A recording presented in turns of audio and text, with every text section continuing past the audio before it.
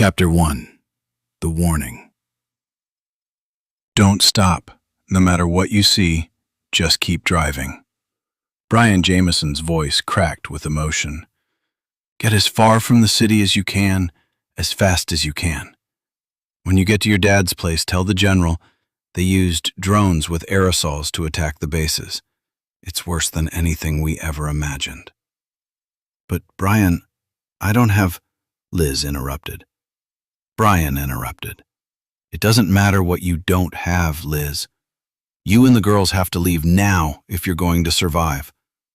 Remember, I love you. The line went dead.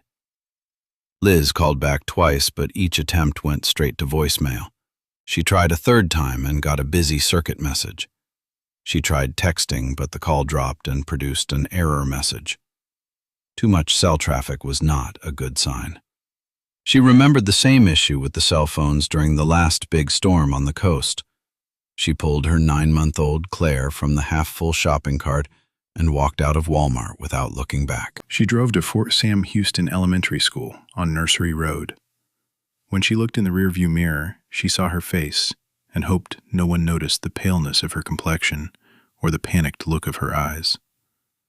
She kept hearing her husband's voice repeating, "Now, now, now," over and over again. When she got to the school, she made her way down the white tile hall to the front desk. The receptionist looked up from her computer screen. "Hi, Mrs. Jameson. What can I do for you today?" "I need to pick up Amy. We've had a family emergency," Liz answered as she glanced down at her watch. "She's in Miss Helen's class." "Sure," the receptionist answered. "Just give me a few minutes to contact her teacher and have her brought to the office." The woman turned to the phone, spoke to the teacher, then smiled back at Liz. "She'll be here shortly." She turned back to her computer. Liz stepped back into the hall. Claire pulled at her mother's hair and giggled. Liz rocked back and forth nervously. Ready for a car ride, Claire Bear? Liz asked as she patted the baby's back.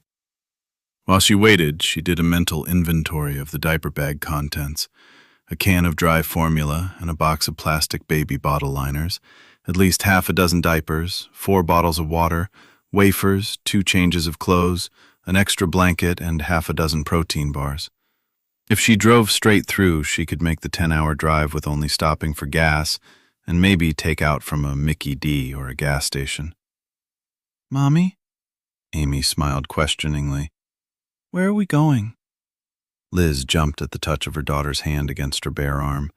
She wrapped her fingers around Amy's hand. "Thank you." Liz made a quick nod at the receptionist and aide, then turned toward the door.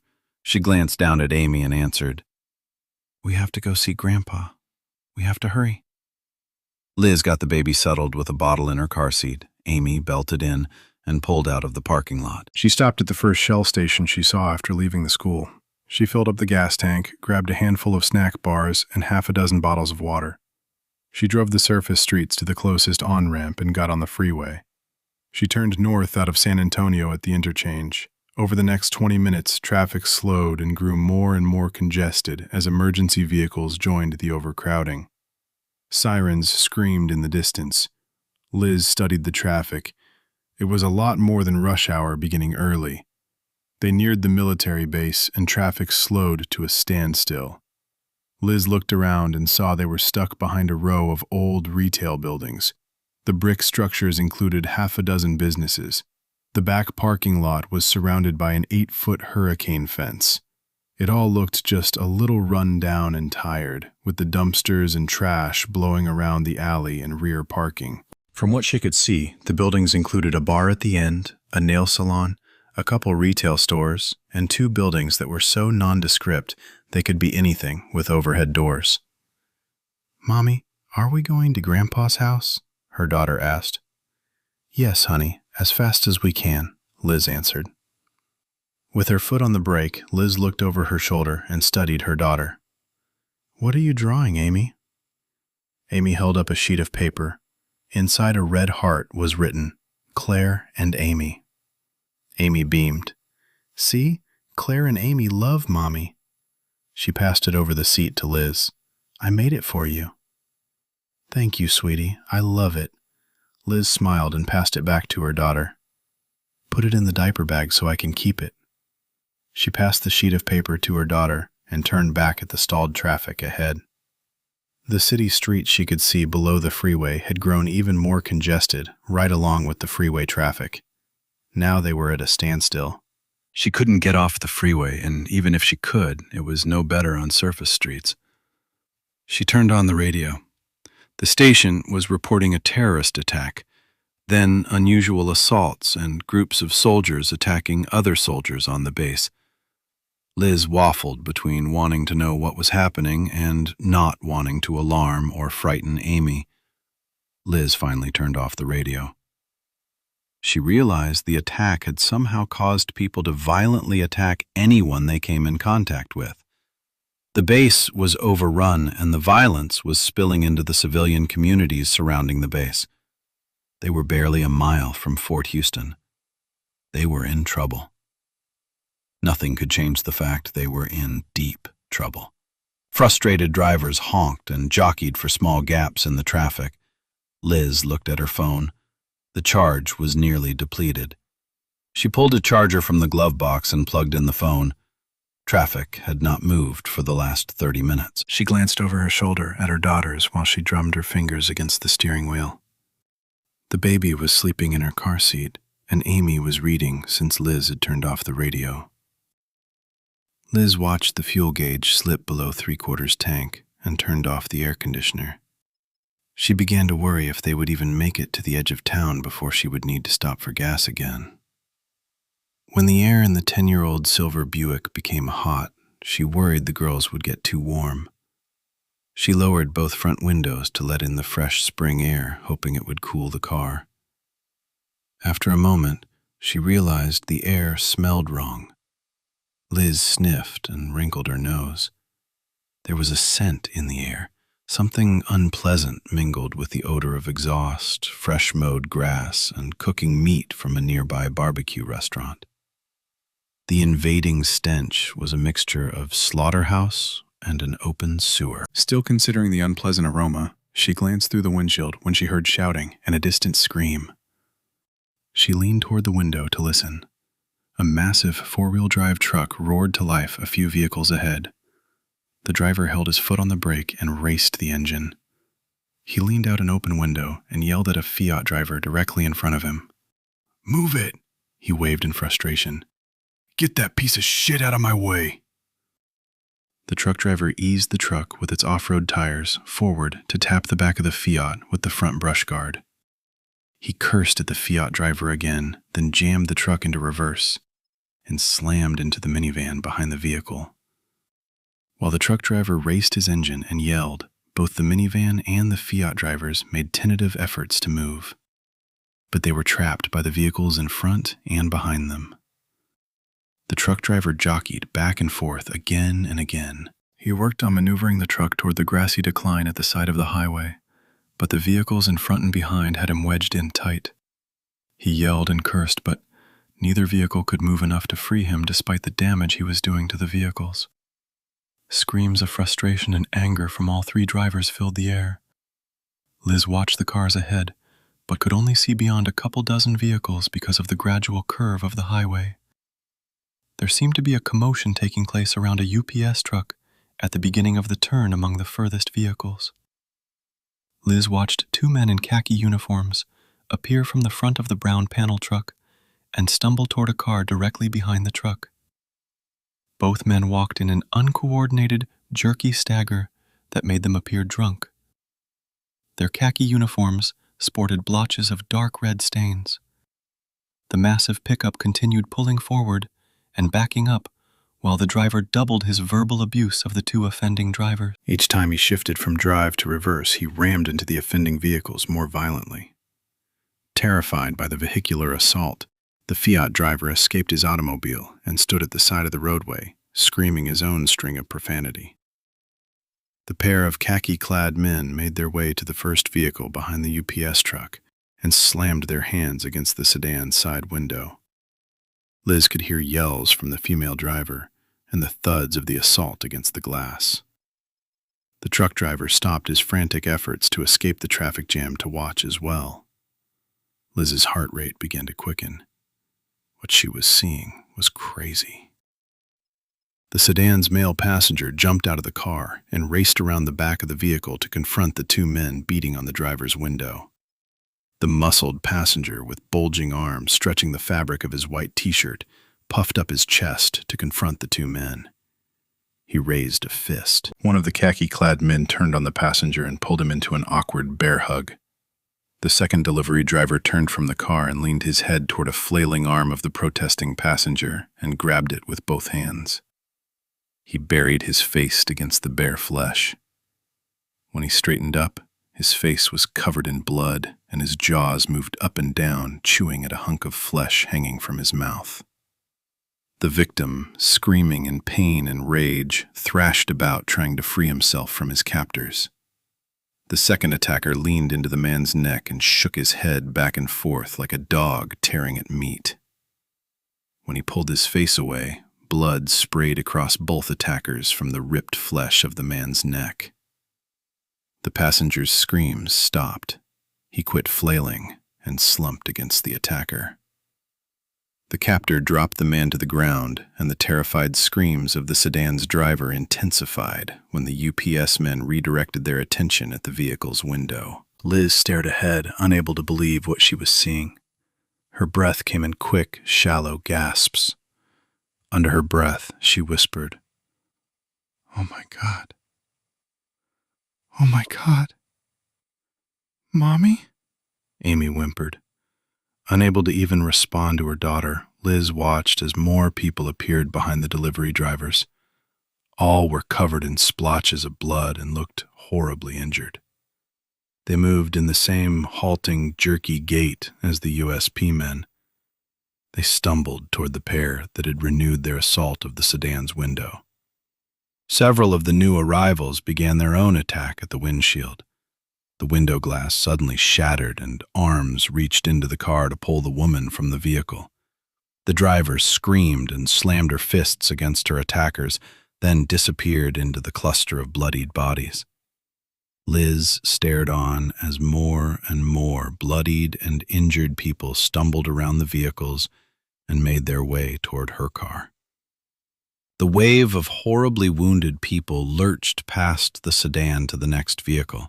A young male driver threw open his door to run, but one of the monsters had gotten too close and grabbed him from behind. The attacker fell on the youth's back to bury his face in his neck. The monster pulled his face away with a red, dripping hunk of flesh hanging from his mouth. More assailants turned their attention on the screaming kid, each tearing flesh from his writhing body. Blood spurted from his arms and legs. Within seconds, he quit struggling. The captors released the body, and it disappeared under the cluster of attackers assaulting the next vehicle. Several attackers got to their feet and stumbled over the bodies toward the next vehicle. Bloodied and gore-covered infected pulled the driver of a small pickup from his vehicle, and a man in a blood-drenched white shirt grabbed an arm and raised it to his mouth. His teeth dug into the flesh and pulled away with a glob of bloodied flesh. Several of the monsters joined in the assault. One by one, they buried their faces into flesh and tore mouthfuls of bloodied meat from live people. Those that couldn't reach live prey spilled around the victim being consumed to make their way to the next car, where a woman had thrown the car door open and was struggling to free a child from a car seat in the back seat. Within seconds, they both disappeared into the mass of bloodied bodies. The driver of the large truck doubled his efforts to free his truck of the two vehicles that wedged him into the traffic jam. The massive truck slammed into the small Fiat, jammed the truck into reverse, and stomped on the gas. The truck hit the minivan, and the bumper jumped up the low-slung hood, leaving the vehicle with one wheel off the concrete. The driver turned the wheel and jammed the truck into drive. The rear wheel on pavement burned rubber and caught enough traction to flip the truck to the side, crashing down against the guardrail, shattering the window and windshield. The driver escaped the truck and vaulted over the guardrail and disappeared down the incline.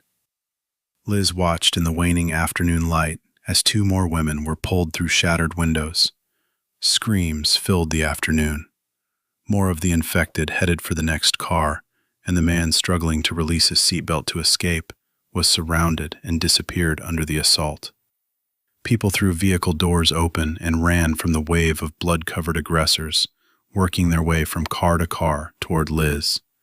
They would be at her car in a matter of minutes. They would come for Liz and her daughters. They were trapped. There was no way to pull off the highway, with the guardrail at her right and vehicles blocking her in front, back, and to her left. There was a tide of murder and mayhem rolling toward them, and she was powerless to drive away. She looked at her 10-year-old. Amy's face mirrored her own horror at the sounds coming closer by the second. "Mommy?" Amy whimpered. "We're getting out of here," Liz answered urgently. "I'm scared," Amy asked. "What's happening?" "Unbuckle the baby, now. Hurry, honey, then get the diaper bag." Amy unsnapped the car seat harness, then pulled her sister to her lap. Meanwhile, Liz crawled over the console to the passenger seat. She jerked open the door and crawled out of the vehicle. She opened the back door just as Amy reached for the strap of the diaper bag. Liz took the baby while Amy scrambled out of the car, dragging the bag behind her.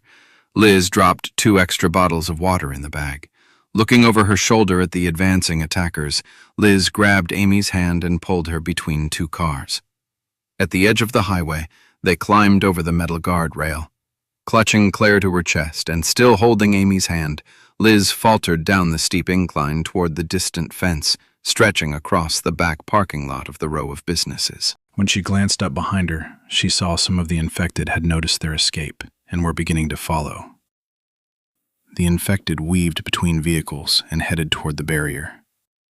Liz looked back and was relieved when the monsters seemed baffled by the thigh-high barrier. They stood at the guardrail, reaching out, but were stymied by the metal barrier. Suddenly, their outstretched arms and leaning bodies overbalanced, and they began falling over the barrier.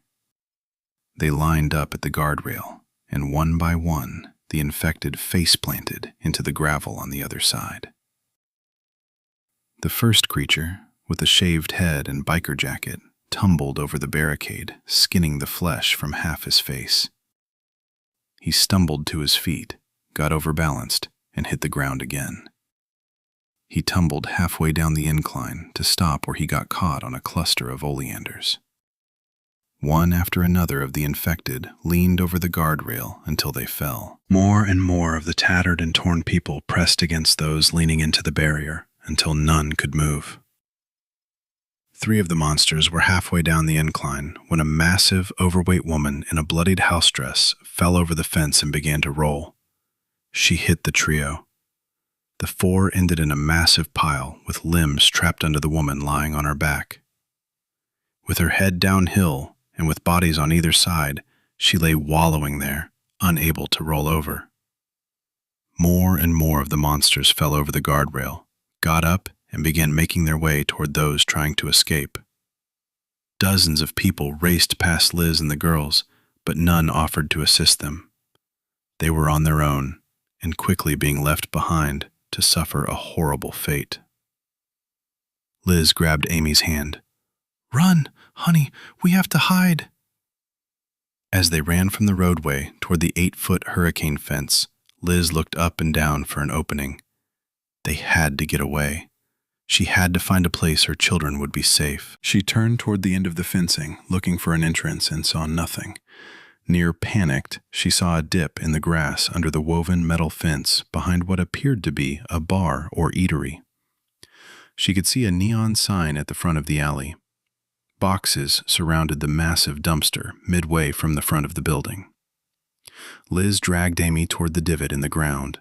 Shoving the baby into her daughter's arms, she fell to her knees and tore at the weeds in the hole.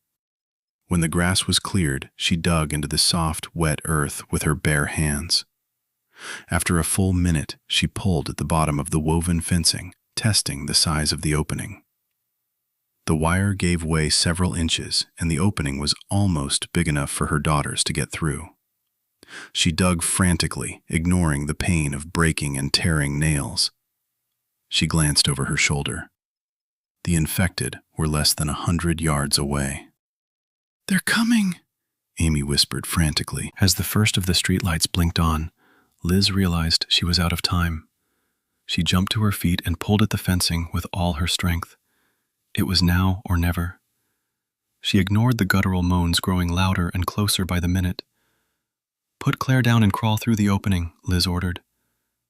"Mom?" Amy looked at Liz with a puzzled look on her face. "Now, hurry, Amy, do as I say." Amy laid her sister on the grass, and the baby started crying. "Lay down, slide through head first. Quick, honey," Liz whispered. Amy began to cry, but did as she was told. Liz pulled up on the fencing with all her strength, creating an opening just big enough for Amy. "Now, slide through," Liz whispered frantically. "Use your heels. Get through as quick as you can."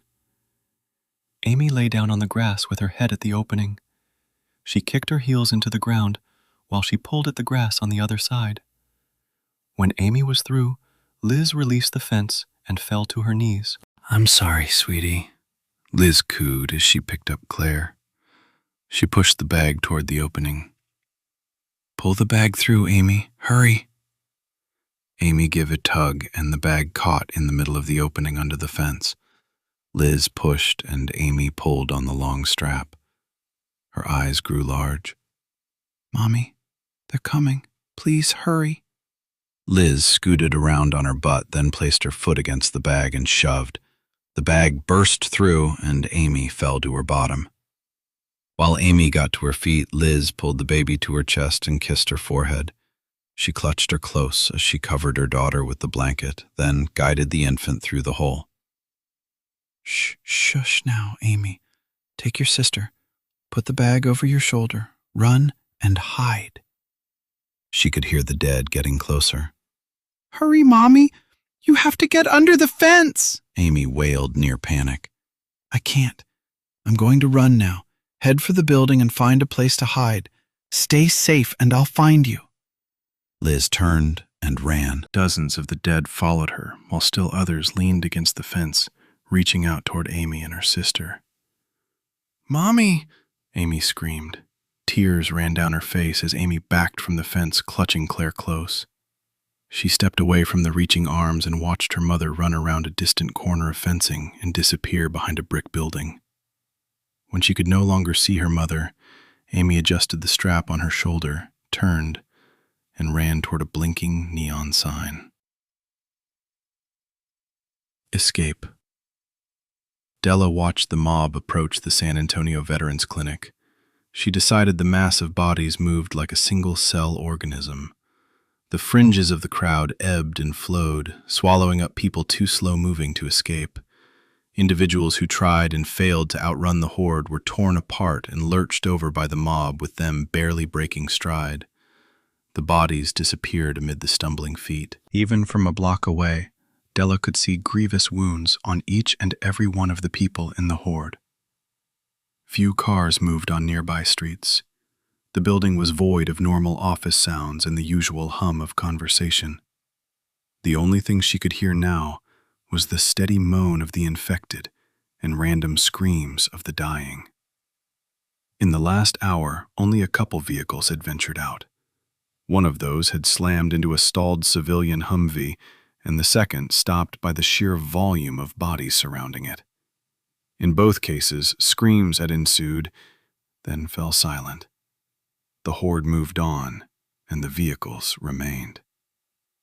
As the crowd got closer to the center, Della could see individuals and their horrible injuries, the flesh of limbs and faces torn and clothes soaked in carnage. She watched as a man struggled to keep up with the others. He wore a white, wife-beater t-shirt and boxer shorts. Raw, torn flesh hung in strips from his limbs, exposing tendons and bone. Remnants of the t-shirt bared his eviscerated abdomen. Loops of intestines hung from the gaping wound. The man's horrendous injuries, even as bad as they were not the worst in the crowd. She saw arms torn from bodies, faces shredded to ribbons, and throats torn open. As the crowd drew closer, each of the horribly battered individuals became a stark reality. They staggered and stumbled, walking as if their legs had lost the memory of the function. Despite the ungainly and uncoordinated movements, they were able to take down anyone unfortunate enough to cross their path by sheer numbers.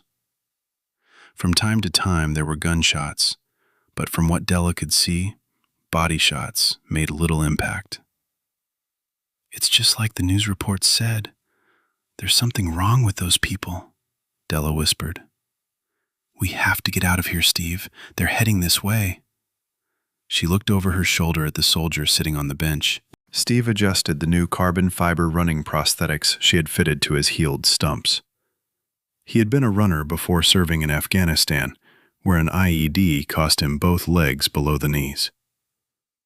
Della spent the afternoon making adjustments to the cuffs that held the fiberglass blades to his lower limbs and letting him get comfortable using them. They had spent most of the morning oblivious to the chaos taking place around San Antonio, until Steve noticed warnings scrolling across the muted television screen in the therapy room.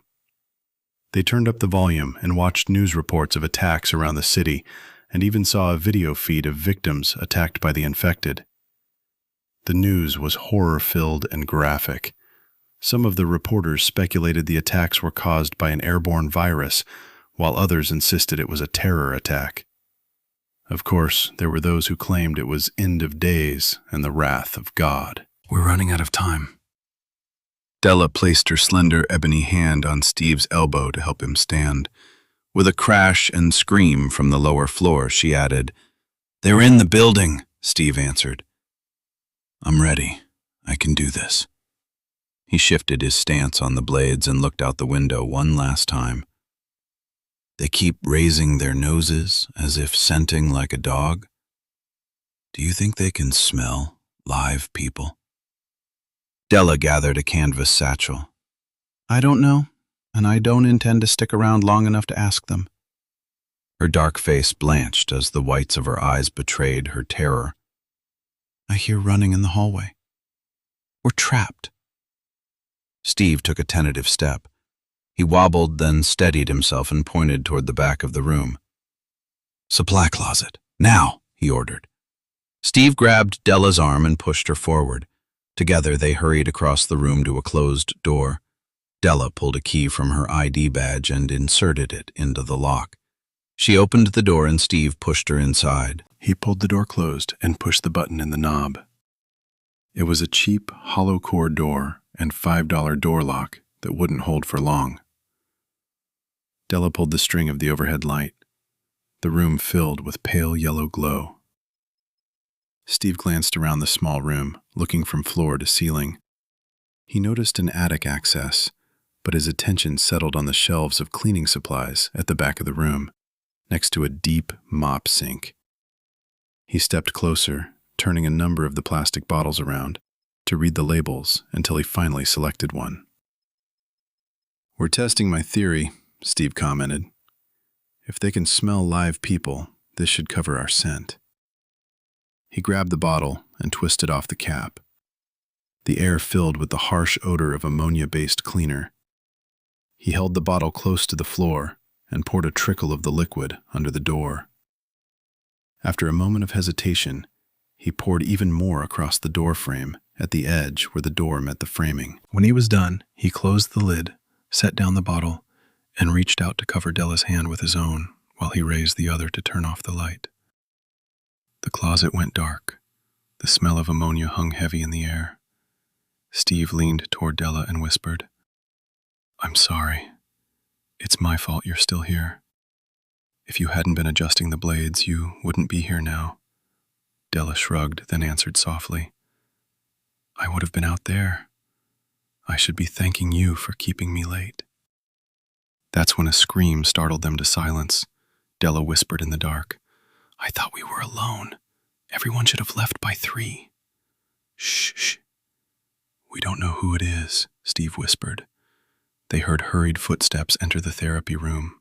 A door slammed, and the grating sound of a metal desk and therapy tables being slid across the room could be heard.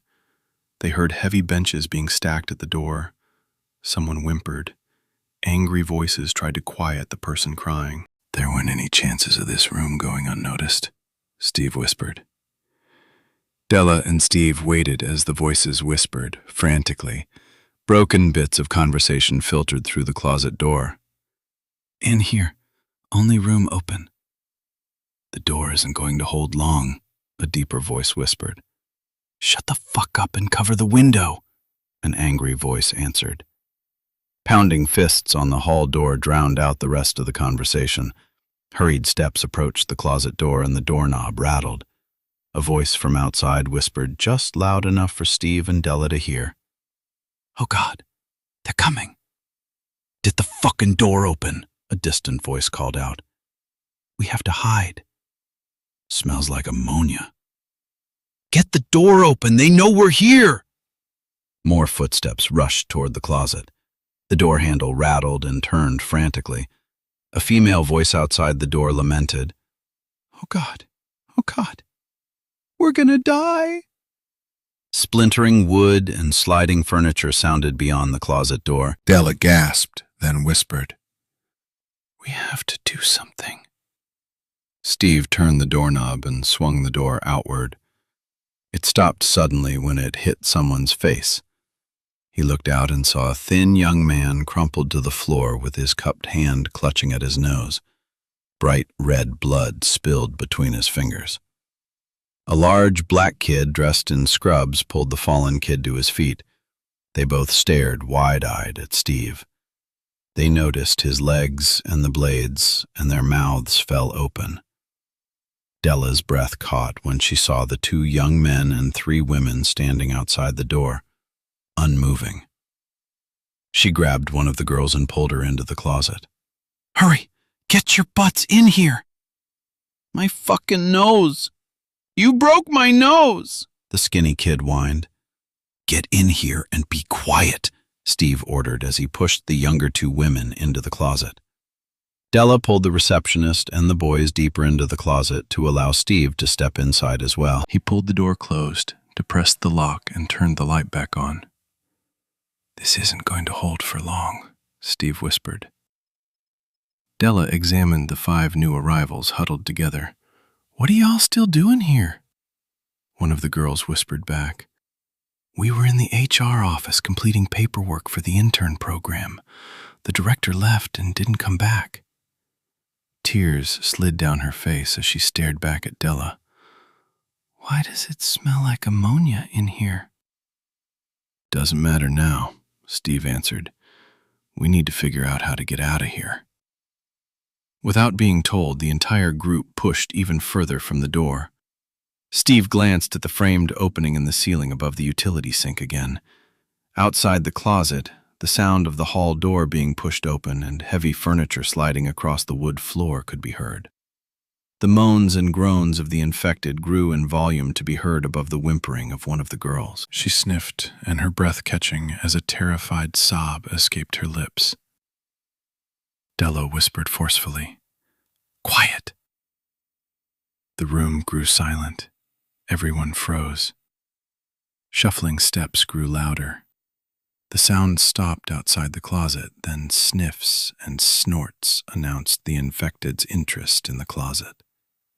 Slowly the sound grew louder as more bodies brushed against the door, snuffling at the floor and door frame. A sudden crash against the door rattled the doorknob. The group inside the closet held their breath, and each face reflected the terror they felt. The first slam of flesh against the door sounded like an explosion. One pounding hand turned to 2, then 3, then more. A lot more. Steve whispered, "Jig's up. We have to move, Della." Della nodded. "Where?" Steve pointed to the ceiling. "The attic access door in the ceiling. We have to get up there." Another slam against the door sent the boy with smears of blood on his face to the top of the sink in a single fluid leap. He quickly pushed the access door aside, then pulled himself into the dark recesses above the utility closet. He leaned down and whispered, "There's plenty of room, even some decking." He reached down, and one by one, the girls in the group ascended into the darkness overhead. When only 3 were left, Steve pointed at Della. "You next." She picked up a flashlight from the utility shelf, then passed it to an outstretched hand from above. She climbed to the sink edge and reached overhead, then hesitated. She turned back to Steve and the big black kid. "What about you?" Steve shrugged. He kicked out a leg with the curved blade attached.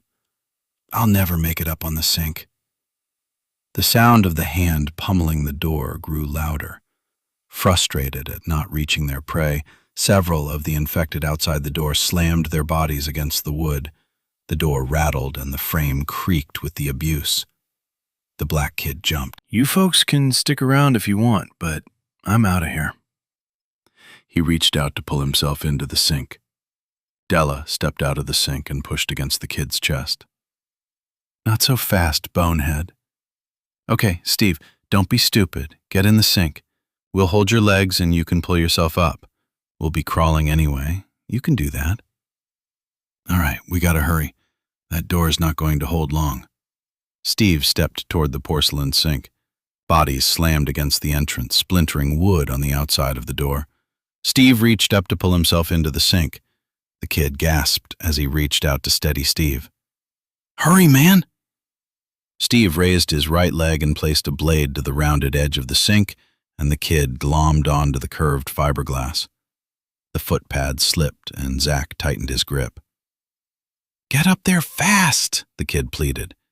Another slam against the door, and more wood splintered, leaving an opening for the infected to peer at the trio inside. Della reached for Steve's blade when he raised his left leg.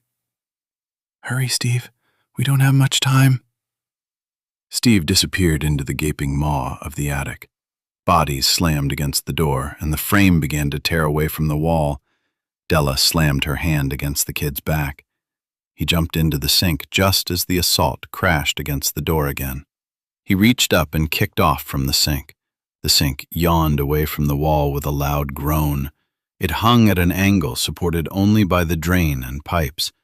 The big kid hung from the opening, his massive legs pumping mid-air, struggling to pull his body into the attic. Della grabbed a leg and pushed up. "Damn it, kid, get up there!" "My name's Zach." He disappeared into the gaping maw of the attic access. Another slam against the door, and the top half of the wood panel in the door caved into the closet. Della scrambling into the sink just as a final assault tore the door from the final hinge. The infected fell into the opening of the shattered door amid a haze of noxious smells that even overpowered the smell of ammonia. The odor of feces, urine, and the copper smell of blood filled the small closet.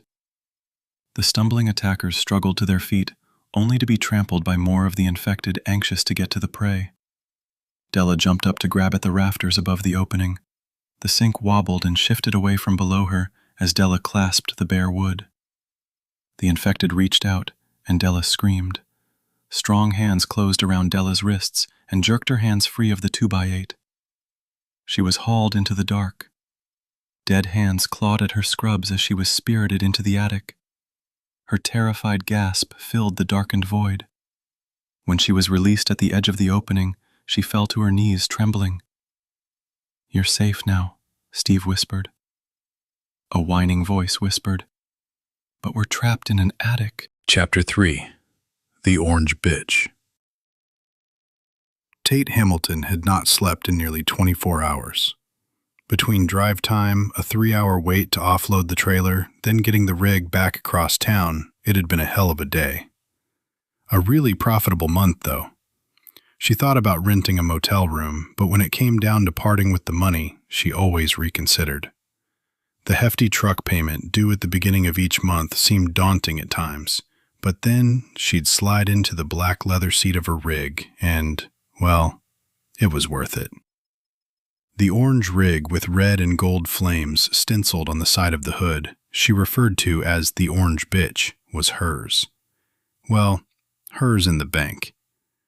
Add that to the fact she knew when the sheets in her sleeper had been washed last and who had been sleeping on them. She parked at the Rios truck stop where she could park the rig overnight, use the showers, and get a good meal. She'd have a few hours to kill the next day before picking up the next load, but no matter. It would give her time to visit with the owners. Pablo and Maria Rios had become friends when she was still driving with her dad before his fatal heart attack. She would enjoy the time catching up on family news. There was always news, since Pablo ran the gift shop/fueling station while the adjoining restaurant was his wife's domain. Tate glanced across the street and shrugged. She could even pick up a bottle of shampoo at Walgreens, so it was a no-brainer. Tate pulled the orange bitch into the parking lot alongside one of several fueling islands next to a red truck, killed the engine, and jumped to the ground. She slid her bank card into the slot on the pump and entered the PIN number before picking up the diesel nozzle. She pulled the cap off the main tank, seated the nozzle, locked the flow open, and stood waiting for the tank to fill while considering what she would order for dinner. Shouting drew her attention back to voices on the other side of her rig. I ain't hanging around, man. This shit's crazy. I heard the bass is fucked. A gravelly voice announced. A male answered. ¿Qué pasa con la carga? The load? To hell with it. I'm going to my sister's in Colorado. A truck door slammed and a motor roared to life. If you're smart, you'll get the hell out of town too. The Hispanic man answered. Mi familia aquí. I cannot leave without mi familia. Suit yourself. Another door slammed and another motor cranked. Tate looked up as a bright red truck pulled away from the fueling island. A moment later, a sun-faded green truck followed the first out of the parking lot and turned into the street heading the opposite direction. Tate wondered about the conversation while she finished filling the reserve tank before hanging up the nozzle. She quickly forgot the exchange when she saw the hit her checking account was taking and made a mental note to transfer money tomorrow. She patted the side of the tank. Well, bitch, you're fueled up, and now it's my turn. Tate pulled herself back into the driver's seat, cranked the engine, and shifted the truck into gear. Tate steered the bitch across the parking lot and parked the rig under one of the back security lights. She climbed out, locked the door, and headed to the drugstore. An hour later, standing in front of the mirror in a private shower at the Rios, Tate examined the tips of her spiked hair. The color matched her truck, and that made her smile. She studied the reflection in a mirror and decided she liked her dark brown hair bleached and colored at the ends. She stepped away from the sink and noticed her reflection in the full-length mirror on the door, smiled at seeing a feline face creeping over her shoulder. She turned to the side and could see the brightly colored tattoo that began on her left hip with the black curl of a panther's tail and wound around her back to end on her right shoulder with a black head with green eyes peeking through leaves, vines, and blossoms over her shoulder. Mario, the tattoo artist, called her his masterpiece. She had to admit it was a beautiful tattoo, even if few people would ever see it in its entirety. The vines and blossoms had started out as a cover-up of an old boyfriend's name on her shoulder, and evolved into a panther surrounded by the jungle in all its glory. She slipped into underwear, jeans, pencil-strapped tank top, and a plaid shirt tied at the waist. She gathered her toiletries in a bag, unlocked the door, and stepped out into the hall. She heard voices from the front of the gift shops and made her way toward them. "Hey, Pablo," Tate called out. "Thanks for the shower. Something smells really good." "Ah, Señorita Tate. Maria is making your favorite. Enchiladas with tasajo beef." Pablo rang up a customer at the register, then waved toward a young girl stocking candy. She set the box back on the cart and walked to the counter. "Papa, I still have homework," the girl chided with a grin. Pablo stepped out from behind the register and winked at the girl taking his place. He walked up to Tate and wrapped a thick arm around her shoulder. Together they walked through the store into the restaurant. "Maria will be glad to see you. It has been a long while, see?" "Yes, it has been," Tate answered. "How's the kids?" "Sophia's all grown up now, I see." "Sophia graduate high school next month," he answered. "Juan is come home from Iraq in June. All is good. Fuel prices down, so more customers. Business is good." Tate leaned over to kiss Pablo's cheek. "Good to hear. I've missed seeing you and Maria." You been busy? Pablo asked in his accented English. I spent 2 weeks on the West Coast a couple months ago, then had a run to Chicago, from there to Boston, then up and down the East Coast a couple times. From Atlanta, I ended back in Chicago. Now I'm here. Lots of driving time. You work too hard. Got big truck payments. Tate laughed. Come, have your dinner. You eat, then you rest. Pablo led Tate to a table and waved at a short, thick-bodied woman with a glistening crown of plaited black hair. She hurried across the dining room with tray in hand. She placed a glass of tea, napkin-wrapped flatware, chips, and salsa on the table. Nina, so nice to see you. Maria gave Tate a big smile. I bring dinner. You watch TV. She turned to her husband. Viejo, back to your job. Your daughter got studies. She patted his cheek, and he headed back to the gift shop. Maria disappeared back into the kitchen. Your daughter, Sophia. Tell me already, he chuckled as he walked back to the store. Tate laughed as she emptied 2 packets of sugar in the glass of tea. She looked to the flat-screen television across the room, but only caught bits and pieces of the news reports when several emergency vehicles raced past the station, heading in the direction of the military base a couple miles away. She glanced back at the flat screen and tried to put the collage of images in some context with what the talking head was saying. The reporter talked about a terrorist attack by 2 drones over a parade ground full of military personnel at the base. There were injured and dying soldiers all over the parade ground. First responders were flocking to the site. It was a confusing collection of reports and images for a sleep-deprived mind. Tate struggled to stay focused on the newscast until Maria brought a plate of enchiladas, beans, and rice. Then she turned her full attention to the meal. Even with the jalapeno burning her lips, she was having a hard time staying awake long enough to eat. Finishing her meal quickly, she barely tasted the spices and tender beef. She laid cash on the table and waved at Maria as she picked up her bag and walked out of the eatery. After a quick stop at the toilet, Tate stumbled across the parking lot to her truck. She climbed into the driver's seat, locked the doors, and dropped her shower bag on the floor in front of the passenger seat. Pulling her legs up into the seat, she turned and climbed into the sleeper. She settled in the middle of the mattress and opened a green duffel bag. She pulled out a Mossberg, checked the load, then laid it to the back of the mattress. With the shotgun stowed, she pulled a Ruger from the bag. She checked the load, then slid the weapon into the back pocket of the driver's seat. She stowed the bag, turned on the air conditioning, then stretched out on the mattress. Tate sighed when the unit began rattling softly. The air conditioner needed servicing, but at that particular moment, she was thankful it muted the noise of blaring traffic and screams of sirens. She laid her head on the lavender-scented pillow and closed her eyes. She fell asleep almost instantly. "Back, Jackson, damn it! You get away from me!" A voice called out. "Come on, son, don't do this." Tate scrunched her eyes closed, trying to recapture the untroubled slumber, but the panicked voice outside called out again. "Don't do this. I'll split your skull." Bodies slammed against the side of the sleeper. Tate groaned. "Damn it," she cursed. "You've done it now, you dickheads." She glanced at the clock and realized it was 9 and the sun was shining. She had slept for more than 18 hours. Her bladder screamed for relief as she ran her finger through her hair. The styling gel in her hair had turned style into a severe case of bedhead overnight. She imagined she looked pretty scary, but as pissed as she was at the commotion outside, she didn't care.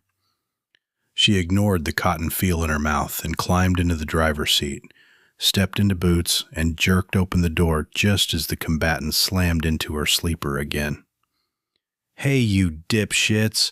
Some of us are trying to sleep."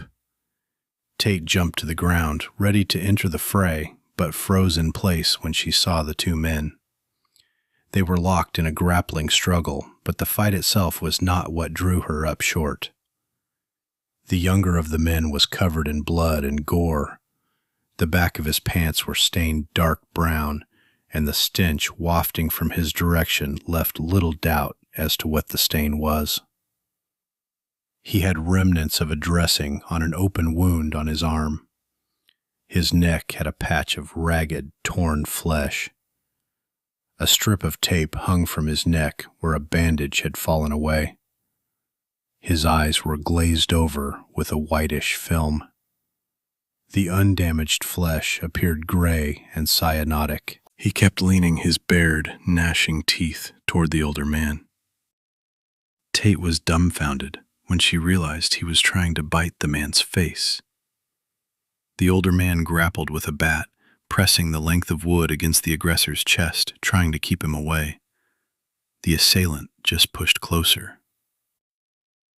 The attacker swung an arm at the bat and knocked it from the old man's grasp. It fell to the ground and the attacker lunged.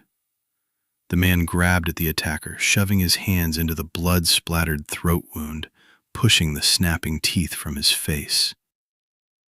The defender backed away while the attacker followed, never giving him a chance to turn and run or grab for the bat.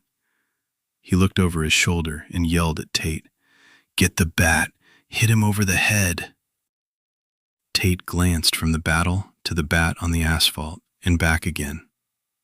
She glanced around the lot for any sign of assistance, but there was no one else to help. Realizing she was the only hope the man had, she rushed to the bat and picked it up, ignoring the end covered with blood and gore. With a clenched jaw, she ran to the fight and took a swing at the younger man. She slammed the bat down on the man's shoulder. The impact barely registered, despite the sound of his collarbone snapping. He acted as if he hadn't even noticed the blow. He just leaned his open mouth closer to the older man's throat, as the man's arms weakened.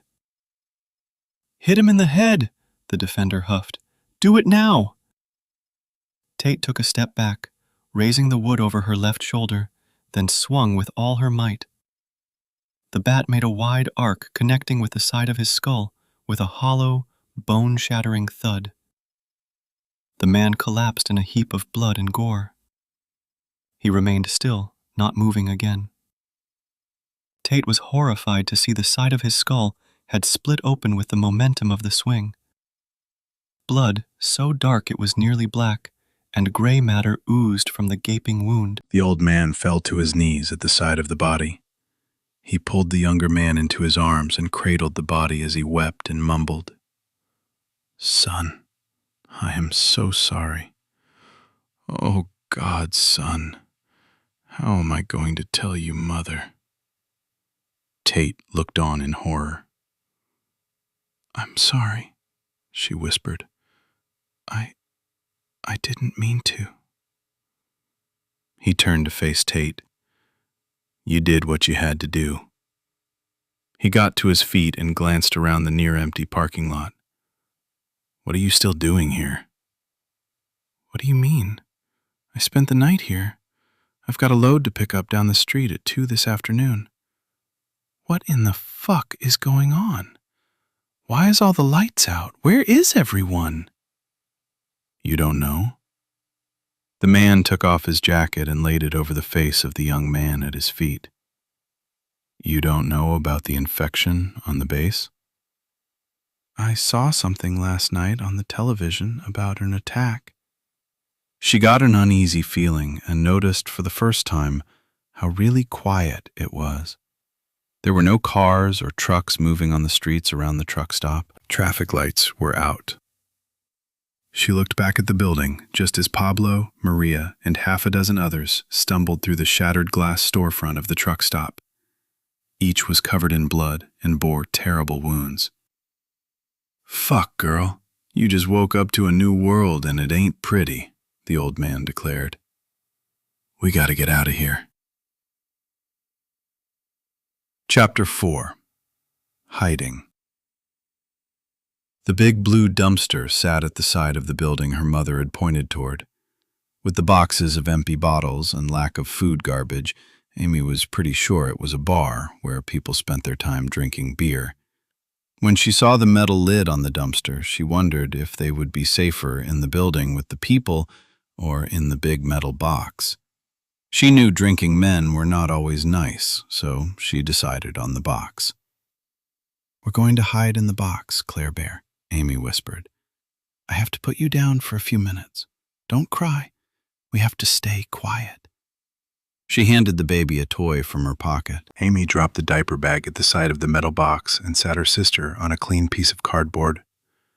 She slid cases of empty bottles to the side of the blue dumpster and made steps with the boxes. She propped open the lid with an empty cardboard box. It left her just enough room to ease a single case of empty bottles over the side and slide it inside the dumpster. She worked 2 more cases over the edge of the metal container. When she was satisfied with her steps up and down, she made her way back down to her sister. She could still hear moans from beyond the fence when she picked up Claire and the bag. The baby whimpered, and Amy pulled her close and whispered, "It's okay, Claire Bear. Mommy will come for us soon. We're just going to play hide and seek, okay?" Amy held Claire close while she made her way up the stacked boxes. She eased the bag over the edge and dropped it. She stepped over the side and climbed down the steps of stacked boxes inside. She flattened a piece of clean cardboard on the bottom of the dumpster and set Claire down. She stood up and pushed the lid high enough to pull the cardboard free. She tossed it away and lowered the lid. The enclosure was dark inside and smelled of wet cardboard, but Amy felt safe for the first time since her mother had pulled them from the car. Tears slid down her face as she hugged her sister. Even with a heavy quilt wrapped around the baby, Amy was worried Claire would get cold in the metal box if Mommy didn't come before night. But this was the safest place she could find. Inside the dumpster, Amy looked around. In the gloom of the closed-up container, she saw cardboard boxes and a couple bags of trash. She turned on the fairy light toy Claire had been playing with and shined the pin light around the container. She decided she could make it better. She let Claire play with the flashlight and moved across the container where she flattened boxes across the floor. She slid a larger box to the corner and turned it on its side. She picked up one of the bags of trash and stood up. She pushed the lid up an inch, peeked out, and saw no one in the dimming afternoon light. She tossed the bag out, then closed the lid. She listened for a moment, then tossed out the second bag. When she was finished cleaning, she picked up Claire and slid back into the open box with the diaper bag at her side and the small flashlight turned on. She settled into the corner and laid Claire between her legs. She changed the baby's diaper and tossed it to the far corner. Amy whispered, "Stinky. Phew. Mommy must have fed you peas for lunch." She tickled Claire's bare tummy when she was finished taping on the clean diaper. Claire smiled and giggled. Amy drew her hand away with a start and whispered, "Shush, baby girl. Bad people might be out there." The 10-year-old poured water into a bottle liner and added 2 scoops of formula powder, just like Mommy had taught her. She covered the top with a clean nipple and shook the bottle to mix the formula. She settled Claire on her lap and nudged her lips with a rubber tip. The baby sucked greedily at the bottle, and Amy turned off the fairy light. The sounds of the monsters grew louder and closer. Amy listened to the sucking noises Claire was making and hoped the monsters couldn't hear her. Amy sighed as she hoped her mother would come soon. When Claire was done with her bottle, Amy set it aside and raised the baby to her shoulder. Claire squirmed and pulled at Amy's hair playfully. After a soft explosion of air, Amy settled Claire on her lap. Within minutes, the baby was sound asleep in her sister's arms. Outside the dark haven she had created, Amy could hear distant screams. As time passed, the screams grew louder. Then they would fade away, and shrieks from another direction would take their place. Amy felt tears fill her eyes, but she blinked them away. She had Claire to protect and care for. When she was sure Claire was asleep, she slid a box lid close and covered the bottom with the quilt her grandma had made. She settled the baby in the makeshift crib and pulled a granola bar from the bag. While she ate the bar and sipped at the open bottle of water, she worried the sound of distant screams and moans of the sick people would wake Claire. But the baby slept on. Amy leaned her head against the side of cardboard and her eyes drifted close, only to pop open again when the moans of the sick people grew much louder. She ignored the tears trailing down her cheeks as she listened to the screams of terror and pain filling the night. They were so close. In the gloom of the dumpster, Amy was terrified and felt so alone in the big metal box. How would her mother ever get to them? Still hearing the sick in the night, Amy pulled her sister's makeshift cradle deeper into the corner of their cardboard sanctuary.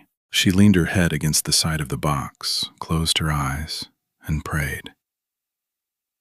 "Please, God," Amy whispered, "I don't want to be alone." She hoped the night would pass quickly and her mom would find them soon. Just as Amy dozed off, the dumpster lid quietly opened and something heavy dropped into the metal container. Whatever was thrown in the dumpster landed with a heavy thud when it hit the bottom on the box. The lid eased back into place, and then a funny zipper sound came from outside. Amy waited, and the zipper sound came 2 more times. There were whispers, then a heavy knock on the metal. Harried words called out, but Amy couldn't understand the words with the cacophony of the moaning outside. Footsteps landed on the lid, then danced across the metal. The moaning surrounded the dumpster. After a minute, angry voices taunted the bad people from far away, then disappeared, and the moans faded further and further away. A moan inside the dumpster made Amy's breath catch. For a heartbeat, she was sure someone had dropped one of the bad people inside the dumpster with them. She sat there with the darkness surrounding her and pulled Claire into her arms. She was almost too frightened to breathe. When she did take a breath, Amy could smell liquor and hear the sound of the heavy breathing. He mumbled and whispered harshly. "Fuck. Where the fuck am I?" Did the sick people speak? She was sure they didn't. She had not heard them speak, so he was just a drunk. "Shush," Amy whispered. "Be quiet. Go to sleep." She waited for an answer, but there was only the return of snoring. She finally decided the man must have passed out. At least he was quiet. She slowly pulled boxes in front of her to hide herself and Claire from the drunk. Saving drunks. Matt Monroe slumped on the tattered bar stool in front of a battered bar. He knew the cheap booze was clouding his mind, but that was the point. He drank because he wanted to forget. He'd been drinking on a regular basis since he'd returned from Iraq. It was a country with a hopeless population. Add all the radical jihadists, and as far as Matt was concerned, the United States government was pissing down a dry hole in the sandbox many of the soldiers term for Iraq. Nothing was ever going to change. People, poverty, and religious extremists made it impossible to live together. They would be killing each other until the end of time. Now the world had terrorists using religion as justification to kill people they didn't even know. He pushed away the thought of shattered lives and dead children. His actions were slow and deliberate when he reached for the next glass. He could barely hold his head steady on the fisted hand at his temple. There were nearly a dozen shot glasses lined up in front of him when he reached for the full glass at the end of the row. This particular bar was a shithole frequented by serious drinkers, and Matt considered himself a serious drinker. He didn't care about the decor. Getting drunk could be accomplished in a high-class bar alongside a bunch of suits and cost a lot, or in a dive like the current one, with enough money to do it over and over again. Matt chose the latter, hands down. Since he was 6'4" and weighed close to 200 pounds, it took a lot of alcohol to get him drunk. He ignored the amber liquid splashing his fingers as he drew the glass closer to his lips. "Hey, buddy," A voice behind him interrupted as an arm snaked around his shoulder and grabbed the glass from his hand. "You've had enough." "Fuck off, Larry," Matt slurred as he reached for the drink Larry had set on the bar to his left. Before Matt could reach the glass, Larry gave it a shove down the bar. A grizzled old man, 4 stools down, reached out and snagged the glass and downed its contents in one fluid movement. "Hey!" Matt protested. "My fucking drink." Without responding, the 2 men behind Matt each grabbed an arm and pulled him off the backless stool. "Time to get out of here, man," Larry declared. "Shit's fixin' to hit the fan." Matt's head spun and images swirled around him, ebbing and flowing until finally engulfing him in an opaque haze. His final coherent thought was that the cheap whiskey was finally doing its job. Oblivion was preferable to the distant screams from his past. Those screams even intruded into his thoughts as he slipped into the void. He could hear the terror and pain-filled screams of women and children. Larry Benson's companion, Jake Curtis, pulled at Matt's arm. "How in the fuck are we going to get him out of here? He's passed out cold. It would serve him right to get eaten by those freaks," Jake complained as he supported most of Matt's weight. "Come on, Jake. I got an idea. Back door. Now." Larry slid under Matt's arm. He had been a frequenter of this particular dump and knew the back parking lot was fenced off. That left only the front of the alley to worry about. "There's a fence behind this place. I figure we can cut it, escape through the hole, and then zip tie it back together." He began pulling Matt toward the back door. When the bartender saw them head toward the storeroom door, he grabbed a bat from under the bar and followed the trio. "Hey! You dickheads can't go back there!" Jake held up a hand, palm out. "It's okay, man. We're just leaving." The bartender raised his bat and ordered, "Use the front door!" He made a move to stop them when a commotion at the front of the club halted his steps. He turned and hurried toward the front door and a fight breaking out. The trio hit the back door just as the front door burst open and several blood-splattered people stumbled into the bar. The horribly injured people staggered into the darkened recesses of the bar. They stood swaying in place until they noticed 2 women closest to the door. Together, the bloodied abominations fell on one of the women. Screams and curses erupted as the bartender jumped into the fray. Pandemonium ensued. The smell of fresh blood filled the air. Curtis pushed open the storeroom door with a grunt. He pulled Matt through as Larry glanced over his shoulder to see the infected spilling into the bar en masse. People with blood-splattered clothes were stumbling into the bar, intent on following the trio. Larry pushed Matt through the back door, then closed it. He leaned against the egress with his backside and dropped a hand to turn a small lock in the doorknob. Across the room, a red sign announced the exit. Jake started pulling Matt toward the metal door. "Wait, that lock is not going to hold long," Larry whispered. "We don't know what's outside yet." He dropped Matt's arm, then slid a full case of liquor in front of the door. Without a word, Jake eased Matt to the floor and slid stacks of boxes toward the door, where Larry stacked them into an impressive barricade of liquor cases. With only empty cases left, they retrieved Matt's arms and carried him to the metal door below the exit sign. Again, Larry stopped and let Jake bear Matt's full weight. Larry eased the door open a few inches and looked toward the back of the alley. When he saw no one, he opened the door a bit wider and stuck his head out. "Good for now," he commented over his shoulder.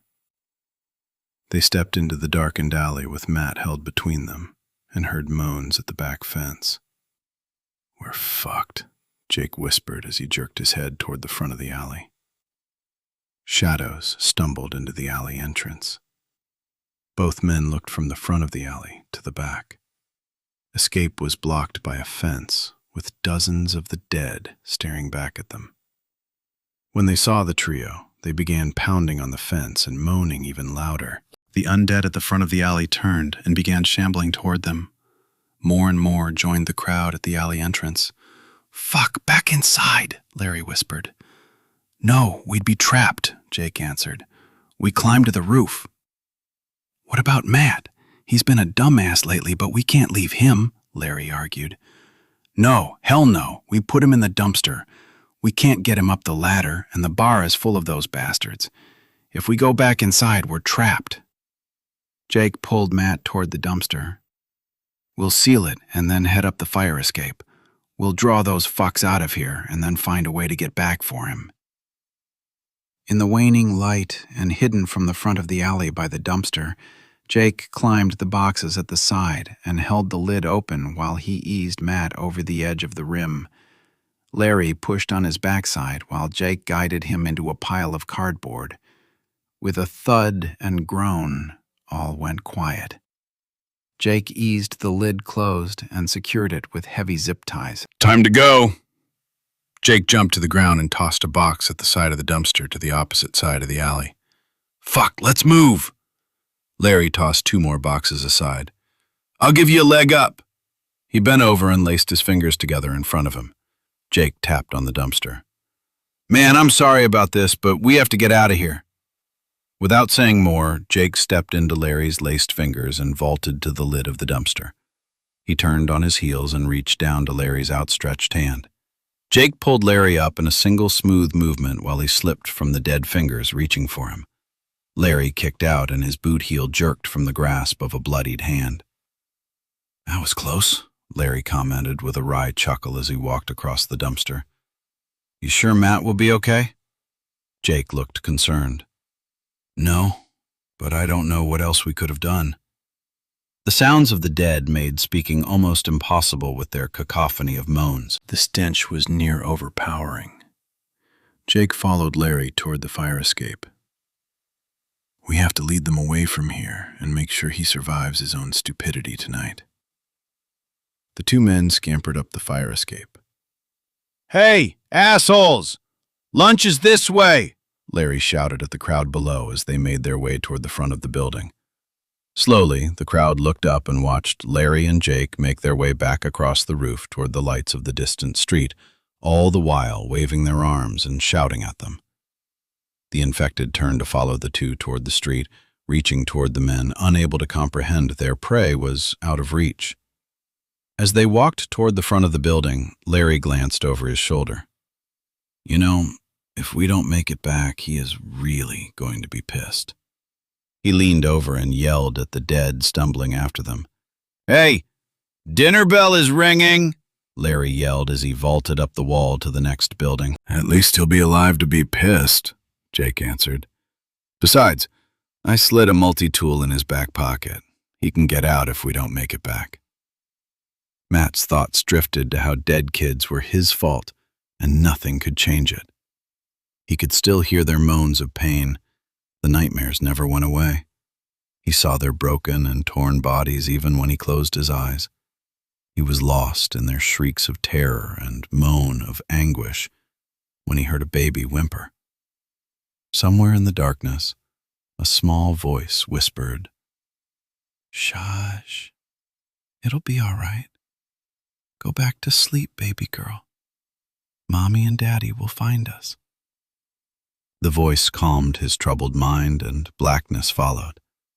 Matt turned to his side, pulled his arms close and curled his legs in the cramped confines.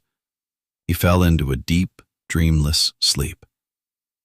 Hours later, despite the fact the darkness of night had not yet faded completely, Matt drifted on the edge of wakefulness. An acute hangover pounded inside his skull.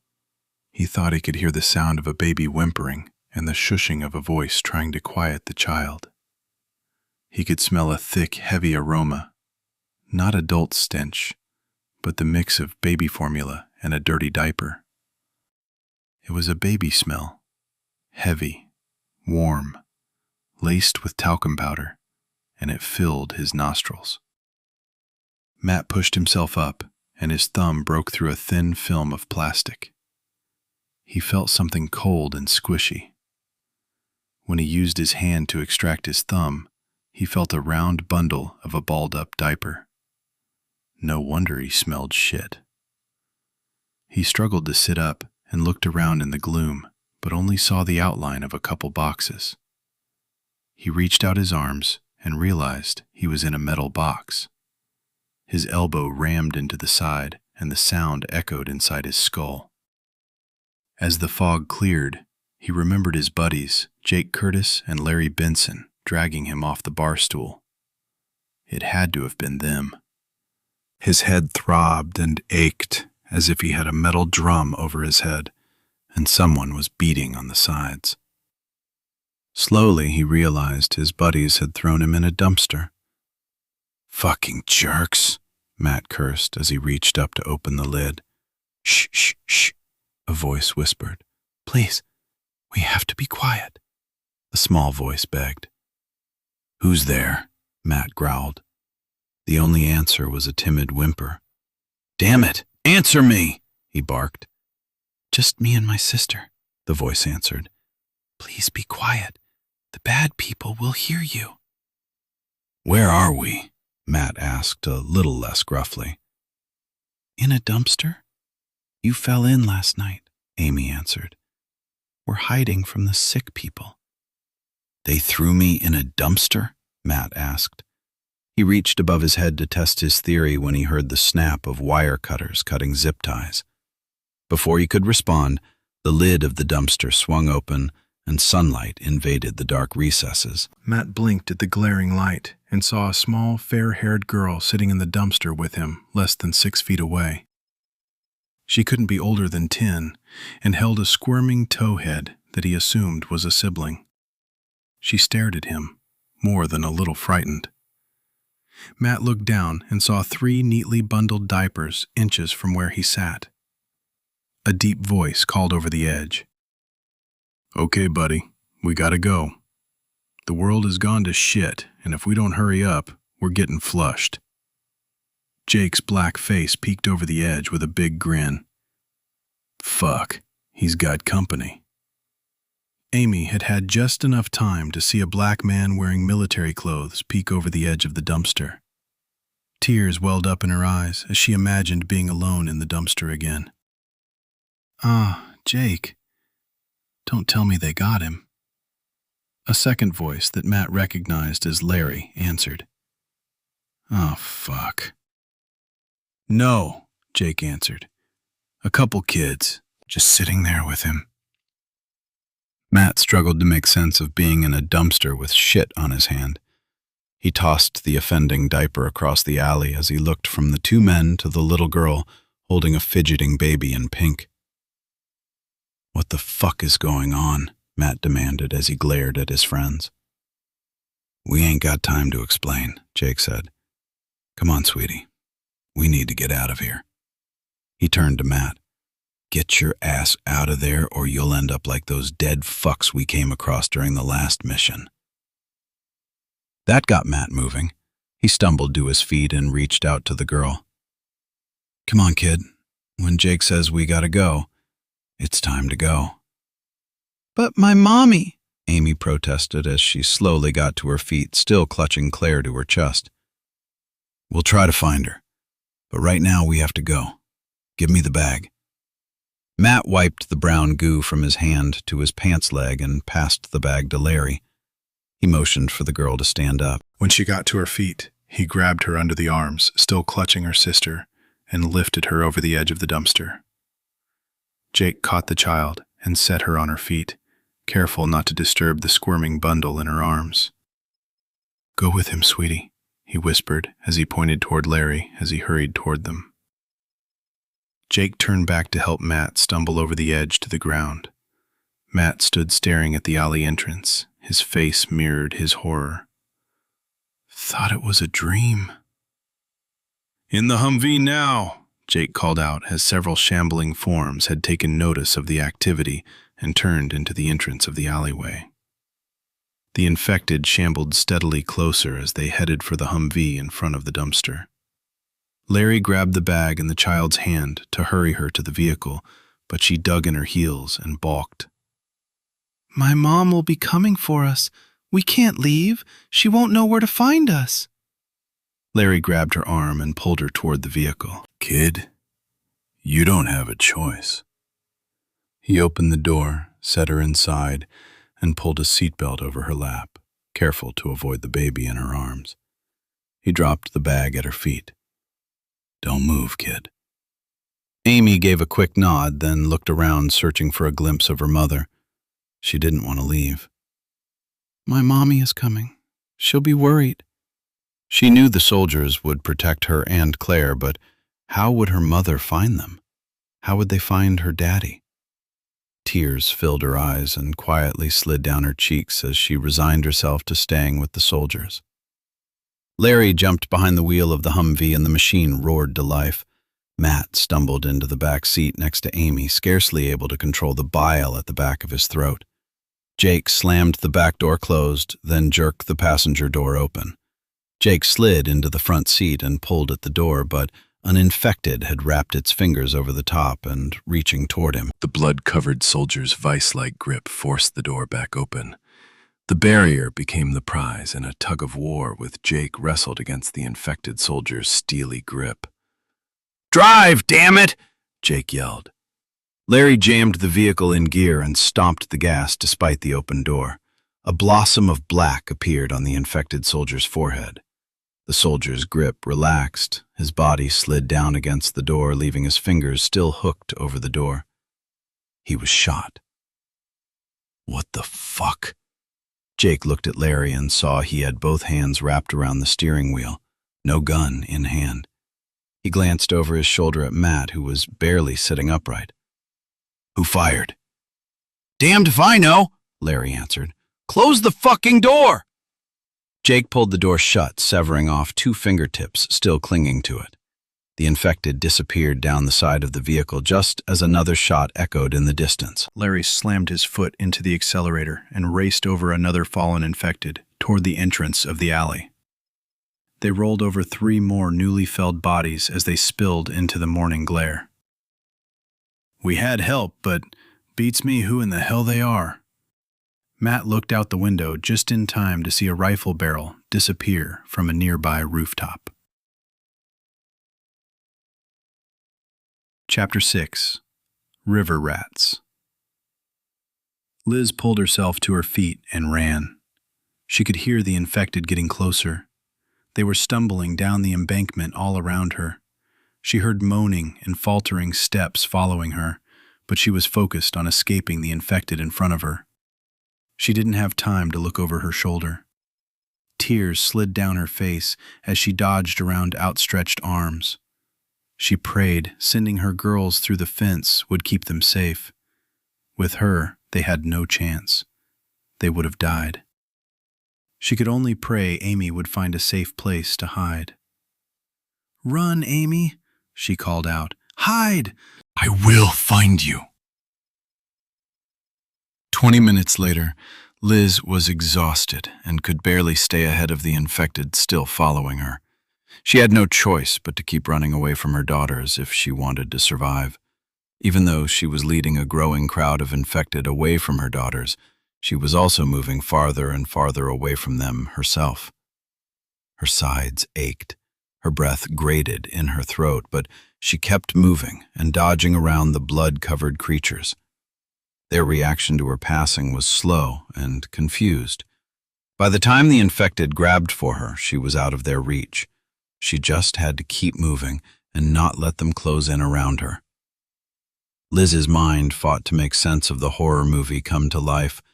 What could cause people to turn on each other and tear flesh from their victims?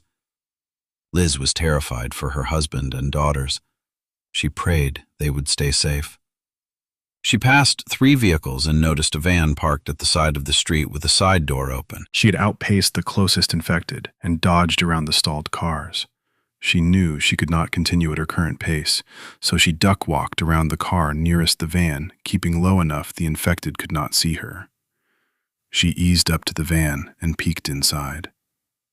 When she saw no movement, she slipped inside and slowly slid the door closed as quietly as she could. The van smelled of insecticides and chemicals. The smell was so overpowering she had to fight to keep from gagging. She looked around and noticed one of the sprayers had been tipped over and chemicals were still dripping on the floor of the van. She righted the sprayer and used a rag to mop up the liquid and dropped the cloth out the window.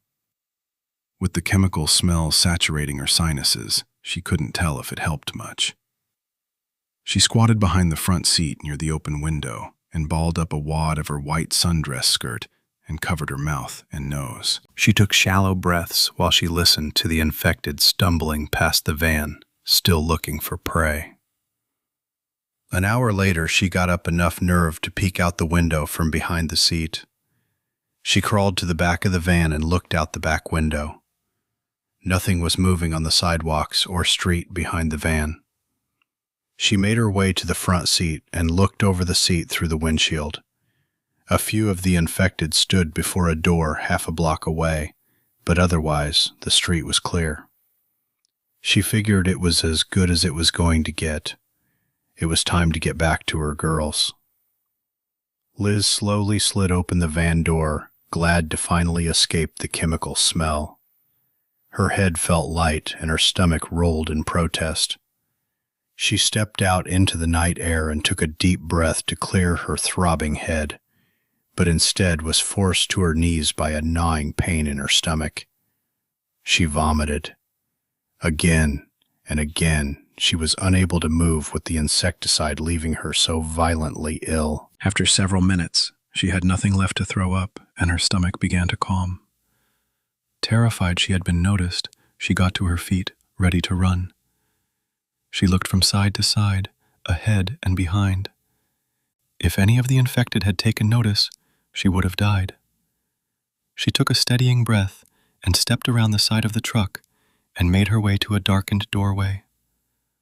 Her heart pounded as she ran out of the shadows and hurried along the side of the building to the next doorway.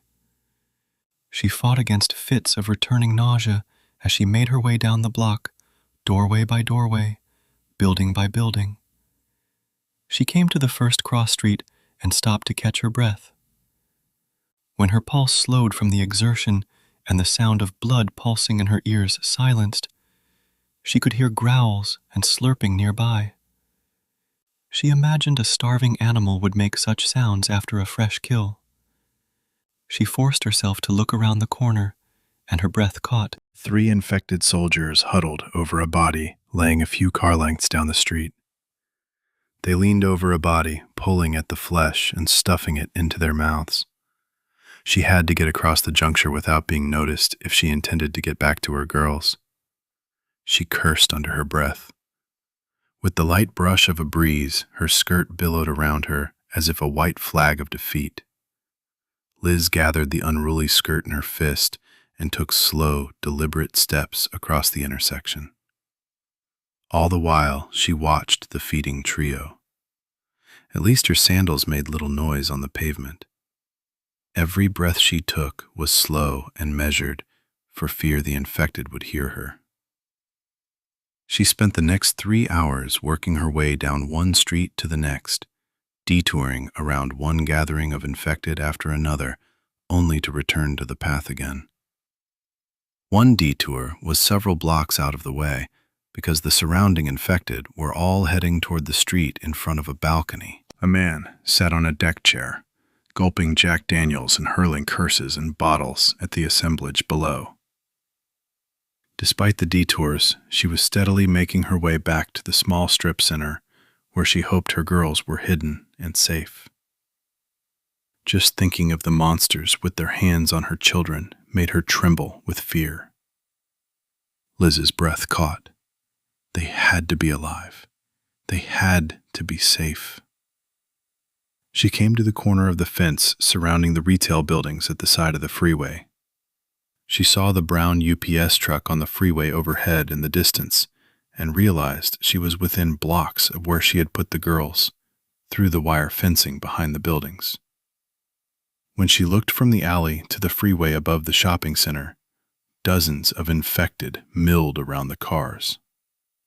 She looked back to the street and saw even more of the creatures in front of the row of buildings. She would have to make her way past a herd of monsters to get to her daughters. She crouched low and hurried to the end of the block, where she used an outstretched hand to catch the corner post of the hurricane fencing. Being so close, All Liz could think about was getting to the girls. She stepped around the corner. So close. So close. She stopped at the side of the building, ready to slip across the open street to the next building. She peeked around the brick corner and her breath caught. 2 infected men were on the street stumbling in her direction. She stepped back into the shadows and watched as they stopped and milled around near a body lying on the street. The monsters tilted their heads upwards. Liz could hear them snuffle at the air. They sniffed left, then right, then back in her direction again. She realized they could smell her and began to slink back deeper into shadow of the street when a sudden scream in the distance distracted the dead focused on her. The monsters turned and headed toward a side street where the moans and growls of several infected announced they had spotted prey. The 2 monsters disappeared into a side street to join their brethren. Liz hurried toward the neon sign at the end of the next block. She was so close, yet she felt the distance between her and her girls was still so far with the infected ahead in the middle of the street. She stopped and looked around the corner. She groaned in frustration. The street was chaos, cluttered with cars and wandering infected attacking anything that still moved. Doors hung open on some of the vehicles, while windows were shattered on others. Writhing, torn bodies remained belted in their seats, moaning, and reached through the windows. In the street, the infected clustered around the body of a living person, pulling and gnawing the victim's flesh, exposing white, glistening bones covered in gore. Their final screams of terror mingled with the sound of deep-throated moans made by the undead. More screams emanated from inside a building down the street. Liz eased away from the corner and tiptoed her way to the side of a parked car, keeping the vehicle between her and the meandering infected wandering the streets. She slowly raised her head over the hood of the SUV and saw 6 infected heading in her direction as if they knew she was there. Her breath caught as she looked over her shoulder. More and more of the infected were moving down the street in her direction.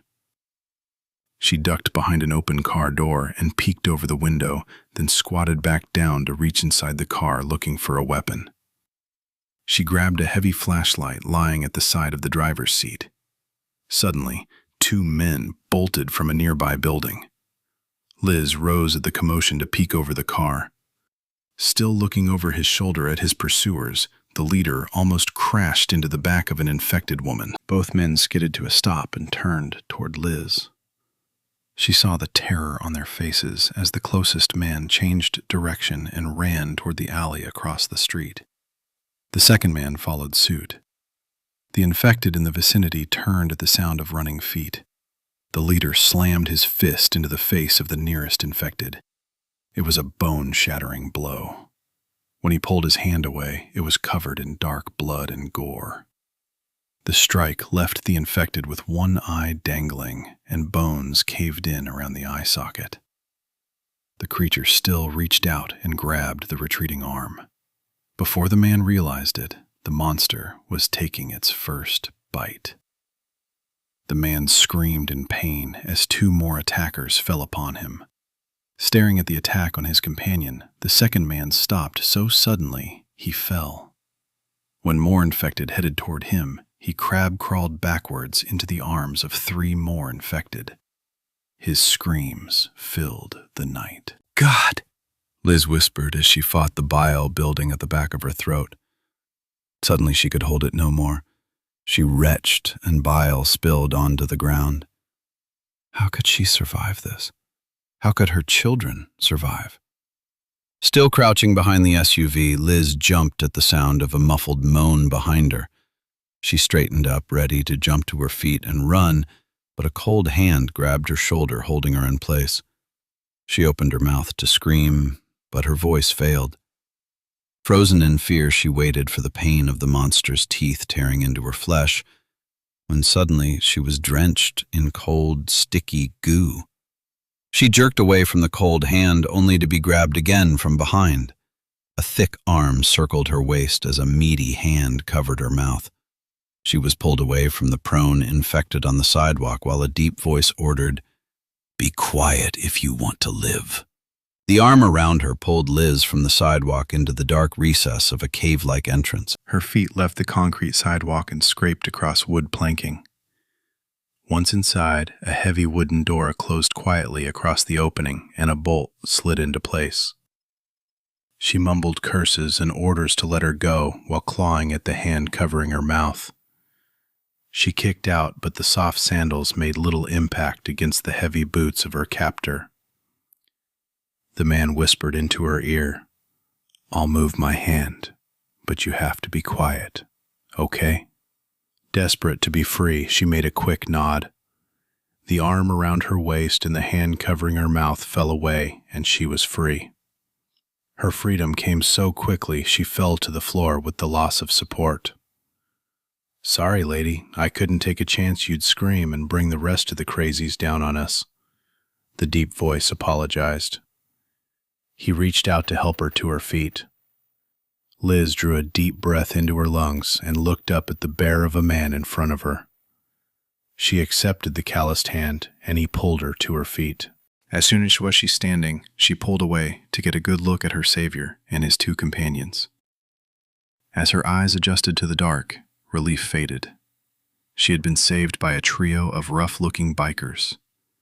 From the frying pan to the fire, she thought. Her rescuer had hair long enough to tie at the back of his neck with a length of leather.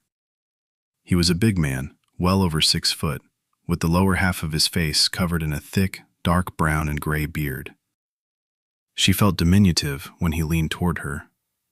Between the mustache and beard, a gentle smile separated the unruly facial hair. His eyes mirrored his grin. "You okay, lady?" he asked. "You killed him," Liz whispered as she looked down at her sundress covered in gore and her own vomit. She couldn't tell which smelled worse. "Yeah, they would have torn you apart if I hadn't got you out of there," he answered. She began to tremble. "Thank you." Slowly, Liz looked around. "My name is Liz Jameson." She turned to the door. "But I have to leave now. I need to find my children. I put them through the fence behind a bar down the street and left them. I told my daughter to find a place to hide and stay until I came for them." "You can't go back out there now." A second voice stepped to her left and placed a hand on the door. "The town is overrun with those dead fucks." He laughed hoarsely. "It's a fucking zombie fest." The man folded his arms over his chest. "My name is Harry." The bearded man stuck out his hand. "Harry Walters. And this puny fella next to me is David Simon, and that's John Tillman. Look, I understand what you're saying, but you can't go out right now.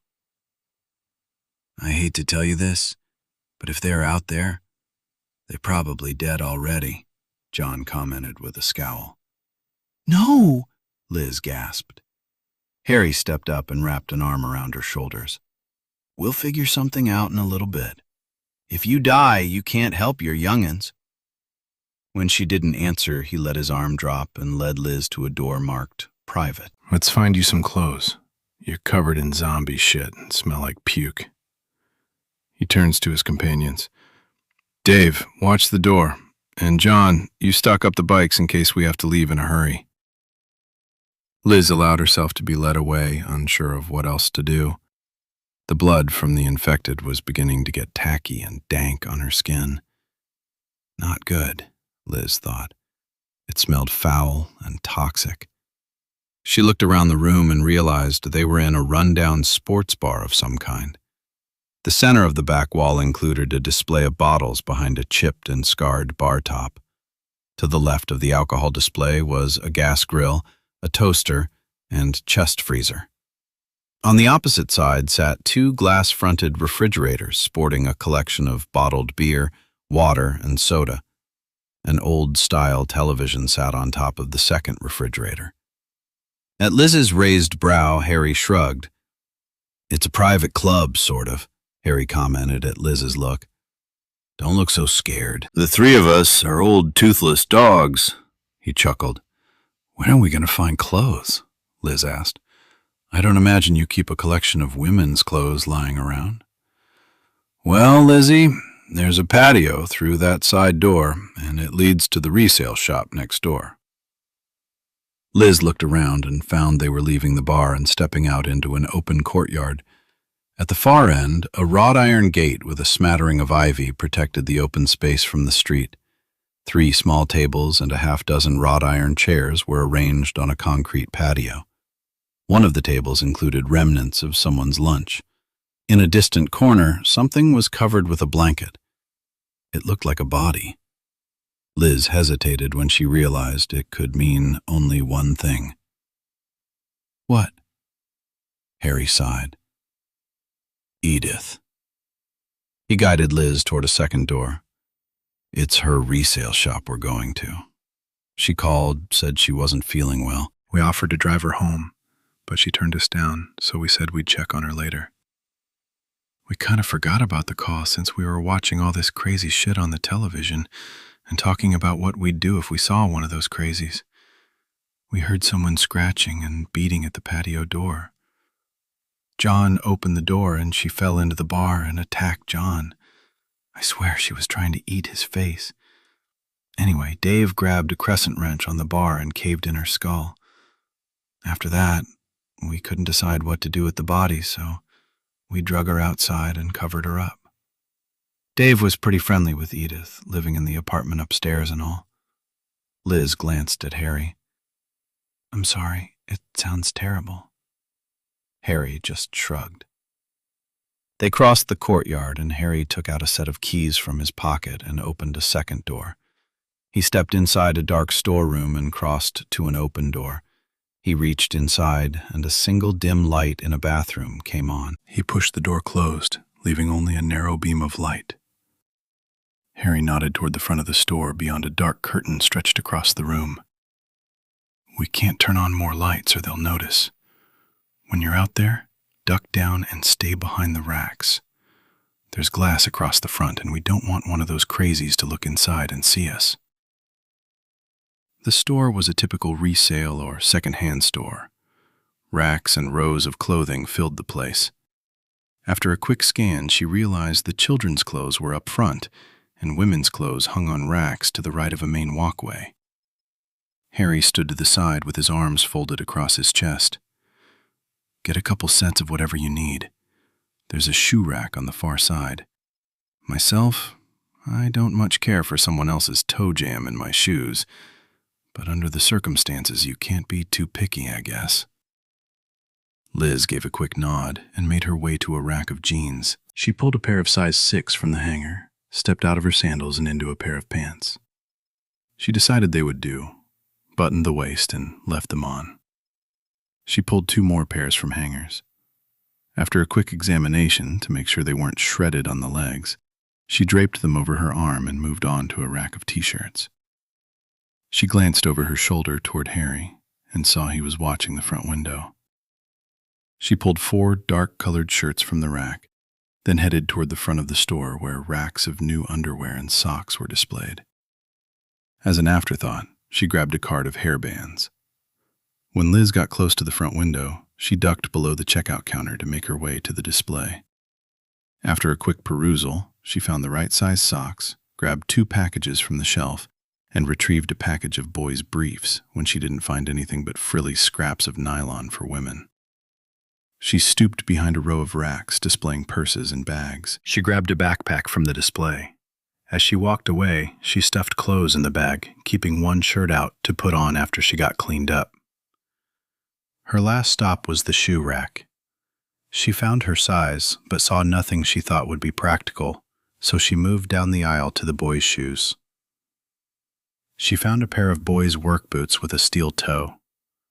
She picked up her foot and pressed the boot to the bottom of her bare foot. With a shrug, she settled on a stool and slipped on socks and the boots and tied the laces. After her 4-minute shopping spree, she made her way to the back of the store, staying below the racks. She nodded toward the bathroom. I need a minute. Harry shrugged. Feel free. Try to be quick. Liz slipped inside, leaving Harry in the dark. She looked in the mirror and realized how much blood covered her neck and shoulder. She jerked up the dress and turned the water on. She grabbed a clean handful of skirt, soaked it in water, and began scrubbing at the gore still clinging to her skin. She scrubbed the wet cotton against a white bar of soap and cleaned her skin. When she was satisfied she no longer bore the remnants of carnage, she splashed water on her face, then dried with paper towels. She pulled a white, sleeveless wife-beater undershirt on, then a cotton t-shirt. She finger-combed her shoulder-length hair and used one of the hairbands to pull it back from her face. She fought it, but tears glistened in her hazel eyes. Her oval face was void of makeup, but still flushed from exertion. Where was Brian? Where were her children? Were they safe? Please, God. You about ready, Lizzie? Harry whispered through the door. The natives are getting restless out front, and I don't like being in here with all that glass. Sure, Liz answered. She slipped a t-shirt over her head and picked up the backpack. Being small-busted made the lack of a bra a non-issue. She squared her shoulders and stepped into the gloom of the darkened store. You get everything you need? Harry asked. I need my daughters, Liz answered. I hear what you're saying, but right now we can't do anything. It's dark, Harry answered as he locked Edith's shop.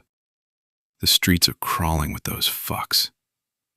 When they stepped into the bar, Liz could smell cooking meat. Hey, are you two hungry? John asked from behind the bar. He held up a beer and nodded toward Liz. Liz sighed. Water, please. She dropped the backpack at her feet. Harry settled on the bar stool next to Liz with a deep sigh. He unbuttoned his sleeves and rolled up the cuff twice. He stared into the mirror behind the bar while he clutched the opened bottle in front of him. Finally, he took a long swig of beer. Beer tastes like shit with the smell from outside creeping in here, Harry complained. Liz glanced at him, then turned back to study the pictures taped to the cracked mirror. She saw images of young soldiers that included Harry and his two companions. Despite the picture being at least 35 years old, she could recognize the three younger versions of the men. John laughed. Far as I'm concerned, beer has always tasted like cow piss. Only now you can smell it too. Liz continued her musing while they discussed beer. She imagined the trio was Vietnam vets, so Harry and his friends had to be at least 60 years plus in age. All three wore jeans, heavy chambray shirts, and leather vests, with an emblem with a caricature of an angry rat holding a machine gun. The two-word moniker, River Rats, was embroidered in gold and black thread.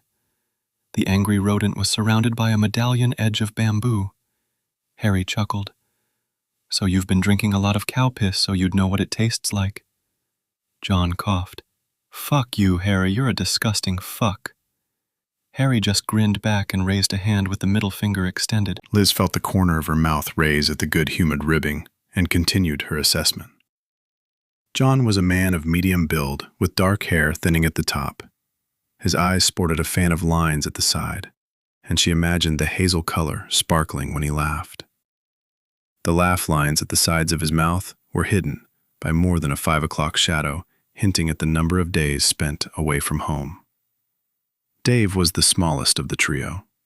He was a nervous man that seemed to be more distressed by their confinement than the other two men. He would pace from side to side, then suddenly stop in front of the door, open the peephole, then peered through the opening at the streets beyond. After several minutes of watching, he would close the opening and begin pacing again. Dave's dark blonde hair was thinning and looked as if it had not been washed in days. A strong jaw hinted at having been a good-looking man at one time, but now his mouth seemed to be in a perpetual frown. When he reached up to smooth back his hair, his hand trembled. Harry glanced over his shoulder. Dave, come on over and have something to eat. We got a mission. Dave glanced toward the peephole in the door, then turned back to cross the room to the bar. Mission? He mumbled. Right. Good to go. Harry sighed. When things calm down, We have to help Lizzie here find her kids." "It's almost full dark. Maybe we can get out tonight," John commented. Laughing without humor, Dave answered, "Haven't you watched any of those zombie movies? Those bastards don't sleep." "Enough." Harry walked to the peephole and looked outside. "If we can't make it any sooner, we'll wait until morning. The crazies are chasing anything moving right now. Good chance they'll wander off when there's no one to chase." Liz sighed. She closed her eyes and prayed softly. "Please, God, send angels to watch over and protect my daughters." "Amen," Harry whispered behind her. "We'll do what we can, Lizzie, I promise." The evening was filled with terror. Screams continued to shatter the stillness as the night grew dark. Safe inside the bar, Harry, John, and Dave took turns watching through the peephole in the heavy wood door. Liz took comfort in not hearing the scream of a child. The infected moved up and down the street until they would suddenly congregate in front of a window or door. They would pound and push until the barrier gave way or glass shattered. Then they would stumble inside.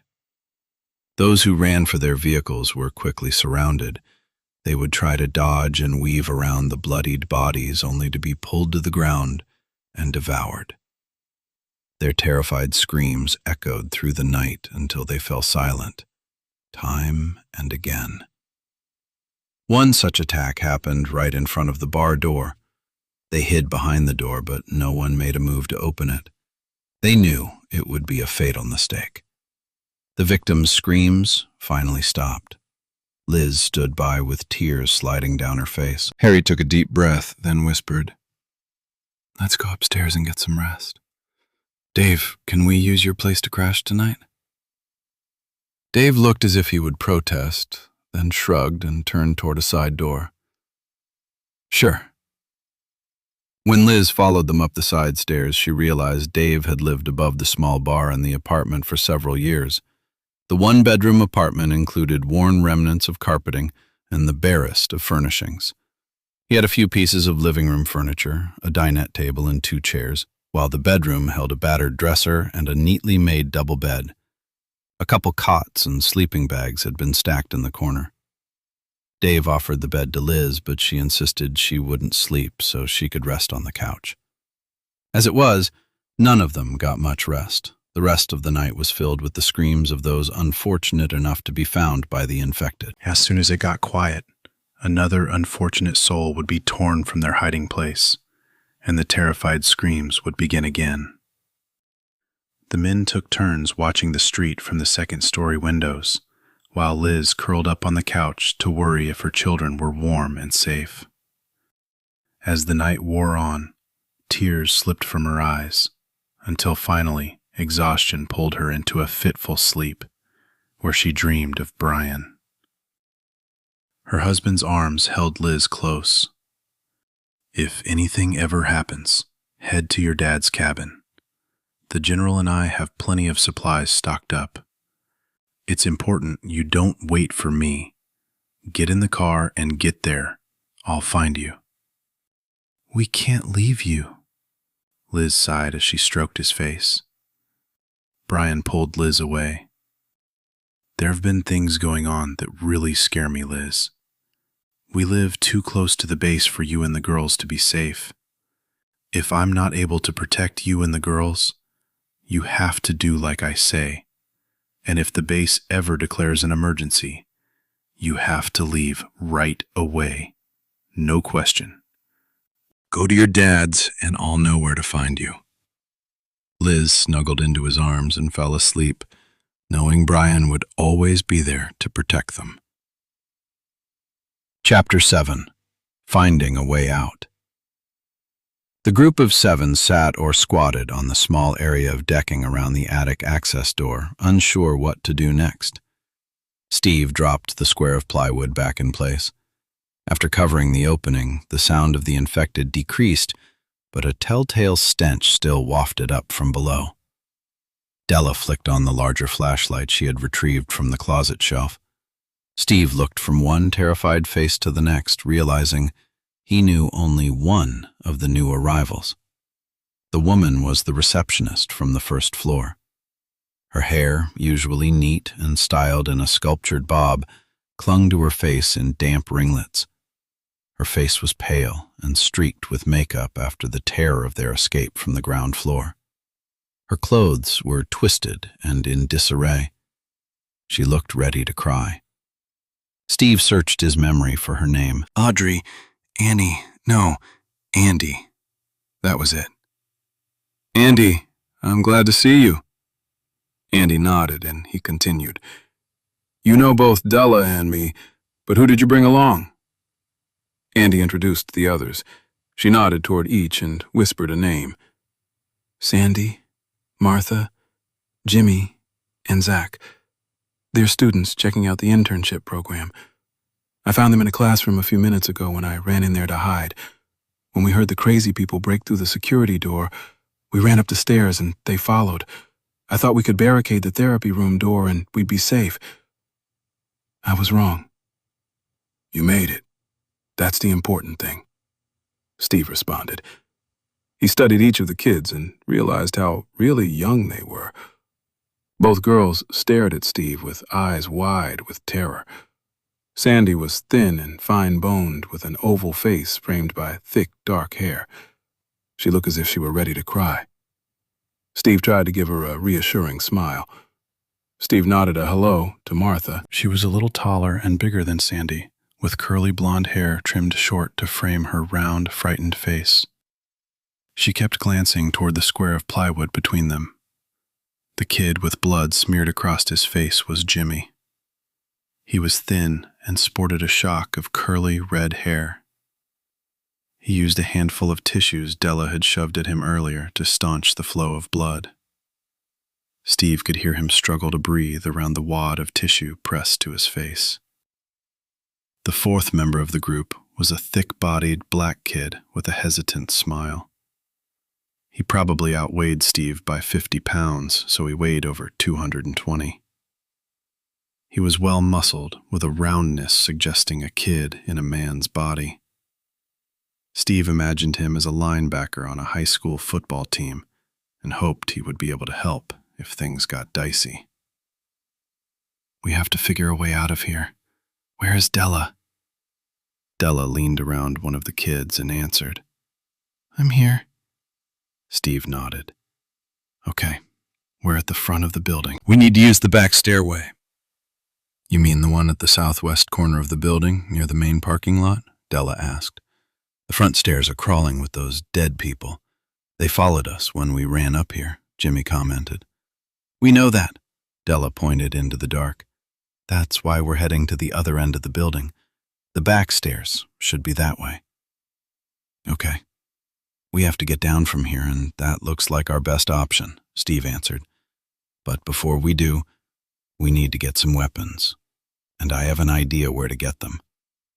When we get outside, I have a van that has room for all of us, Steve began. We just have to get to it. Della moved closer. Can you manage stairs? She glanced down pointedly. Steve shrugged. Since the elevator isn't an option, I guess I'll have to manage them, Steve asked.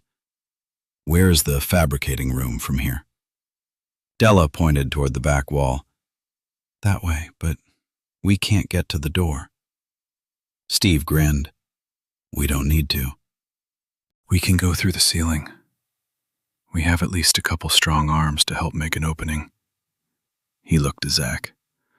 Sure, man. Just point me in the right direction. I can punch through sheetrock, no problem. I was hoping we could be a little quieter than that, Steve answered. Let's go, folks. Della stood, as did Andy and the teens. Zach leaned over and grabbed Steve under one arm and pulled him upright. He held his arm until Steve was balanced on a rafter and clutching a crossbeam. Thanks, Zach. I'm good. Sorry, guys, the blades are new, still getting used to them, Steve commented as he stepped out and reached for the next rafters for support. Della, lead out. People, stay on the wood rafters. Don't step on the sheetrock. You'll go through. Della adjusted the bag on her shoulder and reached out for the flashlight from the utility room. Jimmy handed it to her, and she passed the smaller light back to Jimmy. She pointed the wide cone of light toward a distant wall. Steve followed, with the new arrival close behind. He sighed as he realized he would have his hands full watching out for half a dozen people. Except for Zach, maybe. Steve thought of him as a survivor, built like a brick shithouse. After a couple minutes of everyone stumbling from rafter to rafter, Della stopped. "Here, I think. We're above the fabricating room." Steve grabbed a knife from his pocket, eased himself into a sitting position on a rafter, and shoved insulation aside. He worried a 3-inch hole into the sheetrock, then sat up and slid his arm across his damp forehead. He looked around and realized everyone else was getting overheated too. They wouldn't last long in the sweltering heat of the attic. He nodded at Jimmy. "Sorry I clipped you with the door. How's your nose?" Jimmy shrugged. He no longer held the tissues to his face. "It's good. Little tender, but considering where we are, no problem at all." "Glad to hear it. Do you think you can check it out?" Steve pointed at the hole in the sheetrock. "Sure." Jimmy stretched out across the rafters and pressed his eye to the opening. After a full minute of moving his head from side to side, he looked up and grinned. "Nothing moving, just the workbench and lots of metal, plastic, and tools. No one in the room at all that I can see." Della spoke up. "It's controlled access, so it should be fine. No one can get in without a card. The techs leave by noon on Friday. It does have a clear glass door, though." Andy interrupted. "We can't go in there. They pounded on the glass downstairs until they broke through in the lobby." She sniffled. "We haven't got time for this. I need to get out of here so I can go home to my family." "Hush, Andy. We'll get out of here as soon as we can." Della hunkered down and studied the inside of the room below. "If we make the opening 8 feet back that way, it will be behind the workbench. There will be less chance of me being seen through the glass," she added. "Della?" Steve began. "You can't—" "Stuff it, Steve.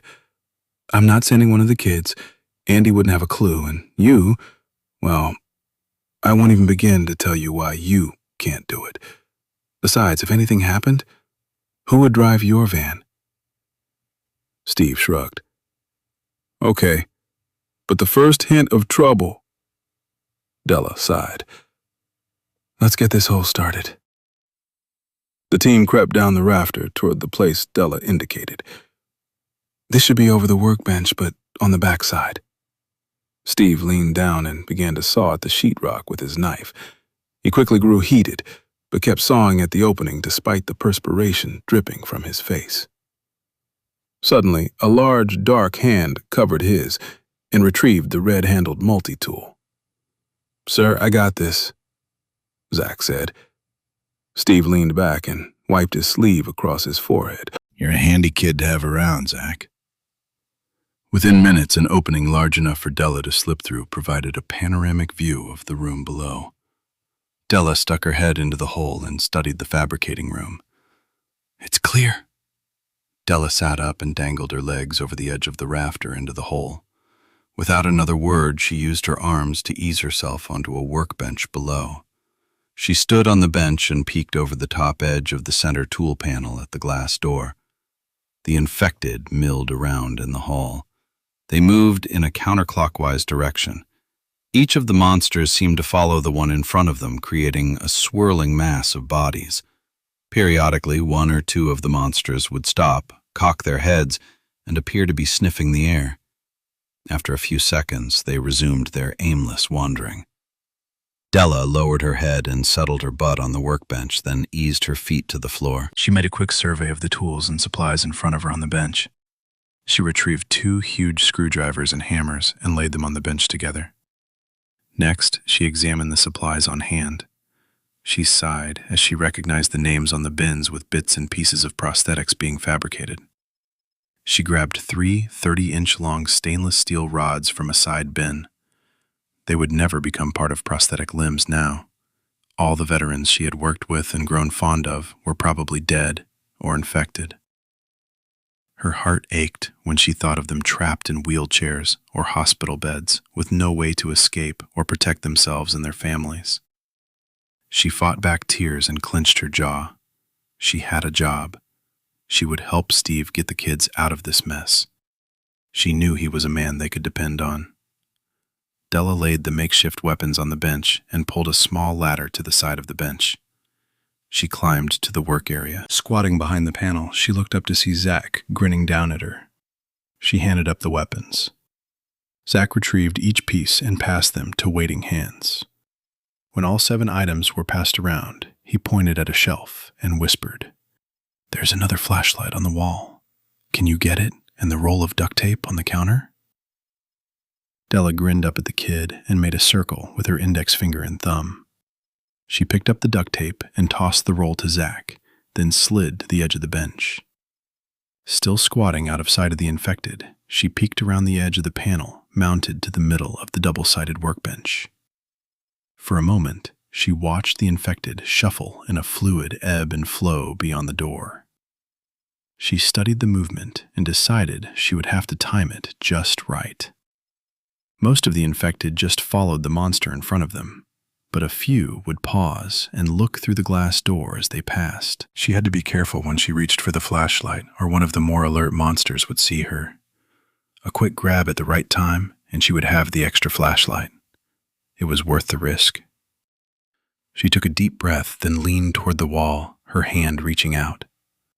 Her foot slid on the slick counter and knee slammed against the bench, brushing against a short stainless rod lying on the countertop. The metal rolled across the workbench, under the center panel, to the facing workstation. Della reached out, lost her balance, and tumbled to the floor, just as the metal hit the floor in front of the door. Della landed on the vinyl flooring, knocking the air from her lungs. While she lay there, gasping to draw breath, she heard a distant voice. "Get up! Della, don't just lay there," Zach called out. "Now!" She glanced toward the door to see faces of the infected pressed against the glass. They looked at her, then slammed hands and arms against the glass door. The infected jockeyed for position at the door. Each pounded and pushed against the glass. A cacophony of frustrated moans rose up at seeing prey and being unable to reach it. "Move your ass, Della!" Steve shouted. The hammering grew in volume, and the first crack raced across the window. Glass began shattering. At first, small pieces rained to the floor. Della pulled a ragged breath into her lungs as a large piece of glass shattered on the floor. She scrambled to her feet, grabbed the flashlight and tap from the wall, then vaulted to the workbench just as the remaining glass shattered and fell to the floor. She raised the mag light through the opening. "Get up here, now!" Steve yelled. She reached for the rafters as she stared at the door. Torn and mutilated bodies rushed through the disintegrating barrier. The infected pushed past the remaining shards, tearing and ripping flesh in their rush to reach her. Della pushed up from the table. She kicked up and drew her body into the darkness overhead. She pulled her legs through the opening. Her muscles trembled with strain. When she looked down, she saw hands reaching toward her legs, still dangling through the hole. Suddenly, thick hands slid under her armpits and spirited her into the dark, gaping maw above. Zach set her on her feet, and Della sagged to the rafter at the side of the hole. After several ragged breaths, she got to her feet. "Oh my God!" She turned on Zach and threw herself at him. The big black kid's breath caught in his throat. "I'm sorry. I didn't mean to hurt you." He tried to back away, but Della held him for a moment. Finally, she leaned back and planted a kiss on his rounded cheek. "You've saved me twice now. You didn't hurt me. Thank you, Zach." Moans from below grew louder. A foul smell wafted up from the room below. The small group of survivors looked toward the opening, and the giddiness quickly faded. "They smell like an open sewer," Jimmy complained. The news says they're dead. When a person dies, their bladder and bowel releases, Della answered. Stands to reason they would smell. Ah, shit, Jimmy responded. Yep, that's what it is, Zach commented with a grin. Steve nodded at Della. Let's get out of here. Della turned from the hole and took a steadying breath before heading across the rafters. The small group followed Della, single file, across beam after beam to a concrete wall nearly 50 feet away. The concrete is the outside fireproof wall of the stairs, Della announced. We're not getting through the concrete. How are we getting into the stairwell? Andy asked. Della whispered, Same as before. Through the ceiling. We should be at a side hall at the end of the main hallway in the accounting department. It's limited access, and usually no one is in this area after noon as well. The controlled access door between this area and the public areas should limit entrance. Hopefully there's no infected back here. Chapter 8. So close, yet so far. It was near dawn when the street finally grew quiet. Harry had been on watch since 3. When he saw less activity at 6, he made his way around the room, looking from window to window. The back alley was empty, but there were still a few infected stumbling around the front of the building.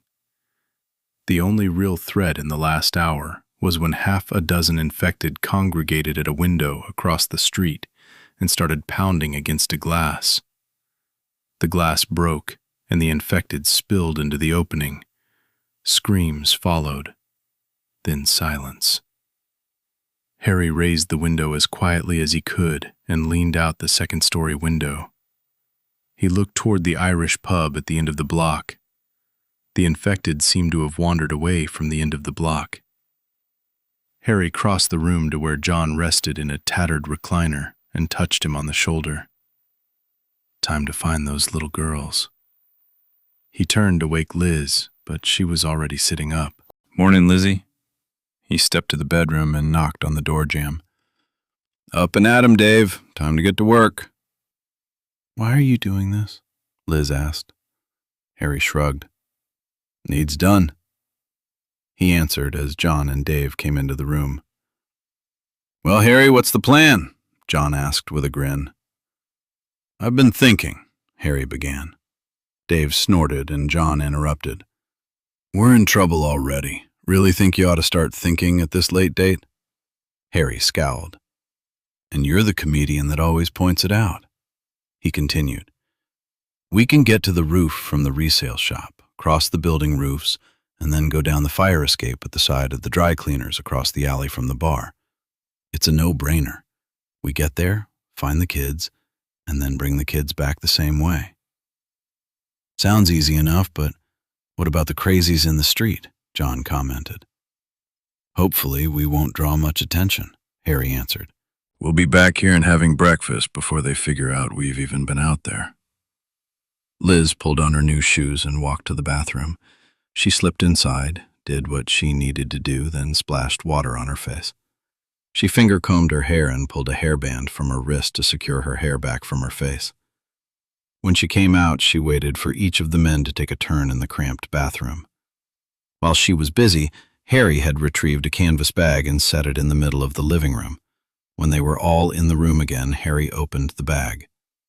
One by one, each of the men pulled long hunting knives and scabbards and put them on their belts. Rifles were pulled from the bag, and each man slung one across his back. Since each man had already been carrying handguns, they were all geared up. Harry reached back into the bag and brought out a holster, handgun, and knife. He reached around Liz's waist, and after drilling a new hole in the leather belt, it hung at her hip with a knife on the opposite side. It's a Ruger 9mm. Can you use it? Harry asked. Liz nodded. My dad taught me, so I'm good. She released the magazine, glanced at it, then slammed it back in place. She looked up with a determined glint in her eyes. My husband is in the military. He insisted I practice regularly. Harry turned to the small group. It's time to do this. We're going to be quiet until we have no other choice. He looked at each of them, waiting for a nod of understanding. Harry led the foursome through the courtyard and into the resale shop. At each door, he locked the deadbolt once they moved through them. Once inside the resale shop, they ignored the storefront and went to a door at the side of the back room and entered a narrow stairway. They reached a landing, ignored the door at the side, and made their way to the roof of the building. Again, Harry opened the roof access door with the set of keys in his hand. John, Harry, and Liz stepped out into the open air of the rooftop. Dave remained at the door. Man, I can't. Harry looked over his shoulder. Just watch our six. When Liz looked questioningly at Harry, he just shrugged. Long story. Liz looked toward the next building and realized they would be climbing up to get to the next roof. John nodded at her to follow Harry. They crossed the roof to the side of the next building. A set of iron rungs had been embedded into the brick facade. One at a time, Harry ordered. John, your point. With a half grin, John nodded his head and went to the rebar ladder. Liz studied the man as John made his ascent. John was the smaller of the two men. Well-muscled arms grabbed at a rung halfway up the wall and, with the aid of his legs, climbed higher and higher until he got to the top. He pulled the camouflage baseball cap from his head and tucked it into his back pocket. He eased his eyes over the rim of the building. He moved his head from left to right, then turned to offer Harry a thumbs up. He scampered over the short wall and stood next to the ladder, still facing toward the opposite side of the building. Harry pointed at Liz to go next, then scrambled up the ladder behind her. With a final look over his shoulder at the opened roof door, Harry followed John and Liz across the roof to the opposite wall. Liz was beginning to worry about Dave. While waiting for Harry, she had studied Dave from a distance. Dave seemed twitchy at best. His eyes darted from side to side as if just being in the open was really bothering him. She also saw his hands tremble holding the rifle. Once he stepped back into the shadows, he seemed to calm. Together, the trio crossed to the second rooftop, then a third building roof. When they got to the last roof on the span of buildings, they descended to the roof of the two-story building and crossed to the edge of the roof overlooking the alley. They crept to the edge of the roof to look down at the alley below. 3 men in green t-shirts and cargo pants were piling into a military Humvee. Liz saw one of the men pull a baby quilt from his shoulder and toss it into the back seat before slamming the door. He slid in the open driver's door and cranked the engine. A large black man was getting into the passenger side. He disappeared into the vehicle and reached out to close the door, just as an infected man in a blood-stained suit grabbed the door and pulled it back open. While the Humvee motor roared to life, the black man fought to close the passenger door. The driver stepped on the gas, and without waiting to see what the passenger was going to do, John raised his rifle and fired. The infected man fell to the ground. The door slammed hard. Before anyone could yell or act, the vehicle sped toward the alley entrance. Seconds later, it disappeared around the distant corner, with a dozen or more infected following the roar of the massive engine noise. "My girls!" Liz cried. Harry pulled a pair of binoculars from his pocket. He studied the alley below. "They have your children. It's my guess your girls were in the dumpster. I don't know how the soldiers found them, but they have them now." He pointed to a white bundle on the ground. "It looks like they were there long enough to change a diaper." Liz fell to her knees in relief. Then she looked up in horror. "How will we find them?" Harry pulled her to her feet and urged her back the way they had come. "Come on, John, get moving.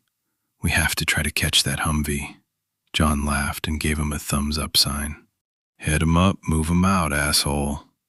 He took off at a jog with Liz and Harry following close behind. Together, the trio raced across rooftops and down the rungs to the roof of the resale shop. They made it to where Dave held the steel door open. All three were more than a little out of breath. Together, they hurried down the stairs, only to be stopped by Harry at the bottom access door leading into the shop. He raised his hand, and everyone stopped. He leaned close to the door and placed his ear against the wood. Finally, he turned back to the others. "We got a problem." Liz's breath caught in her throat. Every minute they stood here, the soldiers and her daughters got further away. "We don't have time to just stand here." Harry leaned back to whisper. "I hear footsteps on broken glass out there. I think they broke the front window, and now they're inside the store." Harry whispered. "We have to get out of here," Liz lamented. John ignored Liz and asked, "How many do you think?" "Can't tell, but I hear shuffling steps from more than one or two." "Survivors wouldn't be moving around that much," Harry answered. Dave descended the steps to stand by Harry. John joined them. "Liz, take the keys." He handed her a key ring by a brass sledge key and continued. "Dave goes first, then John. They'll be between you and the rest of the room. Quick as you can unlock the door, let John through, then follow him. Take the key with you so we can lock the door from the outside. I'll come through last, slam the door hard, then you can lock it." Dave opened the door and slid through the opening with his handgun drawn. John followed and stepped deeper into the gloom of the storeroom. The curtain in front of the back room lay on the floor. The two men stepped closer to the door. Liz peeked around John, and her breath caught in her throat.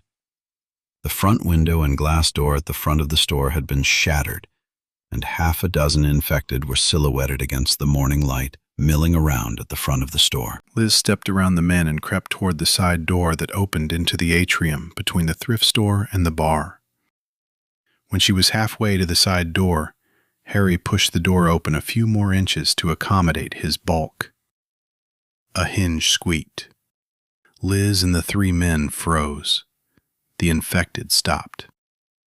In unison, they raised their faces and sniffed at the air.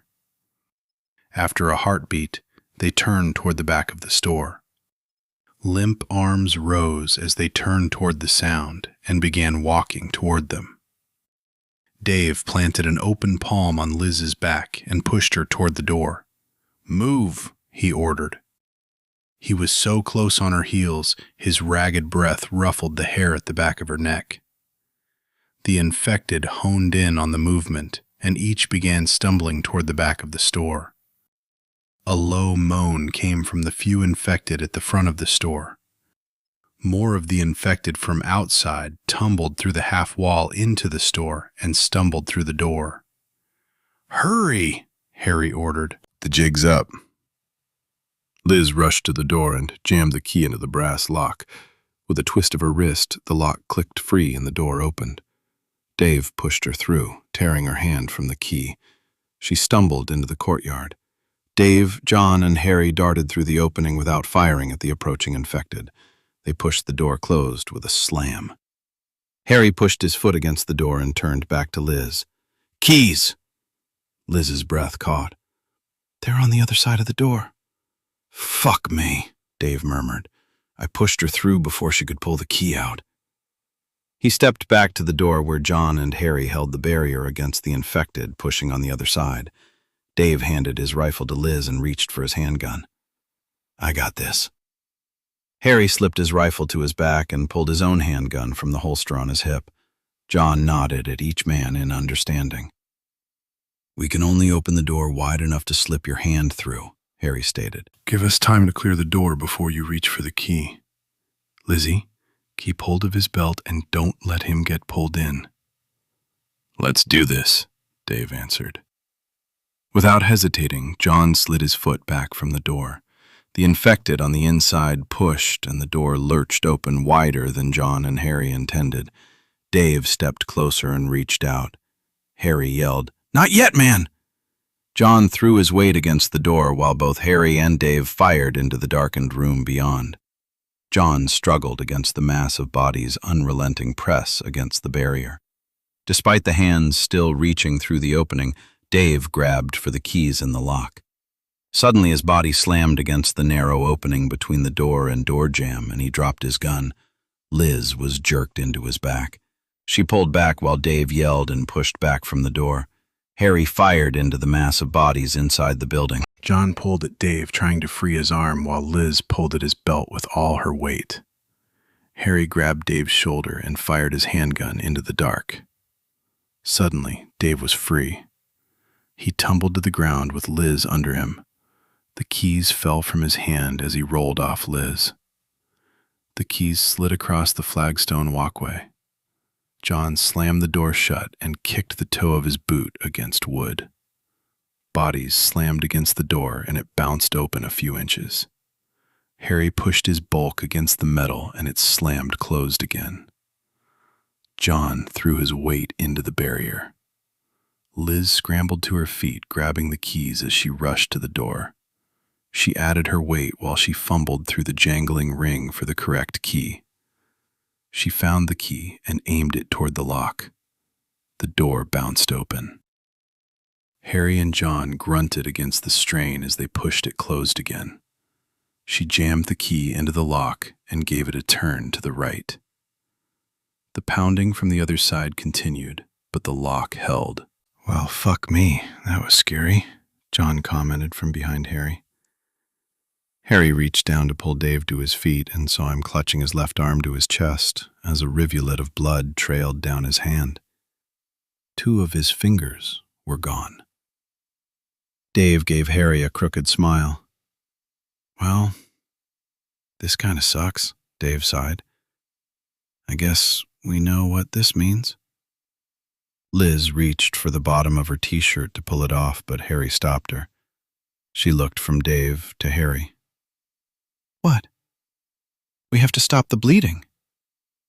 "I'm infected," Dave answered quietly. "It doesn't matter." He wrapped a red bandana around the stump of missing fingers and hand, then held it out to Harry. Without a word, Harry tied a knot at the top of his hand. When he was done, he nodded toward the club door and hurried John and Liz across the patio. "Come on, we have to keep moving." The infected continued to slam against the resale shop door. The door frame groaned under the strain. John looked toward the door. "It ain't gonna last long." Harry grabbed the keys from Liz and hurried to the bar door without another word. Dave picked up his handgun with his right hand and jammed it into his belt. When the door was open and Liz, Harry, and John were inside, Dave put his hands on the key. Dave pushed the door closed and spoke through the door. "You know I couldn't have gone anyway." Inside, Liz heard the key turn in the lock. She peeked through the small window at the top of the door. Through the glass, she watched Dave walk to a patio table and sit down facing the resale shop. He pulled the spent magazine from his handgun and replaced it with one from his pocket. He pulled the cigarette from a pack in his pocket and lit it. He inhaled deeply, then aimed the gun at the resale shop door. Liz slammed her hand on the window and called out to Dave. Harry pulled her away from the window and pushed her toward John. When she tried to protest, he just moved his head from left to right and nudged her into following as John moved toward the rear of the bar. They rounded the corner of the bar and walked into the back room. As they passed by the bar, the men each grabbed backpacks. Liz followed suit with a final look toward the patio door. "If we're going to catch that Humvee, we have to get out of here now," Harry commented. John opened the door to the back room. When they hurried in, Liz saw a makeshift motorcycle repair shop. A huge toolbox sat to one side with a drawer still open, while a workbench was built against the back wall. An assortment of lifts and apparatuses were mounted in front of the farthest wall. At the front of the room was an overhead garage door. 3 decked-out motorcycles faced the garage door. Harry dropped his backpack into the saddlebag on one of the bikes and held out his hand for Liz. She handed over her backpack and dropped it into the opposite side. "You'll ride with me. John will ride point." He grabbed a remote from a table and turned to John, who stored his own supplies. "You about ready?" "Good to go," John answered. Harry swung his leg over the massive Harley, then held out his arm to guide Liz to the seat behind him on the bike. "Let's ride." They were mounted and ready to go when they heard the first of the shots. They froze. Liz counted. The first 5 were quick, and then 6, 7, 8. Each one made her jump. After a brief pause, a single shot sounded, then nothing. A hot tear slid down Liz's face. The bikes roared to life. Harry held up the remote and the garage door rolled open. John led out, then Harry gunned the motor to follow. Liz wrapped her arms around Harry's waist. "Hang on, Lizzie. This may be a little hairy." Finding shelter. "Pablo! Maria! Oh my God!"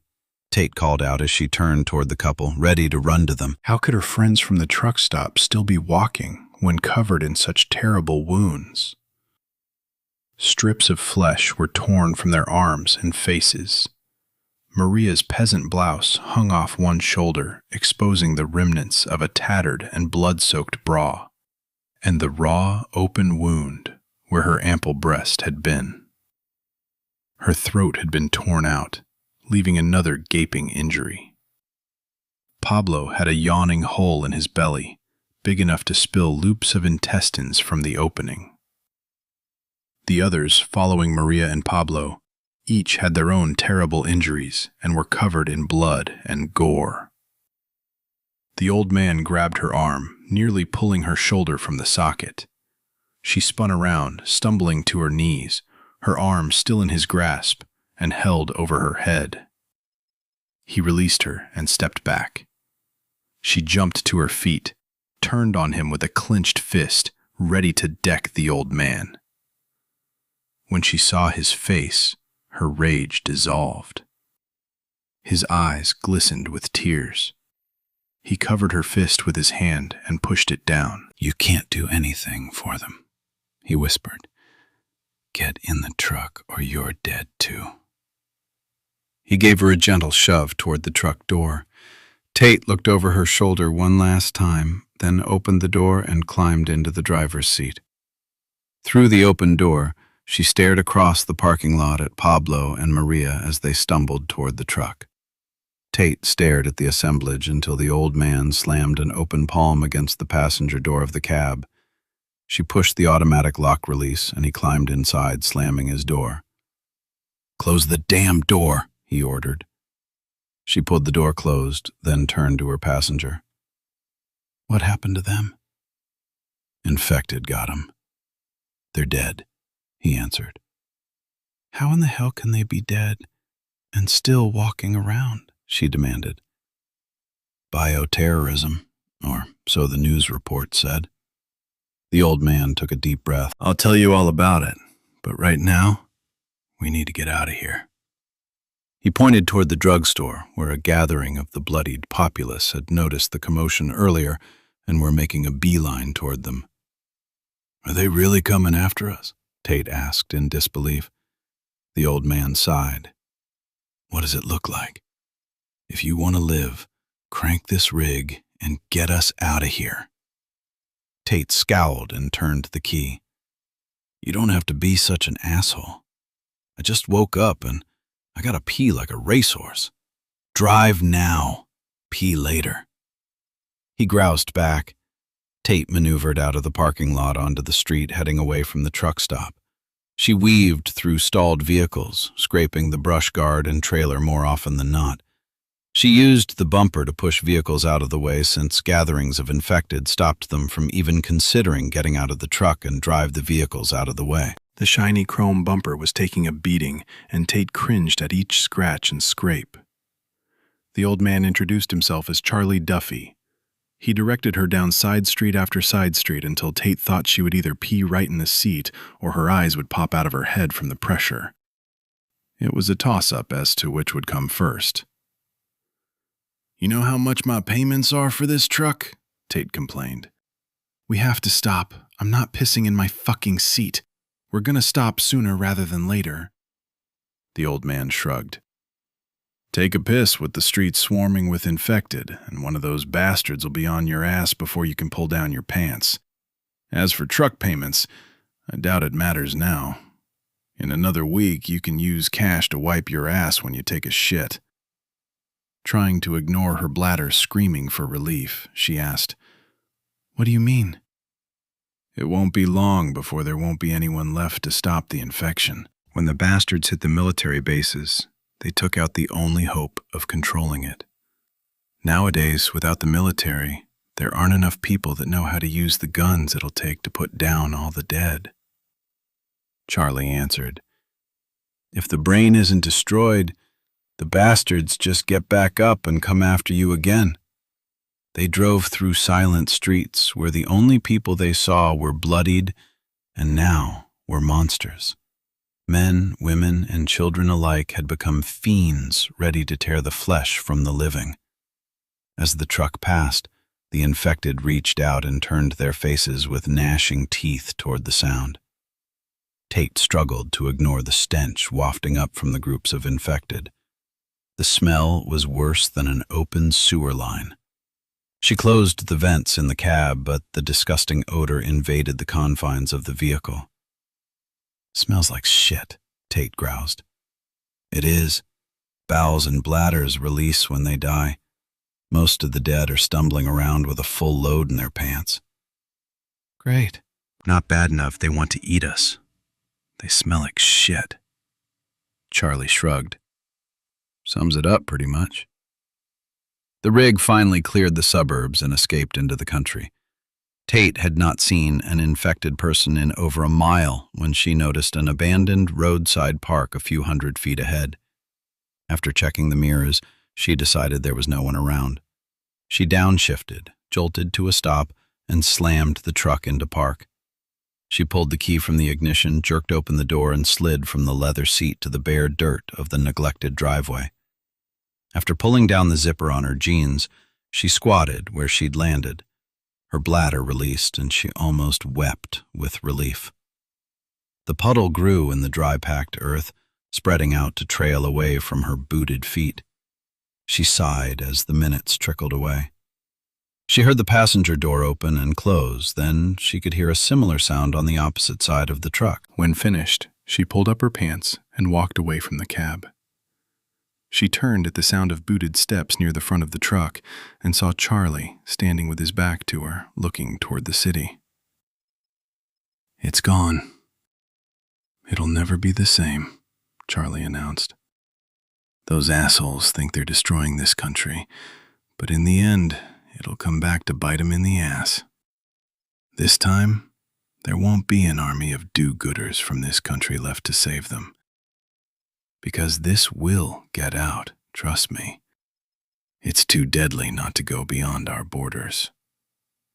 "They can go to hell," Tate answered. "After what I've seen today, I hope they all end up in hell."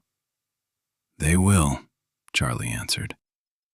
"Along with the rest of the world, they will reap what they've sown. It was at the base 24 hours ago. Now it's spilling out into the country. 6 states were attacked. Half of those are out of control already." "How did you end up at the truck stop?" Tate asked as she reached in the truck for a hairbrush. She attacked the gelled spikes of hair. "My son. Well, we were making a delivery at the back door when the mob came through about 7 last night. We heard bits of the reports on the radio before they swarmed the place, but didn't pay much attention. It was our last stop. We were worried about all the craziness, but just tried to get done so we could head home. I was in the truck sorting the stock, and Jackson carried the first load inside.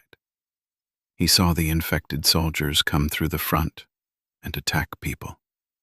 He escaped out the back door, closing it behind him. He pulled the truck's overhead door closed with us inside. I wanted to go help, but he convinced me to stay in the truck. He listened to the screams of people being attacked for hours. Then it got really quiet.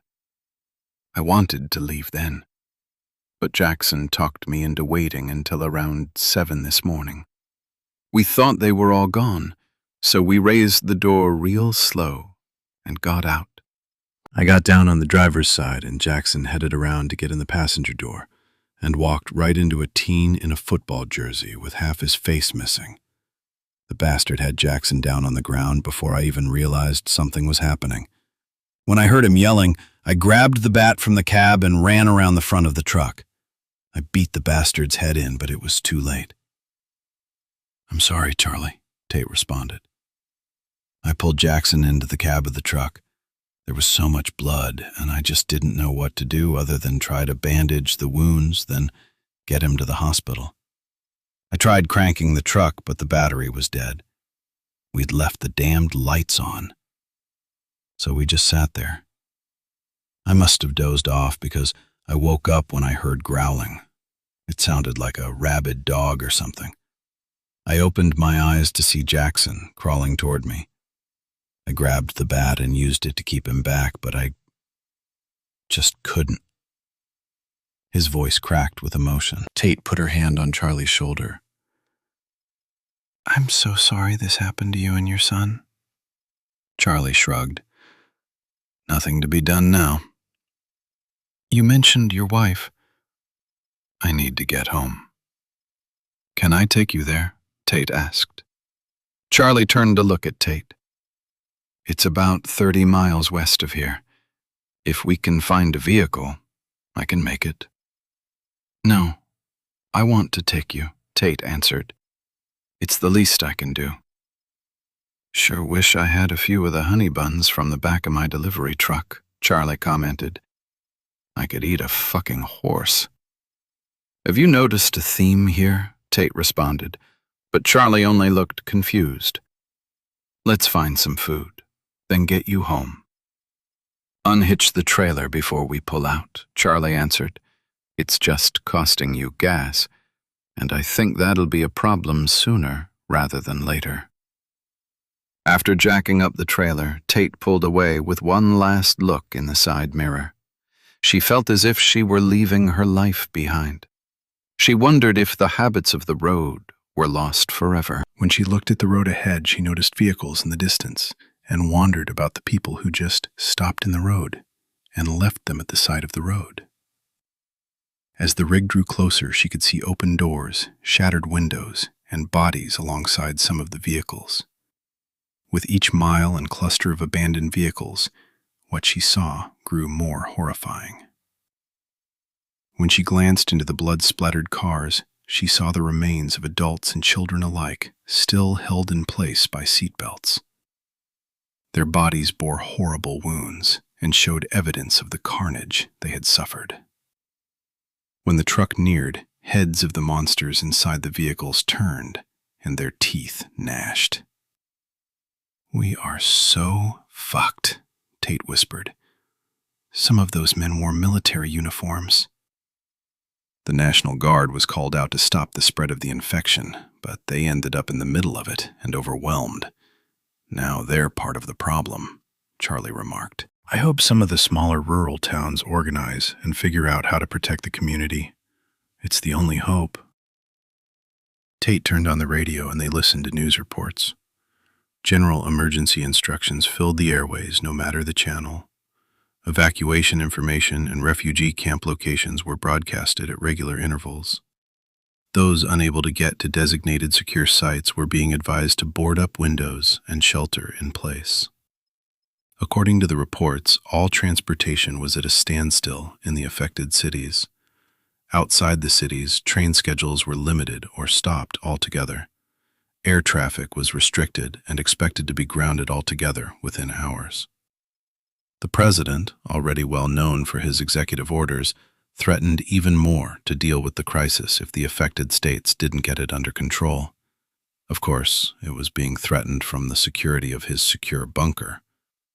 Most of Europe, Asia, and South America had shut down U.S. flights altogether. Outbreaks had already been reported in Canada, Mexico, and of all places, Iran.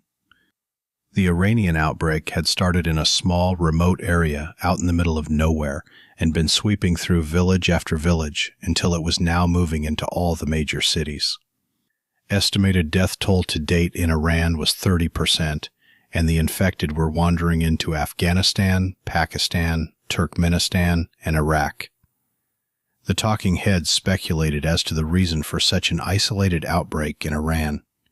Some speculated about an accident at a secret lab that the government was trying to hide, with a massive explosion at the site.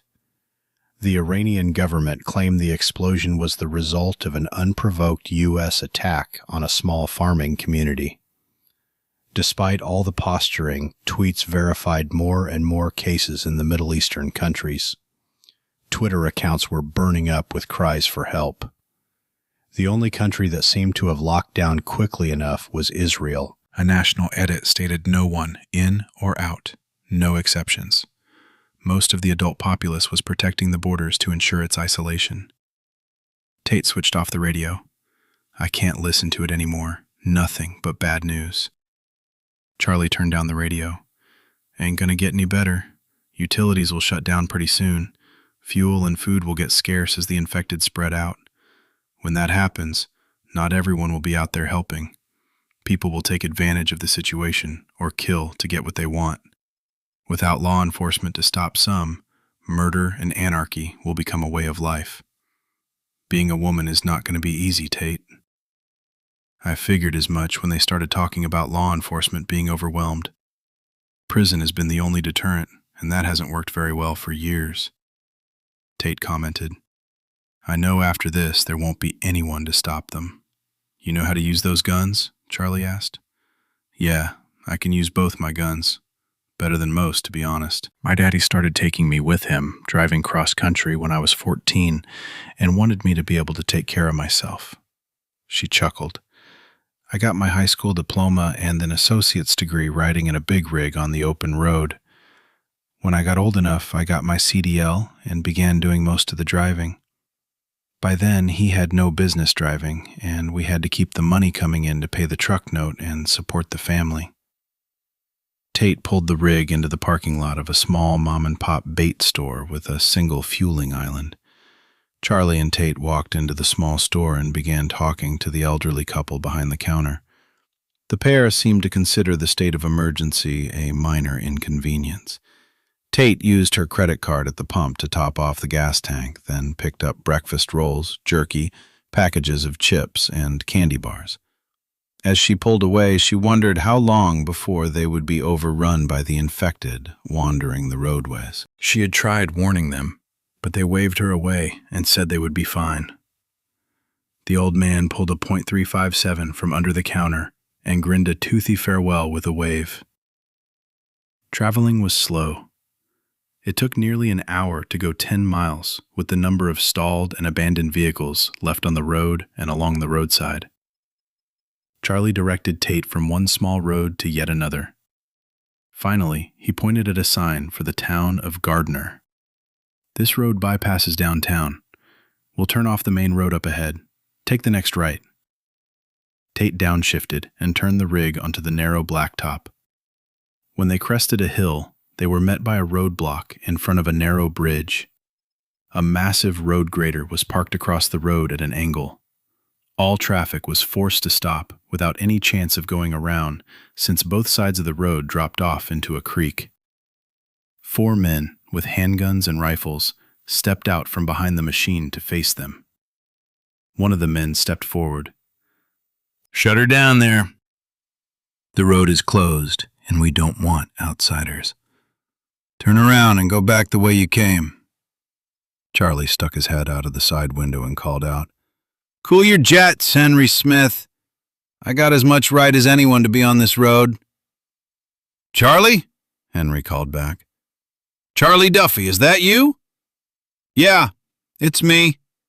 Now open up. I'm tired, and I want to go home," Charlie called out. "Can't do that. That ain't Jackson with you, and City Council voted to close the town to all strangers." Charlie growled. "She saved my life in San Antonio. Jackson is gone, and I owe her. This is her rig. Sorry, Charlie. Counsel was very clear about it. No strangers. The heavy-set man answered with a shrug.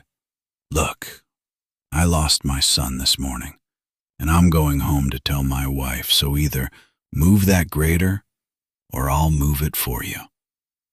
He pulled the handgun from behind Tate's seat and reached for the door handle. Tate grabbed his arm. Don't do this. I was going to head out in the morning anyway. Charlie settled back in the seat and passed the handgun back to Tate. I owe you.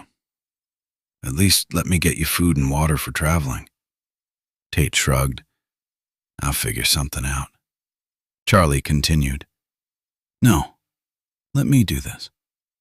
Go back to the last crossroad, then take a left. Go half a mile, then turn left again and follow the first driveway to the old farmhouse on the right. Park in the backyard, but don't run over the hand pump. It's the only way to get water now that there's no electricity out there. The key is hidden in the pump shed at the side of the house, on the wall to the right. Use it on the back door to go inside. The propane tank still has gas, so you can use the kitchen stove to heat water if you want to clean up. I'll bring food and whatever I can lay my hands on at dusk. I don't want to cause you any problems, Tate responded. See you this evening. Be there. Charlie stepped down from the rig, then turned back. By the way, you can see the roadblock from the northeast corner of the house.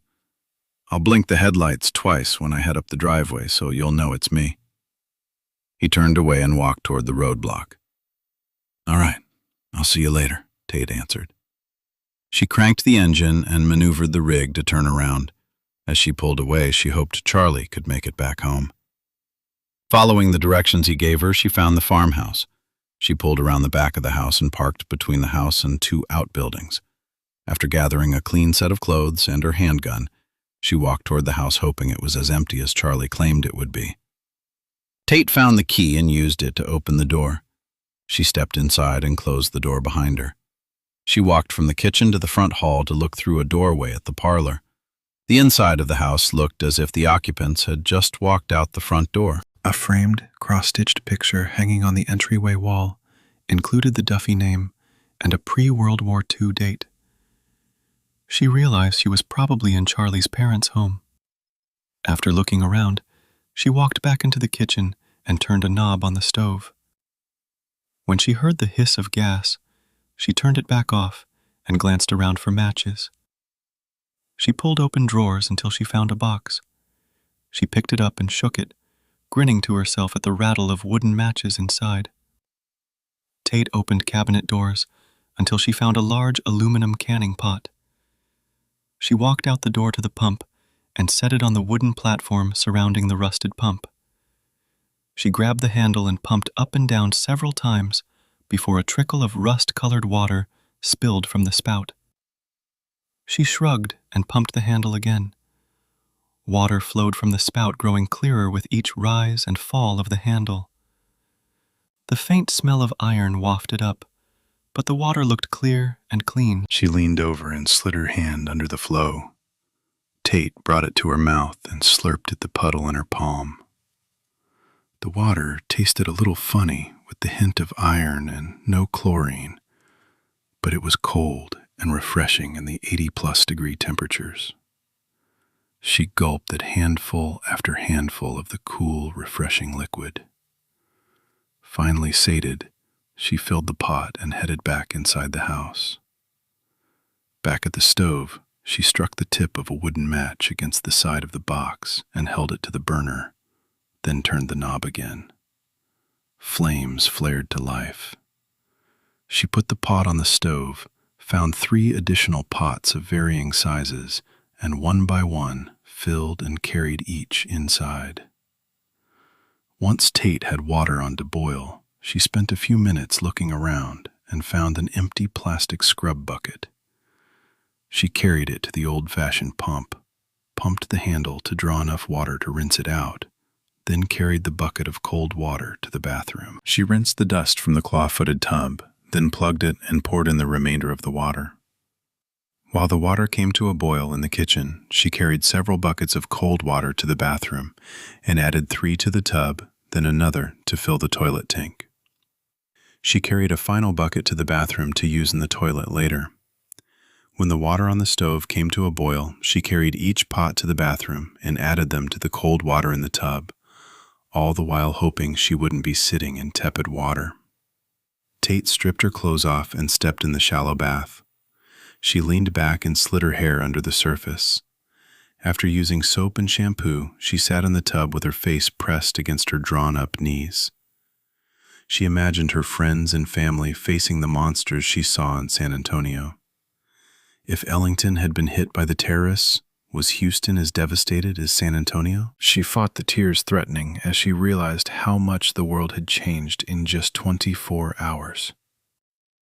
Finally, she pushed the terror back down and climbed from the tub, dried off and dressed. She decided on a plan. She would leave in the morning and find family. Meanwhile, she had some time to kill. She walked down the stairs and glanced from room to room. Tate hesitated only a moment before she started going through the pantry, where she found a box with half a dozen empty quart mason jars with lids. She walked out to the water pump, filled the jars, resealed them, and returned them to the cardboard box. She carried them to the orange bitch, figuring water might be an issue when she left the farm. She needed information, and the house had no power. So after stowing the box of jars in a cubby under the sleeper, she crawled inside the cab, rolled down the windows, and turned on the radio. She scanned through channels until she found a news channel discussing the attacks. The newscaster listed over a dozen bases around the country that had been hit. In Texas, the governor ordered the National Guard to evacuate San Antonio, Houston, and Dallas, the cities of the initial attacks. The evacuation of Houston was an even worse disaster than when Hurricane Rita threatened the Gulf Coast, and the powers that be ordered all emergency services suspended. When Hurricane Rita bore down on the cities of Galveston and Houston, the order was given to evacuate flood-prone areas. With the news stations threatening a Category 5 storm, everyone from the coast all the way to North Houston ended up on the roads. With no counterflow lanes, vehicles lined the freeways in perpetual gridlock for over 100 miles. Supply trucks were diverted from the city and gas stations ran out, leaving fuel in short supply. Accidents happened and tempers flared. People died. This time was no different, and now hordes of infected overtook the people stuck in vehicles on the congested roadways. The countryside was ordered to arm and be prepared to defend themselves and their family against the infected. After all, this was Texas. 35% of households had firearms. There was gunfire all around the city, and the infected were not the only ones being shot. According to the newscaster, the Army base in San Antonio was the hardest hit because the attack took place during parade formation. Hundreds of soldiers were out in the open and fell to the airborne toxin. They succumbed almost immediately, convulsing, blood leaking from their mouths and noses. Then the coughing began. Within minutes, it was so intense the bloodied mist hung in the air, contaminating the first of the emergency personnel to arrive. Of course, at that point, only a few people even realized there had been an attack. They in turn fell to the agent, or its bloodied byproduct. The initial contagion only remained active in its airborne state about 15 minutes. But that was plenty of time to drift across the parade field and cause the symptoms to develop in hundreds of soldiers, emergency workers, and civilians on the outskirts of the base. Though symptoms began within minutes, it took anywhere from an hour to 12 hours to become fatal. The infected were scattered around the city in hospitals, or around hospitals in makeshift triage facilities. By then they figured out the infection could be transmitted by body fluids, so workers used masks and protective clothing, but it was too little, too late. The agent was designed to enable emergency personnel to load up the sick and dying to transport them around the city. When people started dying within the first 6 hours, dozens of bodies were covered with sheets and pushed into morgues and then nearby hallways. With so many patients, Personnel ignored the dead and focused on those they thought they still had a chance of saving. While doctors and nurses treated patients in the overcrowded emergency rooms amid worried families and soldiers, the hidden-away dead began rising. With the staff focused on the incoming patients, the dead moved through the halls attacking patients and families alike. Shortly after leaving their victims, the victims of the vicious attacks began to rise. Chaos ensued. The dead took over the hospitals, killing all, then spreading out into the city. The sick and injured, still able to run, raced from the buildings only to die later and attack families caring for them. Tate tried calling her mother and was not surprised when cell service was unavailable. She crawled into the sleeper to rest while the news droned on and on. All of the news coming from the 3 Texas cities told of mayhem and chaos. Her eyes drifted closed to the sound of the reports of evacuations, road closures, and a collage of emergency information. The sun was beginning to set when the sound of gunfire in the distance startled Tate awake. Chapter 10. Obligation. "Okay, Matt, where to now?" Larry asked as he plowed over 3 infected at the entrance of the alley. 2 of the bodies fell under the massive tires, jerking the wheel and jostling the vehicle from left to right and back again. The Humvee roared from between the brick buildings and hit the front bumper of a Fiat, sending it into the front of a glass storefront across the street. "Sorry, I'll try to dodge around the next one so you can settle things down back there."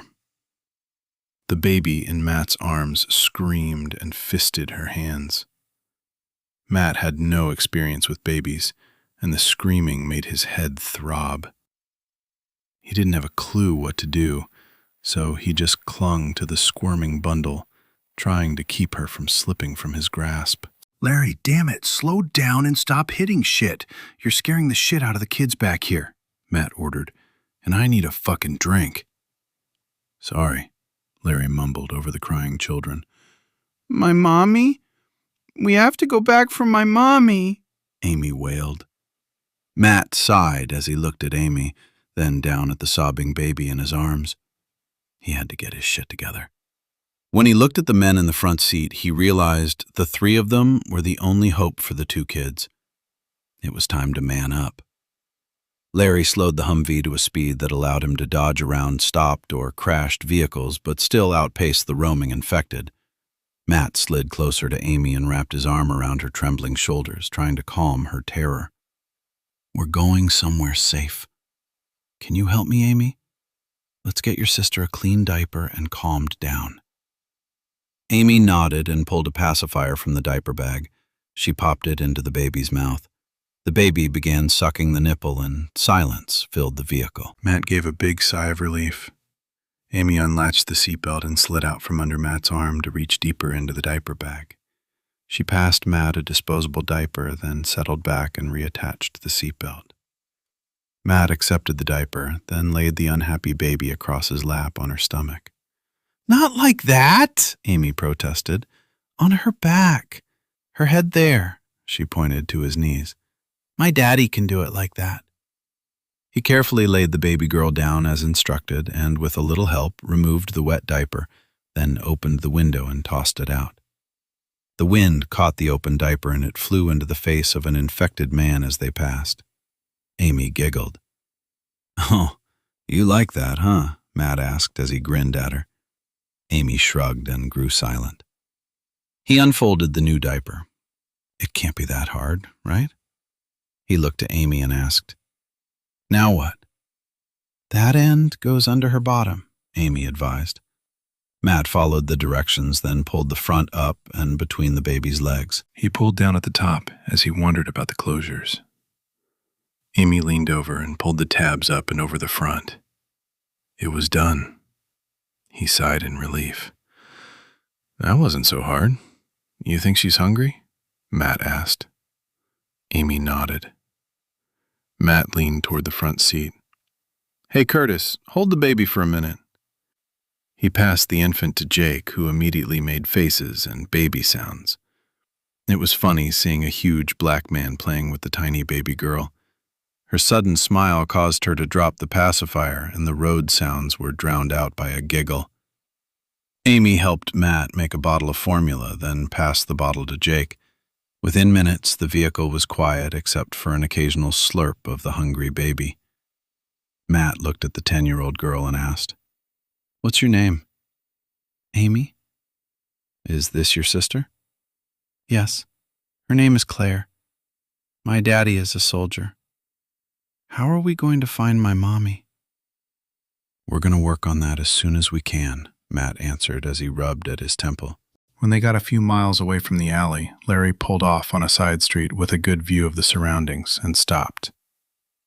After looking around for the infected one last time, Larry leaned over and picked up a radio and depressed the button on the side. Three Stooges outside the wire. Request FOB. Initially, Matt had hated when a smart-ass sergeant had referred to the trio during Ranger training as the Three Stooges. Now, at 32, the moniker never failed to bring a smile to his face. They became fast friends in boot camp and remained together ever since. When men in the unit began referring to them as the Three Stooges, Matt decided if he couldn't escape it, he may as well embrace it. He smiled, thinking of his friends as young recruits and the strong, capable soldiers they had become. If he was going to be caught in a shitstorm, he was glad it was with them. Larry Benson was 5'10", but sported broad-shouldered with thick-muscled arms. He was a bearish man that kept his wiry black hair cut short and his hazel eyes hidden behind a pair of aviator glasses. Jake Curtis had put on almost 50 pounds of muscle since basic training and grown into a huge man with a quick smile. When he started losing his hair, he shaved what was left and never looked back. The bald head and massive build made him look fierce and dangerous. That is, until he smiled, then you saw the good humor. Matt was almost as tall as Jake, but didn't have the bulk of his friend, despite the weightlifting and training. He kept his sandy blonde hair short, and his face with its square jaw, clean-shaven at least until he had started drinking. Over the last year in the sandbox, a name used by some of the troops to identify Iraq, deep furrows had appeared on his sun-browned face. Since back stateside, he had become brooding and silent. He spent hours replaying missions over and over again, blaming himself for the failures. Only alcohol dampened the need to constantly examine his decisions. Larry released the button on the mic and waited. Static and distant gunfire was the only answer. After 3 minutes, he repeated the message and waited again. No response. Finally, Larry sighed and turned down the volume. "Maybe it's the range on this radio," Jake answered pointedly. "You saw the same things I did last night. We're on our own." He bounced Claire on his shoulder. Matt's head pounded as if Van Halen's drummer was doing a solo. He leaned forward to be part of the conversation. "What in the fuck is going on? What is wrong with all those people?" Jake turned around and looked at Amy pointedly. Matt grunted and mumbled, "Sorry, kid. I'm a little under the weather." Matt ignored Jake clearing his throat and continued, "What's going on?" Larry spent several minutes outlining the attack and the resulting masses of roaming, infected dead. Matt just kept moving his head from side to side, all the while his face growing paler by the minute. I don't believe this." He leaned against the window and closed his eyes. He gripped his knees to keep his hands from shaking. He really needed a drink. Finally, Larry turned to Jake and asked, "What are we gonna do?" He jerked a thumb toward Matt. "Shit for brains there is so hungover he can barely sit up. We're so fucked now." Jake frowned. "Watch your mouth, Larry. We got kids in the vehicle." Matt looked at Amy. Her pale and tear-streaked face tore at his heart. Ignoring the bickering conversation in the front seat, Matt swallowed the bile at the back of his throat and cleared it. "Turn left here and head to Smith Street. We're going to the orange storage units just north of West Commerce. I got a unit at the back of the facility. It'll be a quiet place to regroup." After a pause, he continued, I got weapons. Larry snorted. And you got a well-stocked frig in this storage unit? The baby began to whimper, and Jake turned his dark face around to look over his shoulder and smiled at Amy. Don't worry, little one. We'll figure this out. Poor Larry here is a little anxious. Just ignore him. Yes, sir, Amy answered, then continued. Mister? That was the last diaper, and Claire makes a dirty diaper after she eats, she shrugged. Diapers? Larry lamented. Where in the fuck are we going to get diapers? Matt raised his hand. Enough! He swallowed hard. There's both a CVS and a Walgreens about a mile from the units. If we're lucky, we can find what we need, then have a quiet place to hunker down and evaluate our options. Hopefully the area is quiet. Yeah, that sounds good, Jake chimed in. And after that, you know we can't stay in the city for long. Electricity will be going out. We'll figure something out, Matt answered as he picked up the diaper bag and riffled through the contents. Amy was right. No more diapers. He put everything back except a woman's wallet he'd found in a side pocket. He ignored the credit cards and cash and looked at the driver's license. Elizabeth Jameson. She was a nice-looking woman, judging from her picture. He replaced the license and found a slip of paper with a rural address postmarked through a small town, 300 or so from the city. Matt turned to Amy. Your last name is Jameson? Amy nodded. Who lives in Pine Springs Canyon, Texas? My grandpa. He used to be in the army, but now he lives out in the woods. Matt nodded. Jameson. He groaned. He knew the kid's father. He was a good man and had kept him out of a jail cell more than once in the last few months. He was an MP on the base. That meant whatever went down, he would have been in the middle of it. Captain Brian Jameson was probably dead. Is your dad Brian Jameson? Matt asked. Amy smiled. Yes, sir. Matt replaced everything in the wallet except a slip of paper and returned the wallet to the bag. At least it would be a destination that satisfied two requirements: family for the girls and out of the city. Maybe Grandpa would be remote enough to protect the kids.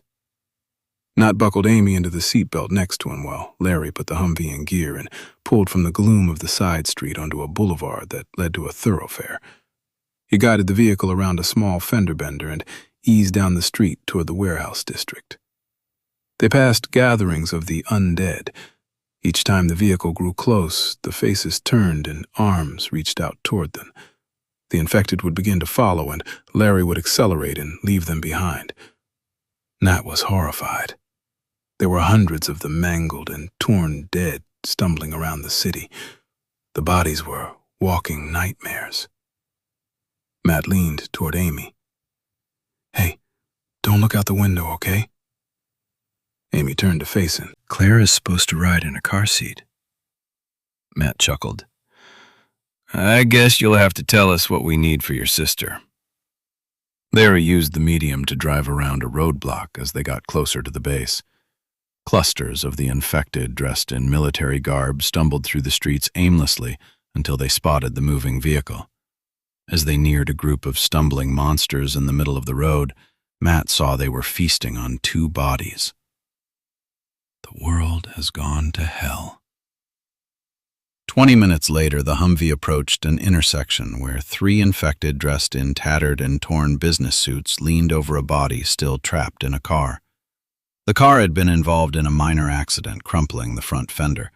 Now the windows were broken and the infected were feasting on the remnants of the occupants. They pulled entrails from the trapped corpse and clutching organs against their gnashing mouths. Dozens of infected had been drawn to the accident. Larry slammed on the brakes. Ain't getting through this way. Matt stared at the sight through the windshield, then turned back to Amy. Lay your head down, Amy. He reached out and pulled her against his chest. He sobered as he realized the terrible state of the world. He could see when the infected noticed the vehicle. They focused on the sound, then sniffed the air like dogs smelling a bitch in heat. Finally, they seemed to comprehend the faces through the windshield and turned toward the passing vehicle. "Uh-oh. I think they've noticed us," Jake commented as he passed the baby over the seat back. Matt accepted the infant and pulled her close as he ordered, "Back up! Get us out of here, Larry." Larry slammed the Humvee into reverse and turned the wheel to the right. He performed a K-turn and headed back the way they had come. At the next intersection, he turned right and stepped on the accelerator. At the first cross street, he looked toward the right and saw a repeat of the same scene of the previous intersection. "We're fucked." Larry pointed to the intersection ahead. He braked, then quickly looked left and right. "Which way? Where do we go from here?" Matt pointed toward a yard and deteriorating picket fence. "That way. Go right through the yard to the next block," Matt ordered. He pulled Amy and the baby closer. They jostled around the back seat. "Amy, hang on. This is going to be bumpy." Amy grabbed at the handhold of the seat in front of her, her face mirroring her terror. She turned toward Matt and commented, "Claire should be in a car seat." Matt cuddled the baby close with both arms and answered, "We know, sweetie, but for now, we have to get out of here. Now hang on as tight as you can." "Hope there ain't any pools," Jake shouted as he braced himself between the door and the array of equipment in the console between the seats. Larry turned toward the fence and gunned the engine. The vehicle jumped the curb and slammed into the fence. Pickets flew to either side in arcing white missiles. The Humvee plowed through the yard and into the adjoining lawn. Larry stirred the vehicle between cemented posts, sending splinters of cedar left and right. The Humvee burst through the last fence, but by the time the debris cleared, Larry realized they were racing toward the side of a Cadillac parked near the house. He jerked the wheel to the left and sped between two small trees before bouncing down the curb and clipping the passenger side taillight with the front bumper. He jerked the wheel to the right and ended up face to face with a horde of the infected. "Oh, hell no," Larry cursed as he slammed on the brakes. Jake clutched at the handle above his head. "Turn around! 180, man!" "No shit!" Larry answered as he executed a U-turn in the middle of the street and headed in the opposite direction. "I know where we are." Matt leaned over to look around Jake's head. "Take the next right. We gotta find some weapons. We're rolling around with all these freaks and we don't have a gun between us," Jake commented. "I got that covered," Matt answered. He looked down and groaned. A wet spot appeared under the baby and began growing across his pant legs. "Before we do that, we stopped to find some fucking diapers," Matt groused. The baby in his arms began to cry and he instantly felt like a jerk. "Sorry, sweetie. I know, you're wet and we're going to deal with it as quick as we can." After a soft rumble against his leg, a whiff of dirty diapers filled the confines of the vehicle. Nat laughed. "I guess I deserve that, baby girl."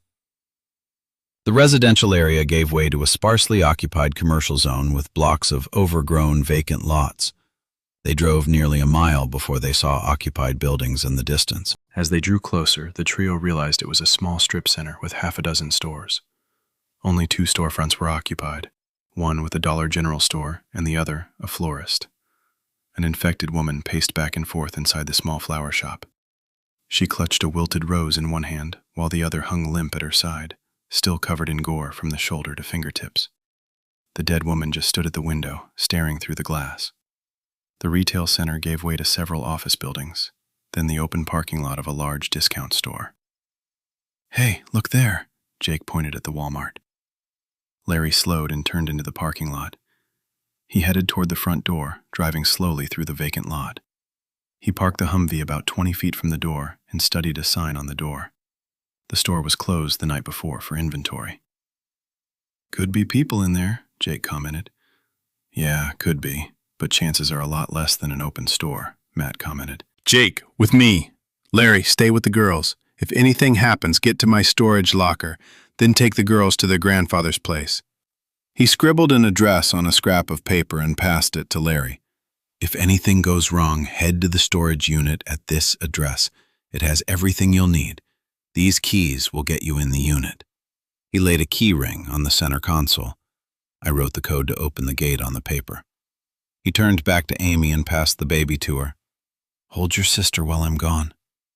He opened the door, got out, and reclosed it. He walked around the back of the Humvee, opened the back door and pulled a tire iron from inside the back, then reclosed the door. Jake eased his massive frame from the front seat of the vehicle. He put a hand to his back and stretched. I guess there ain't two of those. When Matt offered him the tire iron, he moved his head from left to right. I'll pick up something inside. Let's do this. Amy called out, Don't forget a car seat. Jake laughed and gave Amy a thumbs up. I got it covered, little girl. He walked to the front door and pushed on the closed door. When it didn't budge, he reared back to drive his foot through the glass panel. The glass shattered and fell to the concrete in a waterfall of sparkling shards. Matt and Jake eased through the opening and disappeared into the dimly lit store. Matt stopped to study the overhead signage. A moment later, he nodded toward the baby aisle. Get what you think we need for the girls over there. I'll get water and food. Don't forget diapers. Pick up something to use as a weapon on the way. There might be infected in here. No worries, Jake answered as he grabbed a shopping cart and hurried away toward the garden center. Matt grabbed a cart and headed into the store. Suddenly he stopped as he neared the end of an aisle. Shuffling feet and a low moan made Matt stop and release the cart handle. He sidestepped toward the shelving of the end cap. He raised the tire iron, then slid his foot forward. Peeking around the cases of canned corn, he saw the infected making his way toward him. He also noticed a hanging display of the small packages of notepads. He pulled a package from the rack and tossed it to the middle of the aisle. The infected, dressed in a white shirt and black apron, moaned as he leaned toward the packet. Matt slammed the tire iron down on the back of a young man's skull. Bone crunched and scalp split. The body fell to the floor, black goo spilling from the wound. The monster still clutched the notepaper in his hand when he twitched one last time. Sorry, buddy. Matt pulled the kid's legs out of the way and rolled the cart into the hardware department. He grabbed a number of items from the shelves, all in threes. He found multi-tools, large knives, and machetes, then headed toward the grocery department. He stacked cases of water on the bottom of the cart, then swept the shelves of pre-packaged, ready-to-eat meals and bags of nutrition bars. As an afterthought, he tossed in boxes of Pop-Tarts, cereal in bags, boxes of crackers, and powdered milk. He heard Jake on the baby aisle tossing things into the cart. When he arrived, he found Jake's cart filled with an array of items: cans of dry formula, 3 huge bags of diapers, baby wipes, cases of baby food, packages of baby clothes, blankets, and, in his hand, he carried a car seat box. Matt grabbed a rattle from the shelf and tossed it into Jake's cart. Let's move. They both turned and headed toward the front of the store door. Matt walked past paper goods and grabbed 3 boxes of plastic spoons. As they made their way down the aisle, they passed a display of Tylenol. Matt grabbed 2 bottles and tossed them into the cart. He kept a 3rd box and tore the top off, dumped the bottle out, and then twisted at the cap. When he looked back up, he cursed again. Fucking headache. Jake nudged Matt with his elbow, but Matt ignored him. Childproof caps are a real pain, Matt complained. Ain't got time for that, Jake answered and pointed toward the back of the store. 2 infected appeared from the auto department and began shambling toward them while Matt struggled with the packaging. Jake looked up and reached for the tire iron, but Matt raised his hand. I got this. He threw the plastic bottle at Jake, then dug through his cart and pulled 2 machetes from the shopping cart he had filled. He tossed one to Jake and ripped the second from the scabbard. He walked away to meet the pair of infected. He jabbed the blade into the left eye of the first, withdrew it, then swung the blade in a wide arc at the second monster. the head separated from the body of a young woman in a white jacket. Her hair fanned out as her head spun away. Matt finished off 2 more store employees and wiped the blade on the white coat of the pharmacy technician before he slid the machete back in the scabbard. Let's get the fuck out of here. Jake rolled his cart to the shattered window, stepped outside, then picked up the front wheels and eased it over the window frame. He pulled the cart forward, then Matt raised the back wheels of his cart over the window frame. When Jake's cart was clear, Matt moved his cart in position, and they repeated the process. Jake pushed the cart to the back of the truck and began tossing his haul into the back of the Humvee. He tore the car seat box open and tossed the box aside. He pushed the seat into the middle of the back seat of the Humvee. He stepped aside to give Matt access to the open tailgate. Matt pushed the cases of water toward the back seat, then picked up the cart and upturned the content into the back of the vehicle. He slammed the back door and grinned at Jake. "Good work, buddy," Larry called out. "Better get a move on, guys. We got company." Matt looked over his shoulder. "Oh, fuck." Jake turned just in time to see an infected redneck ready to take a chunk out of his shoulder. He jumped back, swinging the shopping cart at the monster. The cart knocked the infected man down, and Jake drew his machete. He slammed the blade into the top of the man's head. The man fell back, pulling the blade from Jake's hand, and landed with a crack of his skull against the asphalt. Jake ran to the body, stepped on the redneck's face, and pulled the machete free. He hurried back to the front of the Humvee and climbed in the front seat. Matt took off half of the second infected man's head, then followed Jake to the passenger side of the vehicle. With the second door slamming, Larry jammed the vehicle into gear and spun out of the parking lot. Following. "Where did they go?" Liz screamed at Harry's back. Her words were muffled amid the roar of the motorcycle engines and moans of the infected. John pulled ahead on his Harley with Harry following close behind. He weaved between vehicles and clusters of monsters. When one of the dead stood in his way, he calmly raised a handgun and fired, then roared past with Harry in his wake. Liz pressed her face against Harry's jacket, horrified at the mayhem of crashed cars and cannibalistic monsters clustered over bodies in the street. She felt exposed and vulnerable, despite the fact both motorcycles seemed to be heavy-duty and designed for the open road. Harry's black bike sported full seats, armrests, and saddlebags big enough to accommodate a small child in each. John's bike was similarly decked out, but a deep green in color. They barreled out of the alley only to be forced to a crawl when they turned on the main street. The infected that heard the bikes bolted upright and stumbled after them. Liz clung to Harry while the bikes eased around 2 cars locked together by smashed and tangled fenders. Blood splattered the inside of the windows and windshield of both vehicles. Through an open door, she could see a bloodied child's car seat in the back seat of one of the vehicles. Liz's breath caught in her throat. Her girls. Where were her daughters? Where was her husband? Was her family safe? A dozen or so infected stumbled out into the street from an open doorway across the street as they passed. Those drawn to the roar of the bikes were within arm's reach. Liz slammed her hand against Harry's shoulder. "They're coming," Liz shouted. When Harry saw the hands reaching toward Liz, he gunned the bike and swerved to the left.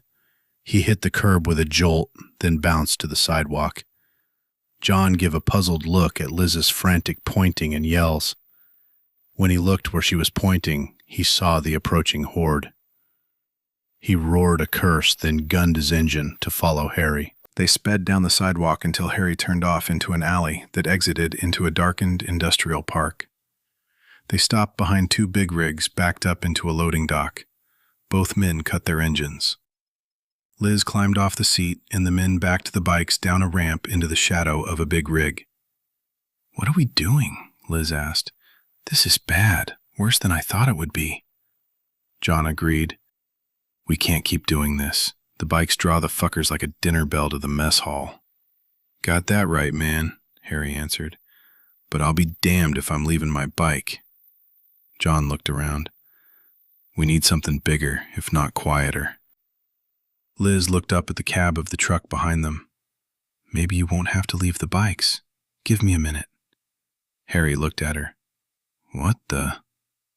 Liz ignored his question and climbed to the gas tank at the side of the truck cab. After taking a breath, she tapped her knuckles on the side of the sleeper behind the cab. She clung to the side mirror as she looked inside. She slapped her palm against the window a bit louder. No sound came from inside, and no bloody face appeared. Liz peeked inside and called over her shoulder. No keys!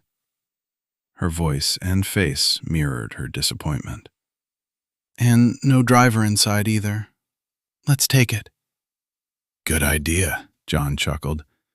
One step at a time, Lizzie. He kicked the stand under his bike and walked to the cab. He reached up to help Liz to the pavement. By the time she stood on terra firma, Harry had kicked his bike stand to the concrete and stepped off his bike. John reached up and pulled at the door handle of the truck. It was locked. He shrugged and went to his bike, opened a saddlebag to pull a thin length of metal from the inside. He stepped up to the door and slid the metal down the glass to the inside of the door.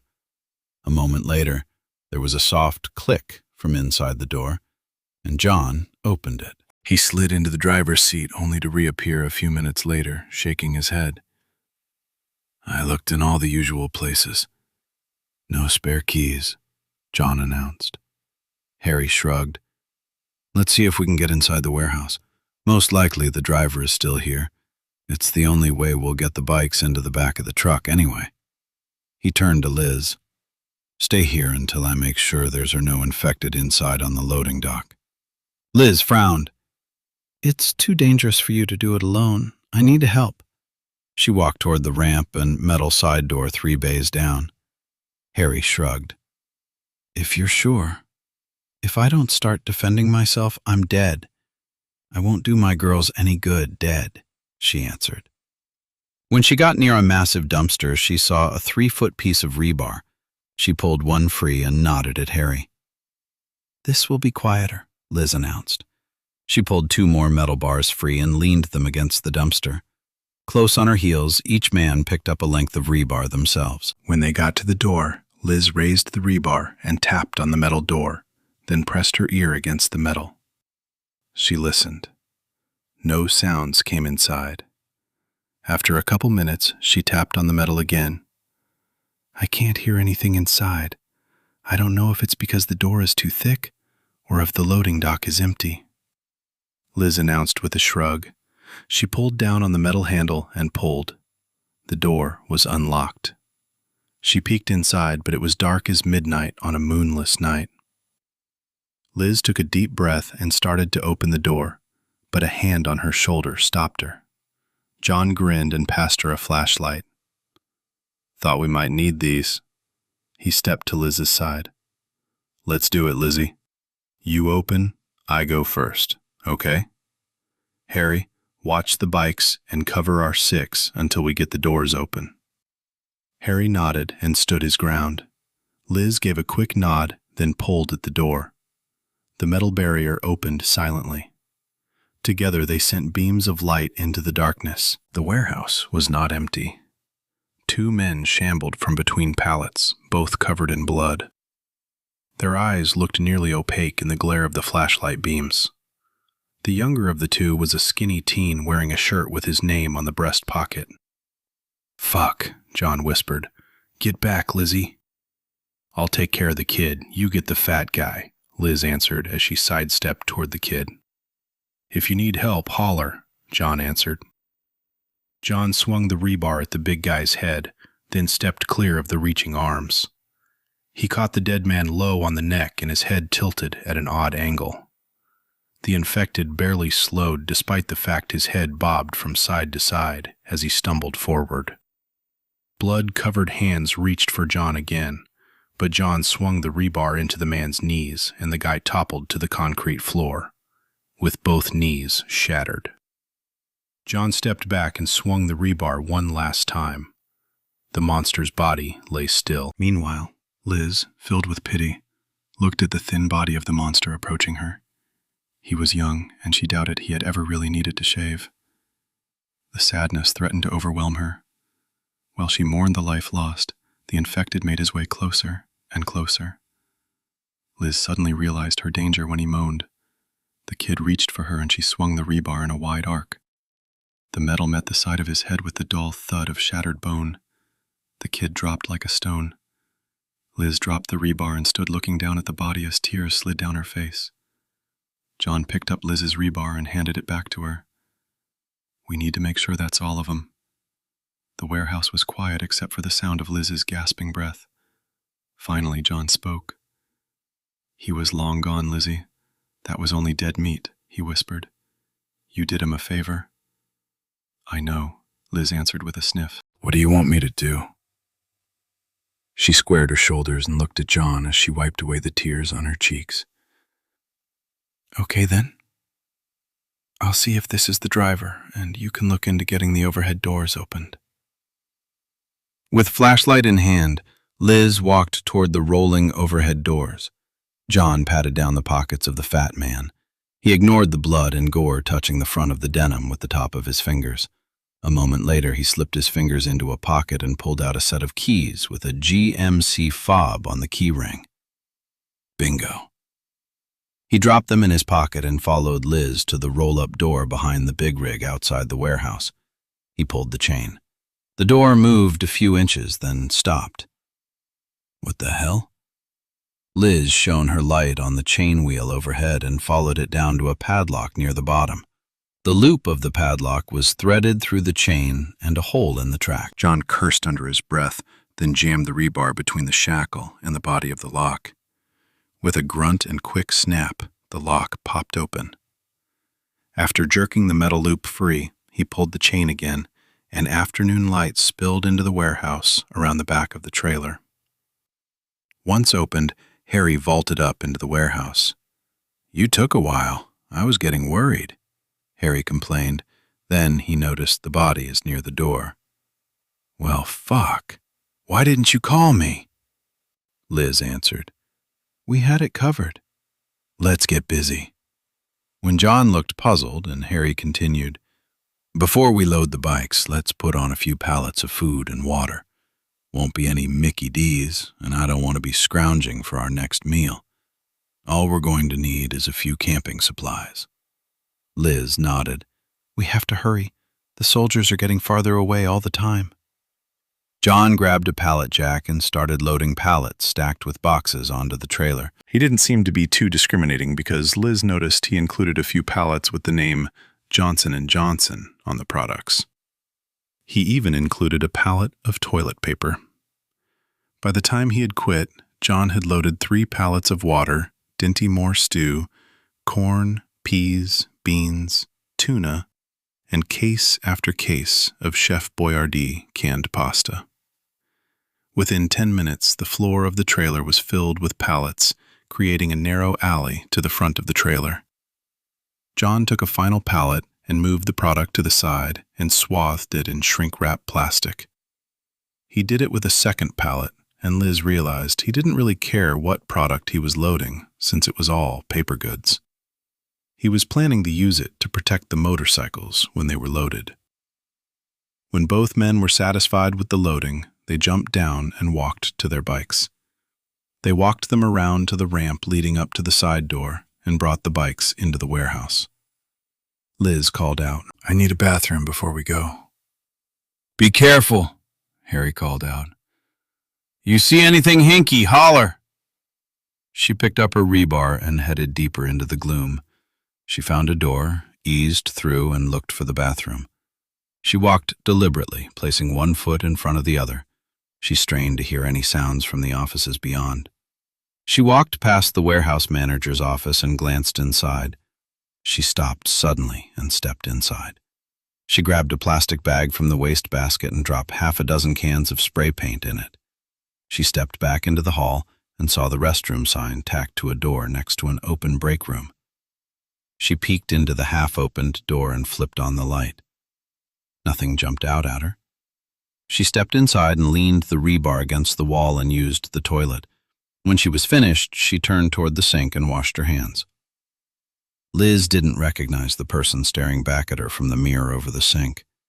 She looked tired. When tears threatened, she hurled the paper toward the wastebasket and picked up the rebar. Out in the hall, she stepped back into the break room and grabbed a plastic bag from the counter, kicked in the front of a snack machine, and quickly pulled bags of cookies, candy, and chips into the bag. When she was done, she made her way back into the warehouse.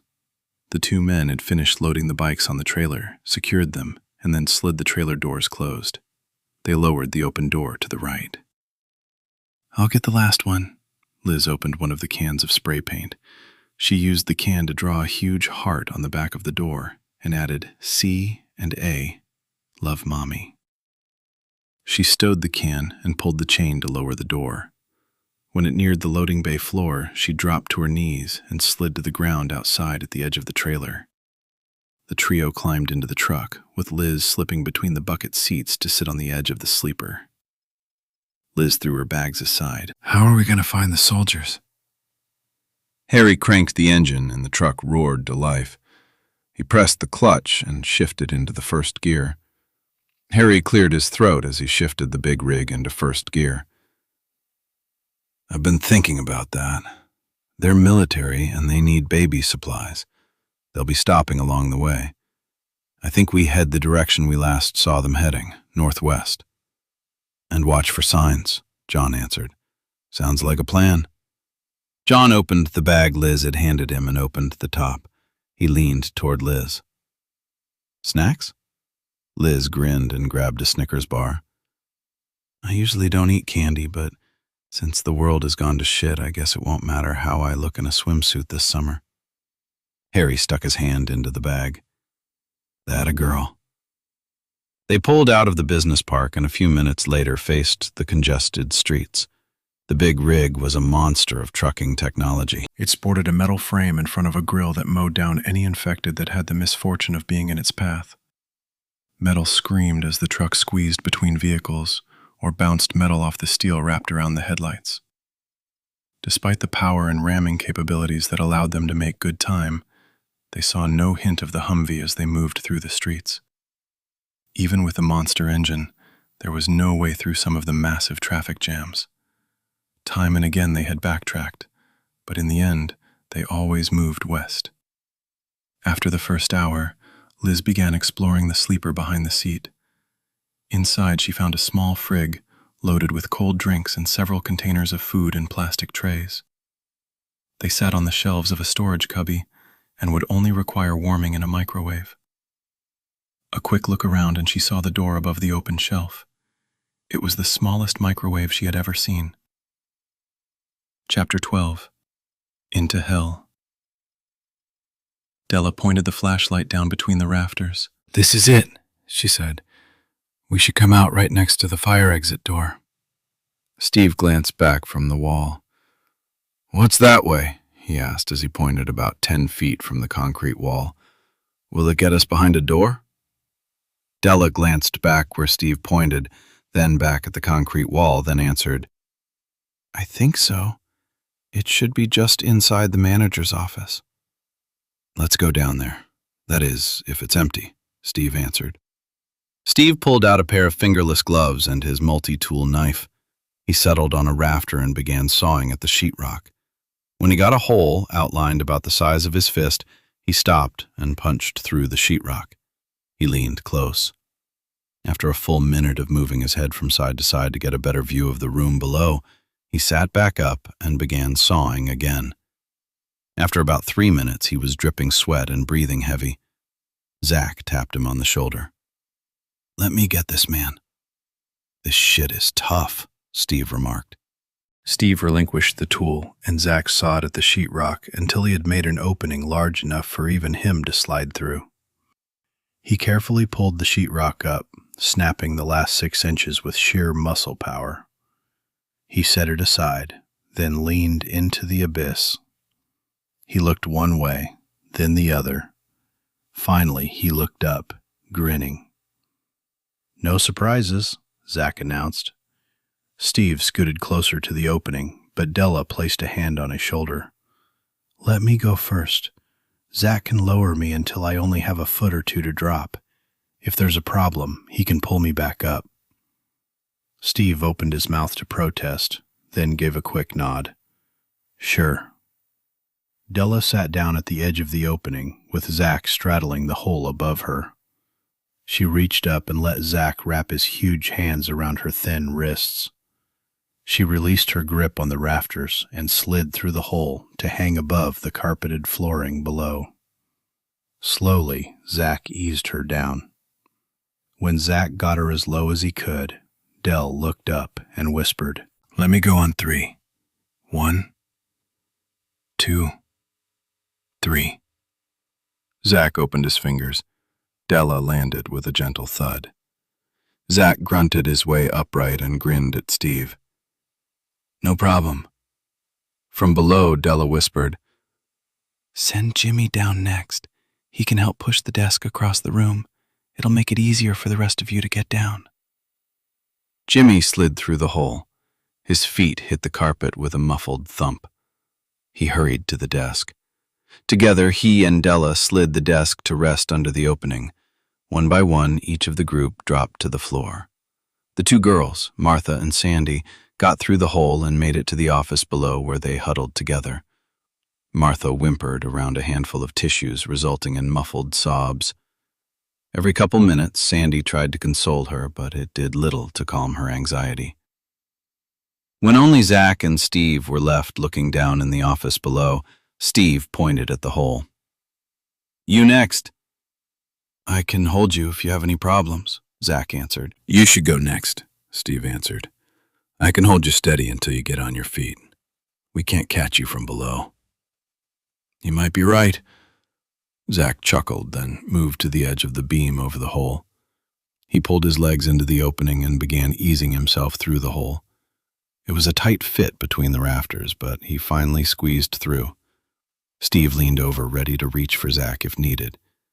Just as Zach eased down and his head disappeared into the room below, his left hand twisted around and slipped. Steve dove for his right hand and grabbed his hand as it slipped from the beam. Zach teetered on his toes, with Steve hanging half out of the hole, still clutching his wrist.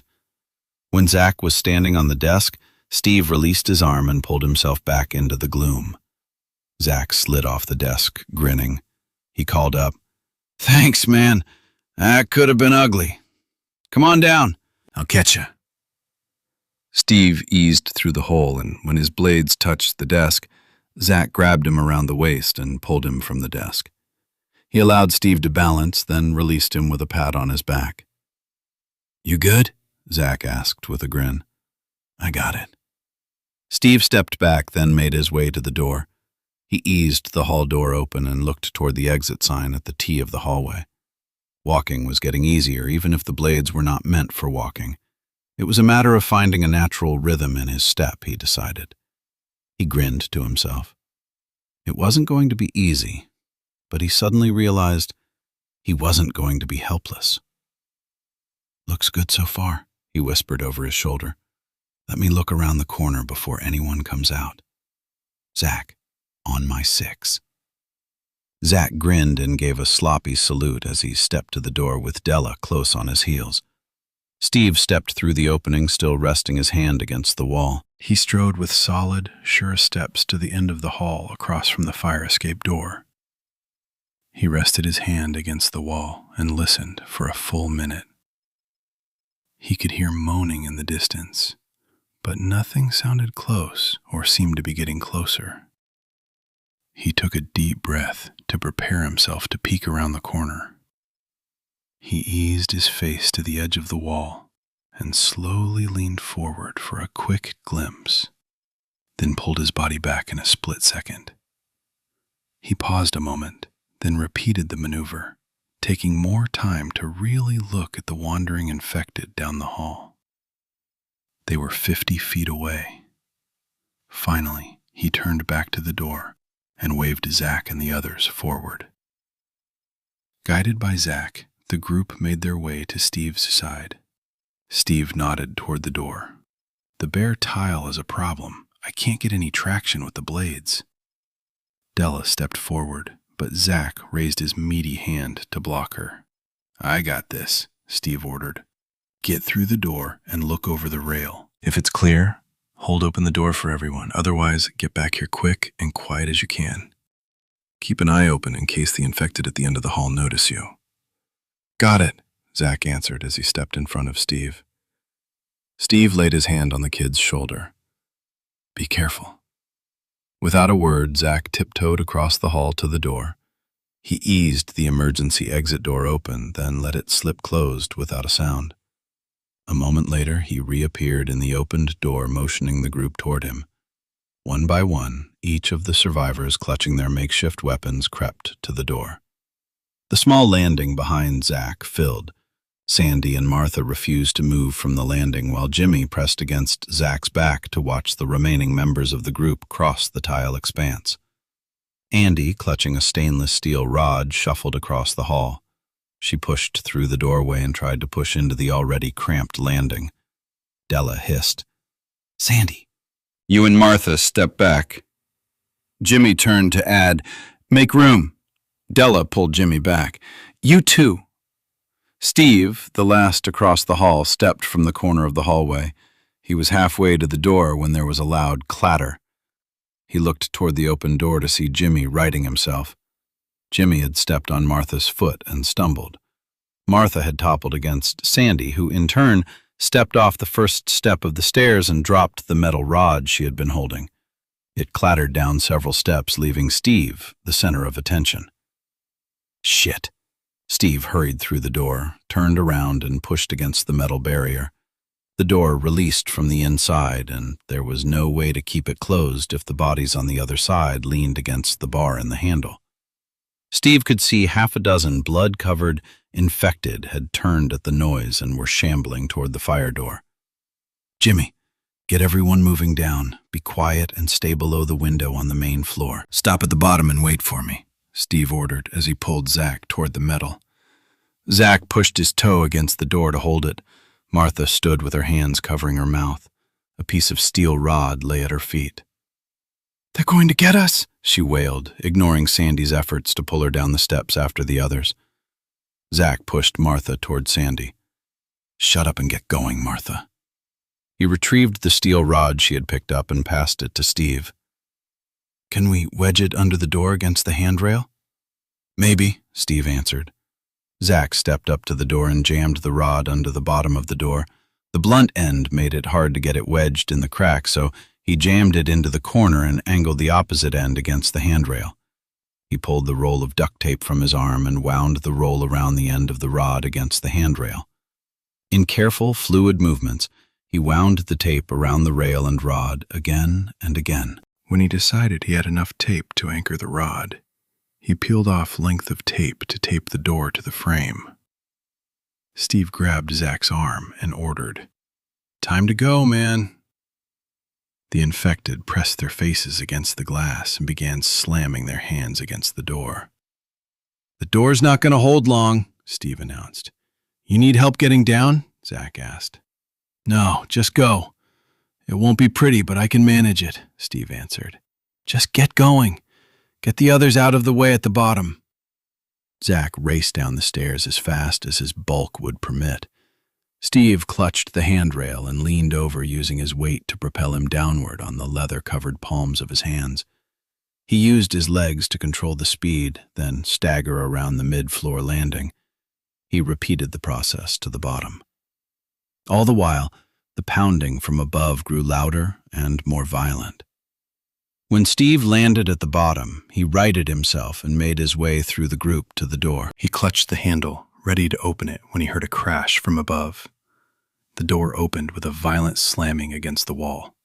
"Fuck," Steve cursed. "Can't we get a break here?"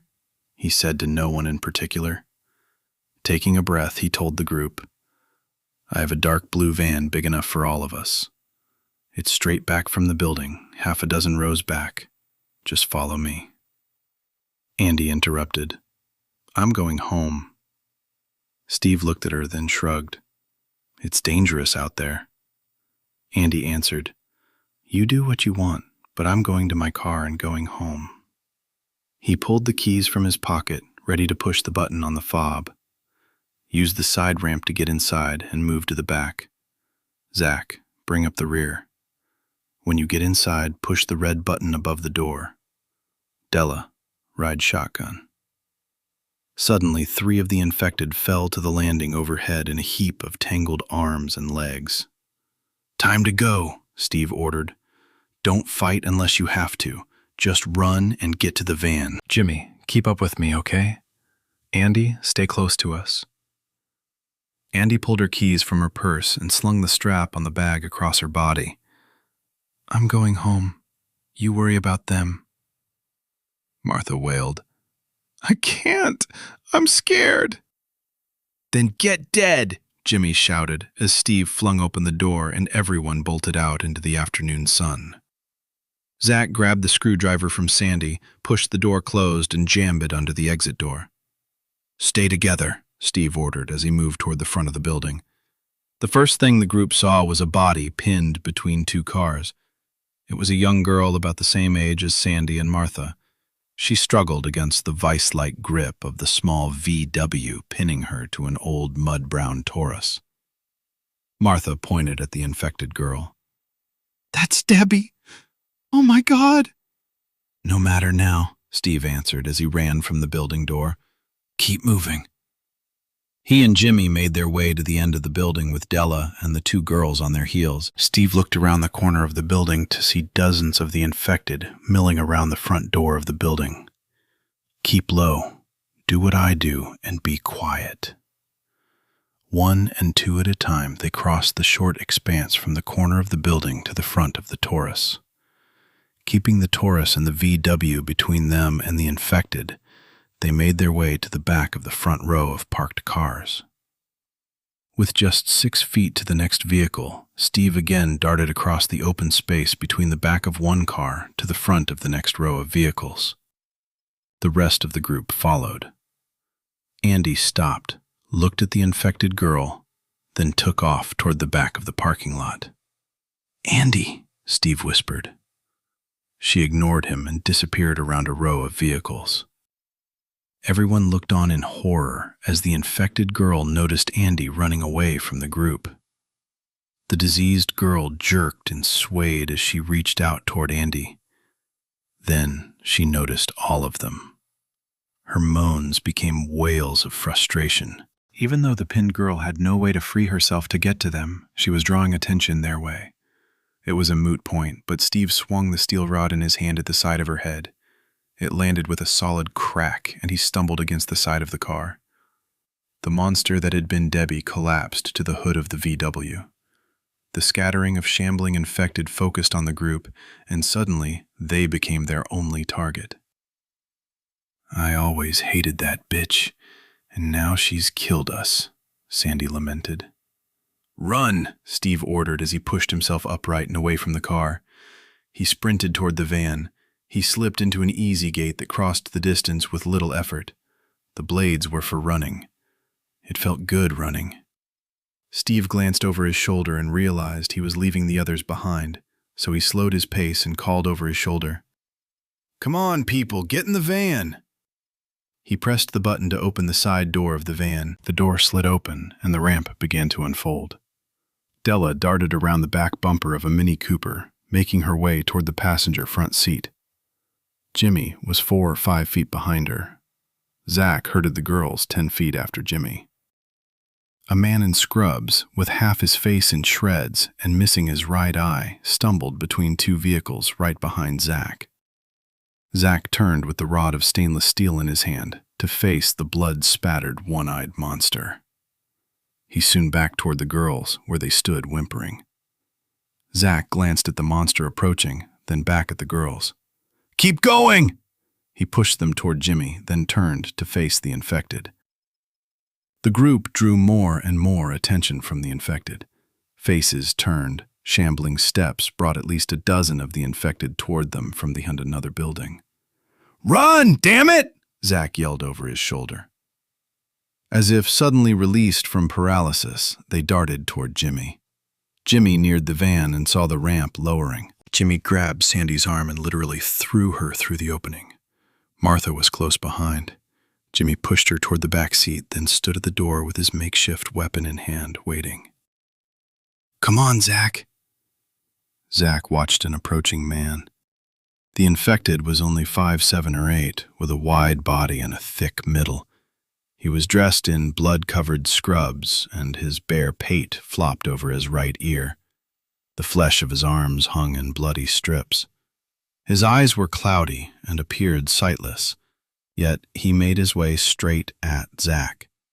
He raised his head, sniffed the air, and kept moving forward. "I ain't got time for this shit, man," Zach commented as he stepped toward the monster. He raised the rod in a batter's stance, balancing his weight between his feet, and waited the split second it took the man to get close enough. Then he swung.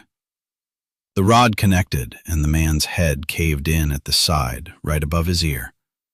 The body collapsed. Zach didn't wait to see if the man moved again. He turned toward the van and hurried after the others, still clutching the bloody rod. Steve rounded the front of the van and caught himself against the front grille. An infected woman appeared at the back bumper of the vehicle. She sniffed, and her steps quickened as she stumbled toward him. Steve cringed at the terrible injuries the woman had suffered. Her arms and legs were covered in open wounds where the flesh had been torn out, leaving ragged holes. Her face might have been pretty once, but it was impossible to tell now that it was flayed to the bone. Her nose had been torn off, taking her upper lip and most of the left cheek with it. She raised her arms and moaned. Della got to the van and opened the passenger door, then noticed Steve standing still at the front of the van. "Steve?" He raised his hand. "Get in the van and slam the door." Della caught movement through a back window and got a glimpse of an infected woman approaching Steve. She slid into the passenger seat and slammed the door. The bloodied woman turned to face the sudden noise. Steve took a step forward, then swung the rod he had used on the girl a few minutes before. The power of the swing and sudden impact of connecting with her head left Steve off balance. He stumbled and caught himself on the side mirror. The infected woman fell to the pavement. The jab in his side drove his breath from his lungs. Della grabbed the door handle, ready to open it when he reappeared in the window. He righted himself and reached the door handle, opened it, and climbed inside. "Red button. Push it when he's in," Steve yelled. Jimmy stood guard at the side door until Zach got close, then slipped inside the van. Zach stepped through the open doorway and flopped on a middle seat. Jimmy leaned over and slammed his hand against the red button to close the door. They all watched as the ramp slowly rose while more of the infected converged on the slow closing barrier. The ramp was raised head-high and folded when the first fingers reached over the top edge.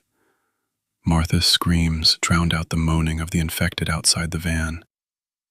Zach jumped to his feet and began beating at the clinging fingers. The ramp snapped into a locking position. Half a dozen fingers fell to the floor of the van behind Della's seat.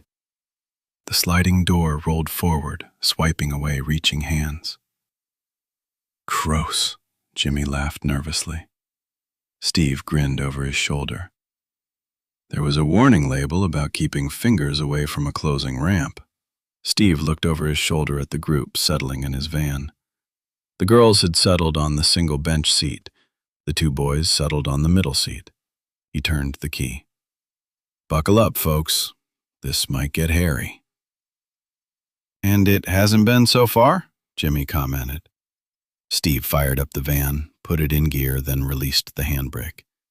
Half a dozen infected made their way to the driver's side of the van. Seeing Martha sitting next to the window, they began pounding on the glass, smearing blood and gore on the glass. Martha screamed and wailed, "We've got to get out of here! They're going to get me!" When she reached down to free herself from the seatbelt, Zach grabbed her hands. "We're going now. Sit still and be quiet." Steve pressed the accelerator and the van rolled forward. He turned the wheel to the right and punched the gas. The van roared away from the nightmare of the VA center. No one spoke for nearly 10 minutes. Then Jimmy asked, "Where are we going?" "The army base," Zach suggested. Steve sighed. I don't think so. If the military were viable, they would be on the street dealing with this shit.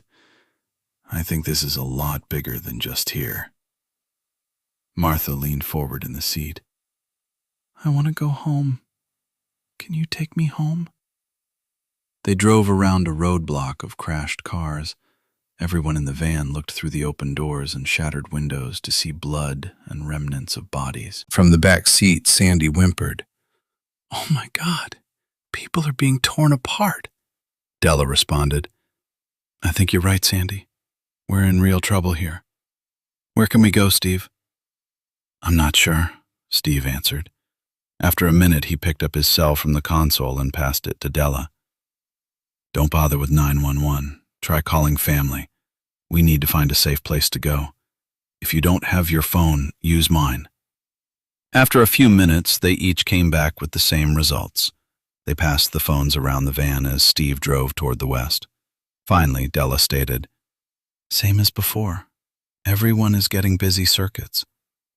What are we going to do, Steve? Chapter 13. Brief Respite. Matt punched in the code of the security gate of the storage units. It slowly slid open and the Humvee eased through the gate onto the property. Larry stopped to wait for the gate to close behind them. Once it latched, Matt directed Larry between rows of units to the farthest end of the complex. They rounded a corner and Matt slapped Larry on his shoulder. Here, Matt ordered. He passed Claire to Amy and unbuckled his seatbelt. I didn't see anything that stood out, but let's look around Jake. Standing in the afternoon gloom, he eased the door closed. The catch of the locking mechanism echoed in the silence. Got your six, man? Jake jumped out and eased the door closed every bit as gently as Matt had done. Together they moved quietly to the next row of units, looked toward the front of the row of overhead doors, then crossed to the last driveway. The only other vehicle in the lot was a dented dark blue Escape. The Ford seemed to be abandoned since it was parked in front of a unit with the doors locked. The unit in front of the SUV was padlocked and secure, but there was no sign of the driver. After finding no one on the grounds, Matt went back to the unit located on the back row of the complex behind the Humvee. He reached into the vehicle and retrieved the key ring he had handed Larry earlier. After fumbling with the ring for a few moments, he selected the right key and opened a side door next to the orange rolling door of a unit. He stepped inside and flipped a switch. Jake peeked around Matt's shoulder. Man, nice setup. Is this where you've been staying off base? Matt nodded, slightly embarrassed. Sometimes I just need to get away. Besides, I had shit to store. There's a toilet at the end of the next building and a dumpster. Matt grinned. Almost all the comforts of home. Inside the unit was a couch, a recliner, 3 industrial shelves stacked with boxes, a flat-screen television on a wooded create, and in the center of the space, a military footlocker serving as a coffee table. An apartment-sized refrigerator with a microwave on top sat next to the television, where both were plugged into a surge protector, snaking down from an adapter between the fixture and a bare light bulb overhead. On the back wall, a stool sat in front of a workbench. On the bench lay a gun cleaning kit and a bullet reloader, a bag of brass, and a variety of other related items. The cord of a light bar above the table stretched back to the power strip. Matt walked back to the door and waved at Larry. Within minutes, carrying baby Claire, he ushered Amy into the unit. She turned to take the infant from Larry. She crossed to the couch and sat down. She looked from one man to the next. I need to change her or she'll get diaper rash. Claire squirmed in Amy's arms and began to whimper. Matt looked from Larry to Jake and then took a deep breath. I know, sweetie. We'll get what you need. Then we'll get organized and eat something. Tomorrow we head out to your grandfather's place. Amy began to tear up as Matt continued. When we know you're safe, we'll come back and look for your mom. Jake shrugged. Sounds like a plan to me. He winked at Amy and grinned. I'll get diapers and such for your sister, okay? He stepped back outside. Amy settled on the couch with Claire in her arms. Matt turned to Larry and whispered, "It looks like we might be on our own." "You got that right. You would have thought at least a few brothers were out there." Larry nodded in agreement, then asked, "You got any food?" "Right here." Matt crossed the room and picked up a box to set it on the workbench. He pulled the clear tape from the top of the cardboard and tilted the box up to show Larry an array of microwavable dinners. "Let's get the kids settled, then we'll sort out the supplies and make some plans," Matt answered. Jake brought in supplies. Amy changed Claire's diaper and fixed her bottle. He sat down a bottle of water and the diaper bag. Amy settled on the ragged couch with Claire in her lap. She tickled her sister's chin and made a face by pursing her lips and crossing her eyes. When the baby giggled, Amy pulled her close and kissed her head. "We'll find Mommy, Claire Bear, I promise." Amy picked up the bottle and Claire reached for it. Amy hummed softly as Claire wrapped her chubby fingers around the plastic. Matt looked at the older child. She was a cute little girl with dark hair, a button nose, and serious eyes. She was so grown up to be only 10 years old. She cared for her sister and didn't complain despite the uncertainty of not having a parent around. Now she sat quietly giving the baby a bottle when Matt was sure she had to be hungry herself. When the baby fell asleep, Amy settled her on the end of the couch on a baby quilt, pulling the end over her bare legs. Amy accepted the microwave dinner Jake handed her and ate quietly. When she was finished, she stretched out on the couch next to her sister. Within minutes, the girls were cuddled together fast asleep.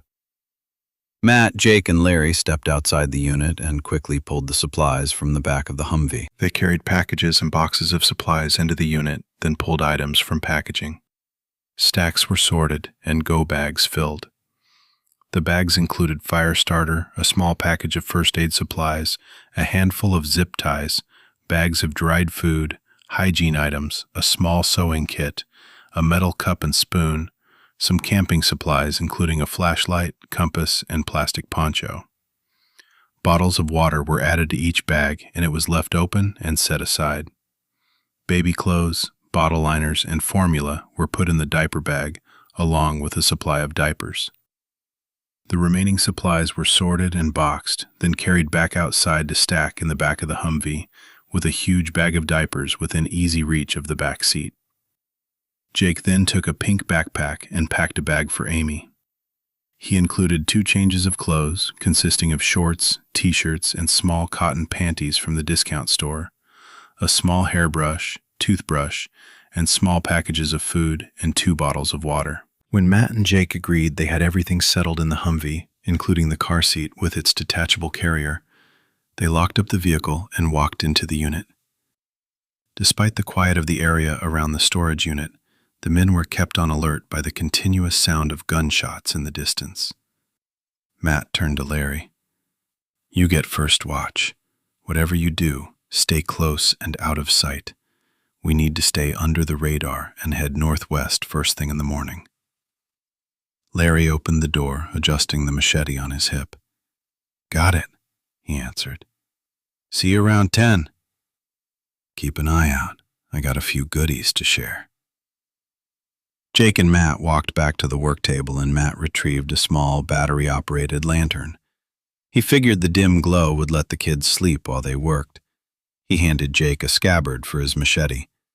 Jake threaded the scabbard through his belt and settled it on his hip. "Wish we had something besides these." "That's why we're here," Matt answered. He walked to the footlocker on the middle of the scrap of green carpet.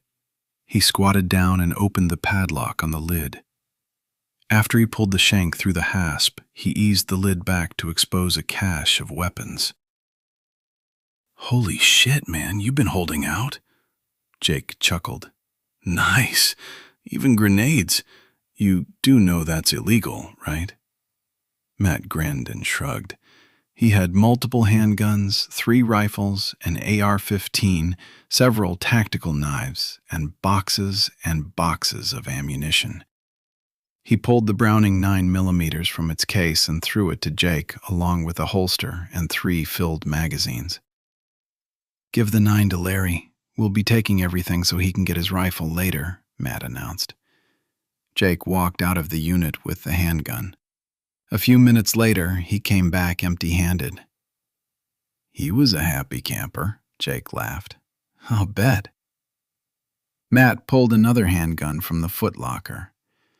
"You can have the Beretta or the Ruger. I don't care. I've got another Ruger I'll be keeping for myself." Same deal with the rifles. I figure Larry'll want the AR. Same ammo, so either or.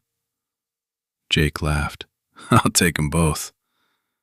Matt chuckled as he reached into the box and pulled out both gun cases. He slid them toward Jake.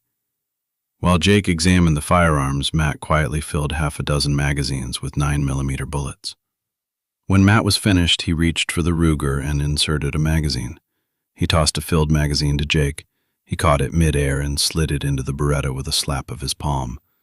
After holstering each weapon, Jake rose to his feet and anchored one holster on the back of his belt and the other on his hip. "I'm not much good with a rifle, so how about I carry the shotgun?" Jake said. Matt chuckled softly as he pulled out the Barrett 9.8B. "All yours, buddy." He pulled 3 mesh vests with multiple pockets from the box and threw one at Jake. He stuffed his own vest pockets with boxes of 9mm rounds and 3 .38 Lapua for the Barrett. He filled the third pocket similarly and draped it over the back of a chair. "We'll give Larry his, and let's get some shut-eye. I'll take last watch so you can relieve Larry at 10. When Matt stepped back inside the unit, he pulled 2 sleeping bags from a box on a shelf and tossed one to Jake. When he reached in the box again, he brought out 2 quilts. He draped the smaller quilt over Amy before he pulled the footlocker out of the way and made a bed on the rug next to the couch. Jake found an open spot near the shelving. He laid his head on the rolled sleeping bag, folded his arms across his chest, and closed his eyes. Within minutes, he was sound asleep and snoring softly. Matt drifted off to the sound of Jake's snoring. The nagging headache spawned by too much alcohol and not enough sleep disappeared, and he relaxed into slumber until images of monsters feeding on screaming children invaded his dreams. He was running to save them, but his body moved in slow motion. Still mired in the terror of dying children, the sound of a whimpering baby woke him. With his heart still racing, he got to his feet and found the lamp. He turned on the light and picked up the sniffing baby. "It's all right, baby girl." Matt held her close and rubbed at her back. He shuffled through the bag of baby supplies and found a diaper. After fumbling through the changing, he made a bottle just as Amy had. He settled in the armchair with the infant in his arms. After a few minutes of squirming, they both got settled, and both her eyes drifted closed. Just as he was dozing off, Claire squirmed in his arms and made little sounds that reminded Matt of a mouse. Matt raised the squirming little girl to his shoulder and patted her back until a healthy burp escaped in a blast of warm air. Once relieved, Claire nestled her small face against Matt's neck.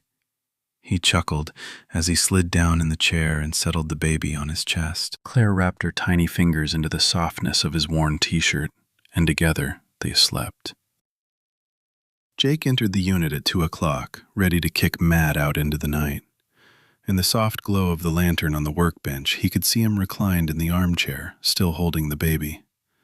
He patted Matt's shoulder, careful not to disturb the sleeping infant. "It's 2.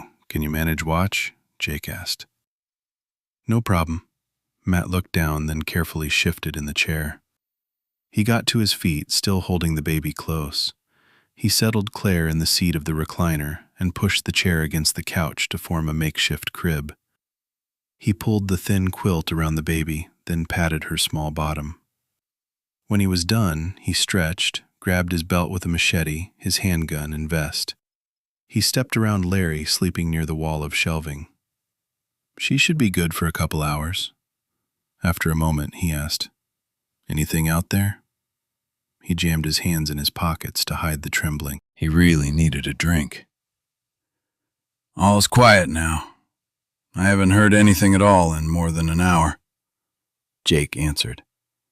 Get some shut-eye, Matt answered. We'll head out come daylight. Matt stepped out into the dark of night and pushed the door closed. He walked to one side of the units, looked down the row of units and over the fence. He saw nothing moving, so he walked to the opposite side of the complex and did it all over again. He wished he had picked up the bottle of Jack Daniel in the unit. His stomach knotted and his hands trembled. Maybe in an hour he could sneak back inside to get his bottle. He walked around the units twice an hour until he heard the sound of gunfire from multiple firearms in the distance. The gunfire continued for all the while growing louder. Terror-filled screams joined the cacophony. Matt knew the only real danger would come from the front of the complex, so jogged toward the entrance. The outermost storage units had been built to form a U, with the back of the units forming a solid barrier to the outside. Inside were 2 additional back-to-back rows of units. His unit was at the back of the U and out of sight. Half of the front was more storage units and a brick building that included a business office and an 8-foot-high wrought iron fence with the electronic gate. Soon the electricity would be out and the gate would be a problem. They were safe for now, but come daybreak, they would certainly be less secure. How were they going to take care of kids? They were just soldiers. Chain of command made life easy. Surely this is a localized situation. They needed to get out of the hot zone. That was it. Get out of the area. Locate FOB, Forward Operating Base, and see that the girls got to their grandfather. The roar of a gunned engine on a street nearby tore Matt from his thoughts. He looked at his watch, keeping the glow of the face behind his hand. It was nearly 6, and the skies had begun to lighten. The sound of the racing engine grew close enough he could make out the sound of a Mazda engine straining against the abuse it was obviously taking. The squeal of tires and a loud crash sent Matt running toward the front of the units. He stayed in the shadow as he made his way toward the entrance. Terrified screams sent chills down Matt's spine as he slipped from the shadows to the back of the office building. He peeked around the building and immediately saw the crumpled gate. A small, low-slung sports car had slammed into the side of the wrought iron, toppling it from its tracks. The car blocked the entrance. Its engine still roared as it pushed against a heavy-duty support post. 2 monsters that had once been people leaned over the driver's side of the vehicle, pulling at a young woman still trapped behind the steering wheel.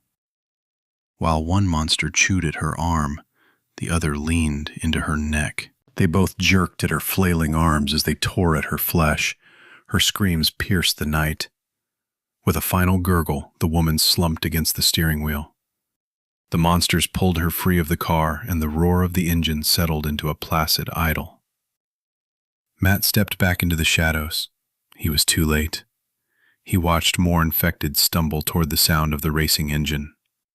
They joined the pair devouring the woman to pull at her as well. He jogged from the office building to the corner of the storage units, then between the parked SUV and the wall of units. When he got to the unit, he met in by Jake at the door. Both he and Larry had armed and were ready for action. Amy sat up, rubbing at her eyes. Matt hoped she had not heard the screaming. "We got to get moving," Matt ordered. "Be quiet. Jake, watch the gate." Jake disappeared through the door with a belt of weapons and shotgun in hand. Matt walked to the baby, gently gathered her into the blanket, and grabbed the diaper bag. He handed the baby to Larry. "I'll grab the packs, blankets, and sleeping bags. You put the girls in the Humvee." Matt reached into the refrigerator and dumped all the water, sodas, into a duffel bag, then stepped to the shelf to do the same with the few remaining packaged dinners. He looked around, then zipped and shouldered the bag. "Ready?" Larry asked as he adjusted his weapons. He held out his hand. "Come on, sweetie." Amy looked from one man to the next. "I need to go to the bathroom," she whispered. Larry looked to Matt. Matt shrugged. "You get the baby in the car seat and I'll take her. It's close, and as long as the crowd at the gate stays there, no problem. When they left the unit, Matt snapped the padlock back on the door. Never can tell if we might need some of the stuff we're leaving behind. He shrugged. Matt held out his hand to Amy while Larry quietly opened the Humvee doors. Larry eased the baby into the car seat and buckled her in. Larry slid his bag behind the seat. He closed the door quietly, then walked around to the back of the vehicle. "Jake?" Matt whispered. "How's it look?" "No change. They're all outside the gate," he answered. Matt led Amy toward the restrooms. "Let's try to be real quiet." He took a breath and added, "No flushing." Amy looked up and Matt answered, "It might be noisy." "Oh, okay," Amy answered. When Matt got to the restroom, he peered into the gloom of morning light through the open door. "Wait here while I check it out." Matt pulled his machete from the scabbard and reached inside to flip on the light. The bathroom was small and had 2 stalls and a single wall sink. Both stalls were on the right side of the cinderblock room and the sink on the opposite wall. He eased into the bathroom, past the open stall doors to an open utility room door. He flipped the light switch, but the room remained dark. He tapped his blade against the door and listened. He heard nothing. He stared into the gloom and saw nothing move. He kicked a doorstop from under the door and turned around and walked back to the entrance. The room smelled really bad, but it was a public restroom. More often than not, they smelled like piss and shit. He pointed at the first stall. "Use that one." Amy went into the stall and Matt heard the gentle click of the lock. He watched under the stall and saw Amy's feet raised and dangled at the front of the porcelain. He turned away and waited. Nothing. "We have to hurry," Matt whispered. "I can't go with you standing there." She answered, "Close the door." "Damn it," Matt whispered. Against his better judgment, he pulled the door half closed. Immediately, a gentle trickle echoed from the concrete grotto. Matt smiled. They would be out of the storage units and on their way within minutes. The dribble stopped, and then huffing breaths and a whimper echoed from the bathroom. "Amy," Matt whispered. "Time to go, sweetie." The child screamed. Matt jerked the door open and heard a moan. He suddenly realized the smell was more than typical bathroom aroma. He rushed into the gloom to see a prone figure sprawling on the floor in front of the stall where Amy was trapped behind the locked door. Matt grabbed the corpse by the leg and pulled the dead woman from under the door. He stepped over the body and seized a handful of hair and slammed the face against the cinder block wall. The bloodied woman jerked her head around to latch onto Matt's arm, but he raised her head again and slammed it into the concrete floor. He threw the body to the back of the room and slammed the machete into the head. When the walking corpse didn't move, he wiped the blade on her clothes, then walked back to the stall. "Amy, honey, it's all right. Unlock the door, sweetie." His voice hitched with concern. The door remained locked, and Amy whimpered, "I'm scared." "The monster is gone. You can come out," Matt implored. The door lock clicked, and the stall door opened a couple inches. Matt slowly pushed the door to see Amy standing on the toilet seat, her back pressed against the wall. Her eyes were wide with terror. When she recognized Matt, she launched herself into his arms. He stumbled back, wrapping his arms around the little girl. "I've got you." He held her close as he walked out of the bathroom. "I am so sorry. I won't let anything like that ever happen again." Chapter 14. Alone Again. Tate sat up, flung her feet over the edge of the thin mattress of the sleeper, and slid into the driver's seat. She'd fallen asleep listening to the radio. She leaned her head out the window. She heard the distant pop again. It was gunfire. She reached behind the seat to grab her handgun and laid it on the passenger seat. She studied the shadows in the woods behind the house. More shots rang out, and this time they sounded closer. Charlie said the edge of town was only a quarter-mile from the roadblock. She decided the second set of shots came from the roadblock itself. He was right. Parking behind the house hid the light of a truck doors opening from the roadblock, but it also obstructed her view of them. If she wanted to see what was going on, she had to get inside the house.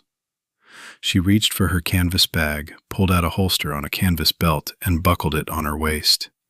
She picked up the handgun and jammed it in the holster. She picked up the rifle and opened the truck door. Standing on the top step, she took one last look through the windshield and side windows before she jumped to the ground. She scanned the yard toward the outbuildings, the woods, and small cemetery at the back of the property. Seeing nothing, she ran to the house and stepped through the kitchen door into the darkening house. She heard 2 gunshots, then another 3, this time much closer. Once inside the house, she took the stairs 2 at a time.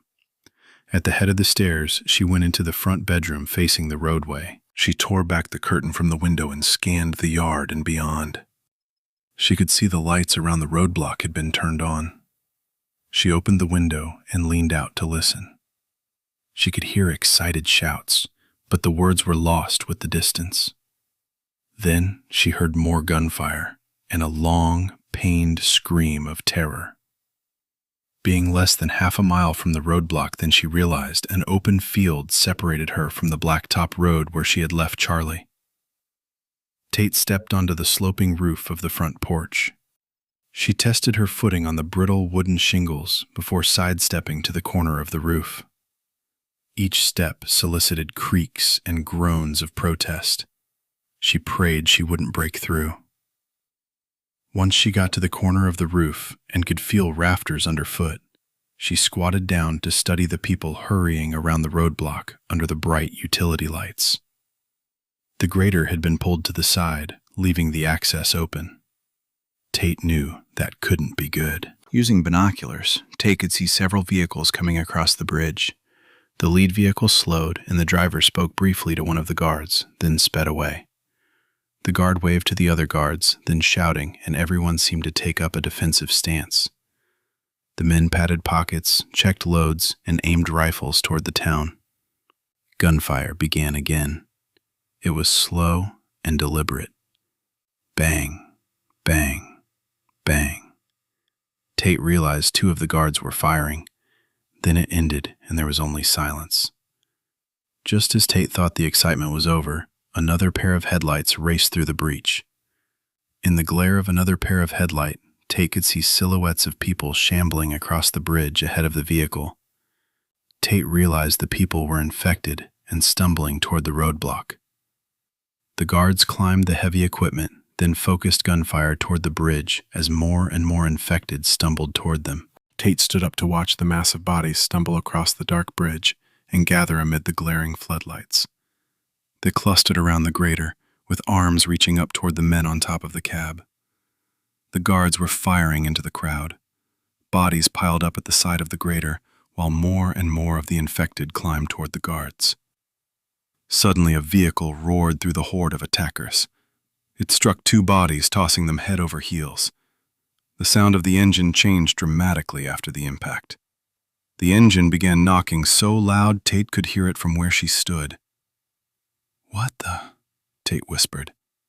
She looked back toward the window, debating about jumping into her truck and leaving, but decided to wait. Charlie expected to find her at the house, and if something went wrong, she might be able to help him by being at the house when he came. Tate watched a work light teeter, then make a slow arc to the ground, exploding in a light show of sparks. The vehicle raced away from the roadblock with the engine sputtering and coughing. One of the headlights blinked out as the vehicle disappeared over the hill. Tate followed the vehicle's journey by the growl of the engine and the roar of the missing muffler. The truck slowed and turned at the crossroad, accelerated, then made the second turn toward the farmhouse. The remaining headlight blinked once when it turned on the lane leading to the house. Tate hurried to the window, climbed back inside the house, and made her way down the stairs.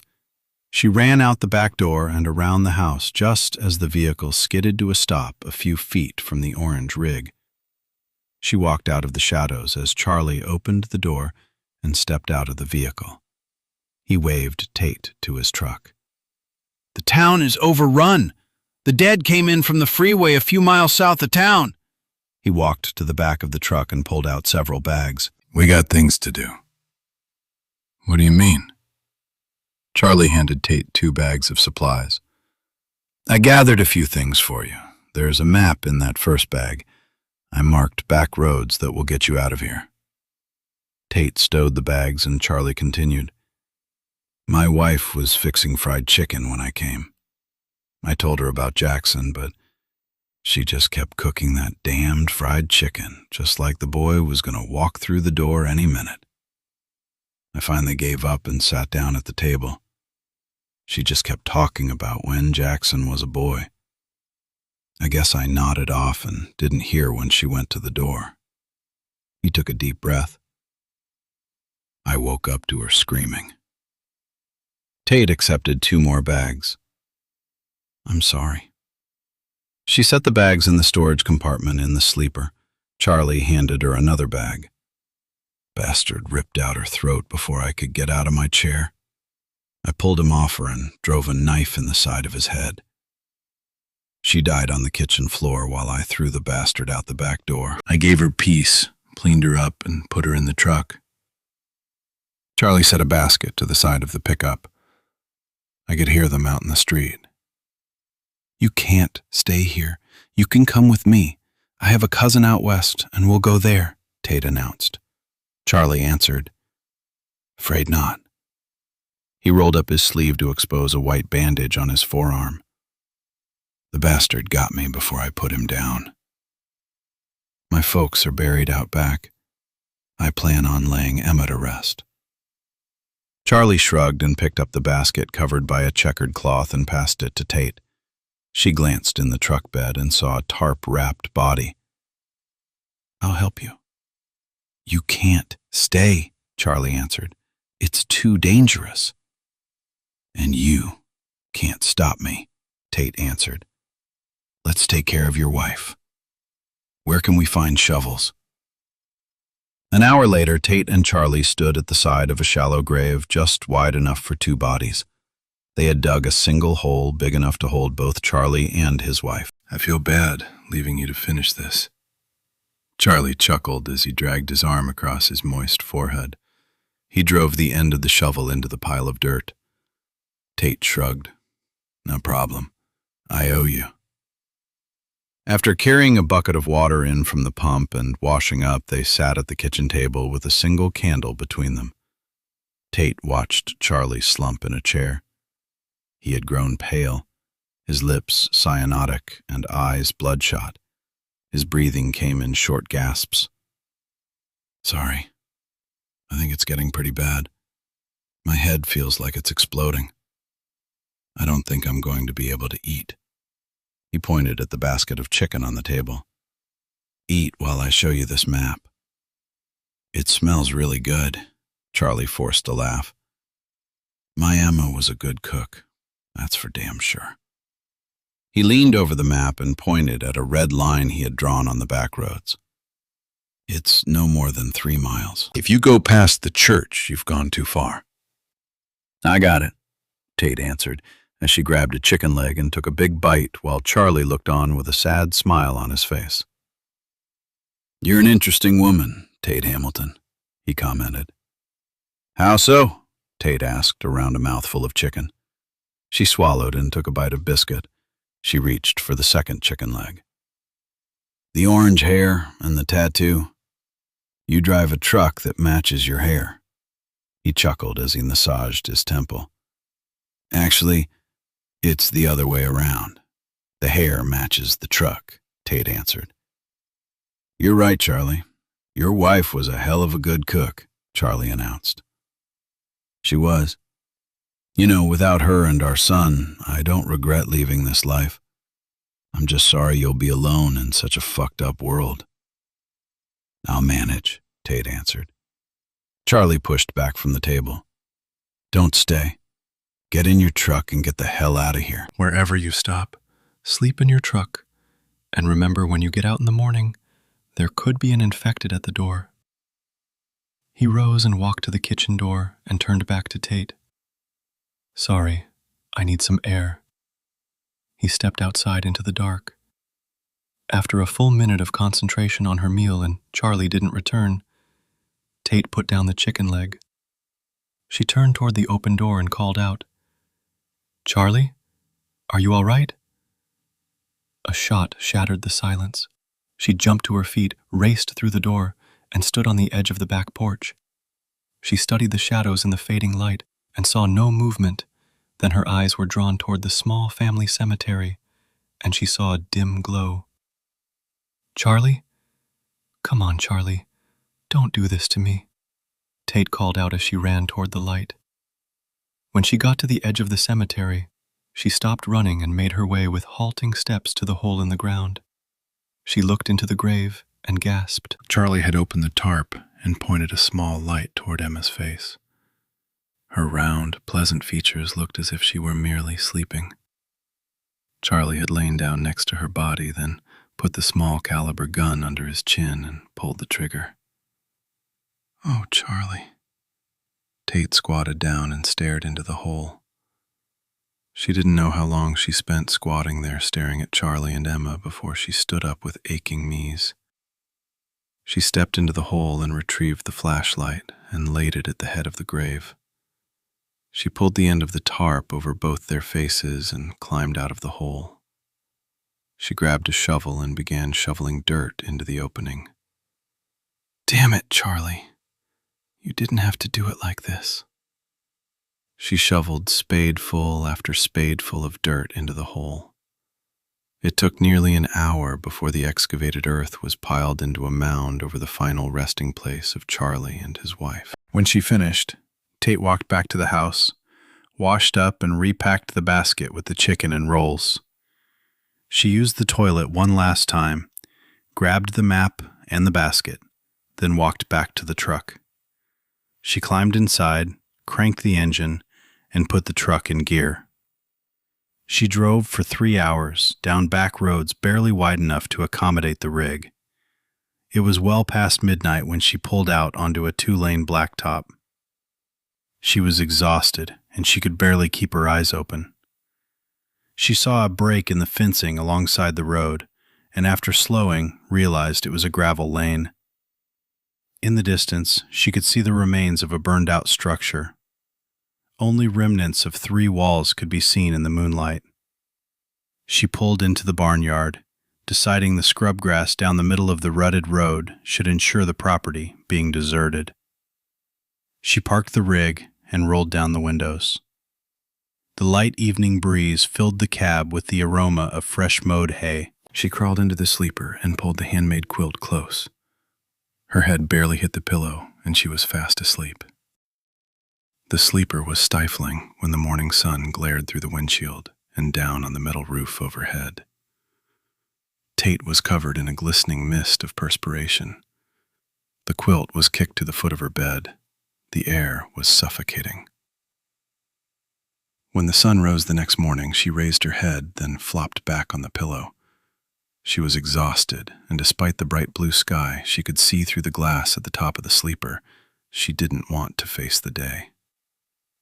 Slowly, the events of the evening before came back to her, and she buried her face into the quilt. As she lay there, she slowly realized she was hearing moans, or maybe sobs, of people in pain.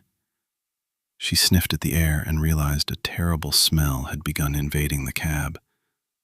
She threw the quilt back as the fog of sleep cleared. Slowly, she realized the groans and moans were not her imagination, but coming from the open window, along with the overpowering stench of decay and shit. Tate sat up with a start and peeked through the curtain at the side of the metal compartment. She gasped at the sight of dozens of infected roaming the yard and around the burned-out structure. She also saw a major highway behind the destroyed building, with dozens of vehicles parked one behind the next. Dozens of bloodied and gore-covered dead people were focused on the orange bitch. Each looked expectantly at the windows of the cab, their noses raised and sniffed as if they could smell her. She could even hear snorting above the moans from time to time. "Fuck," Tate cursed. "Damn it. Shit." She took a deep breath to calm her terror and almost gagged. She geared up the courage to slide from behind the curtain into the driver's seat. The infected outside grew more agitated when she appeared. The monsters slammed open hands against the doors and drug bloodied fingernails across the paint. All the commotion made by the infected pounding on the door drew the attention of others further away. One by one, the infected, still on the road, turned and stumbled toward the big rig. The truck was being surrounded by monsters, smelling like an open sewer. Tate turned the key and pushed the starter. The engine ground and sputtered, then died. "Come on, you frigid bitch, start!" She adjusted the choke, then pushed the starter again. The motor sputtered once, then roared to life. She let the engine warm, while the new noise drew even more infected toward her. The stench filled the cab, and she swallowed the rising bile. She closed the windows, trying to stem the wafting smell. She slammed in the clutch and shifted the truck into first gear and blew the horn, hoping the noise would drive the infected away. Instead, the sound drew even more of the infected to the rig. They stumbled closer, arms reaching and mouths opening and closing. Tate slowly released the clutch and pushed her foot down on the accelerator. The infected pushed closer to the moving vehicle. The truck rolled forward, and she watched as the faces in front of the bumper disappeared under the brush guard. The sound of bones and skulls crunching under the wheels filled the cab. With her jaw clenched, Tate shifted to second, then third. The truck accelerated.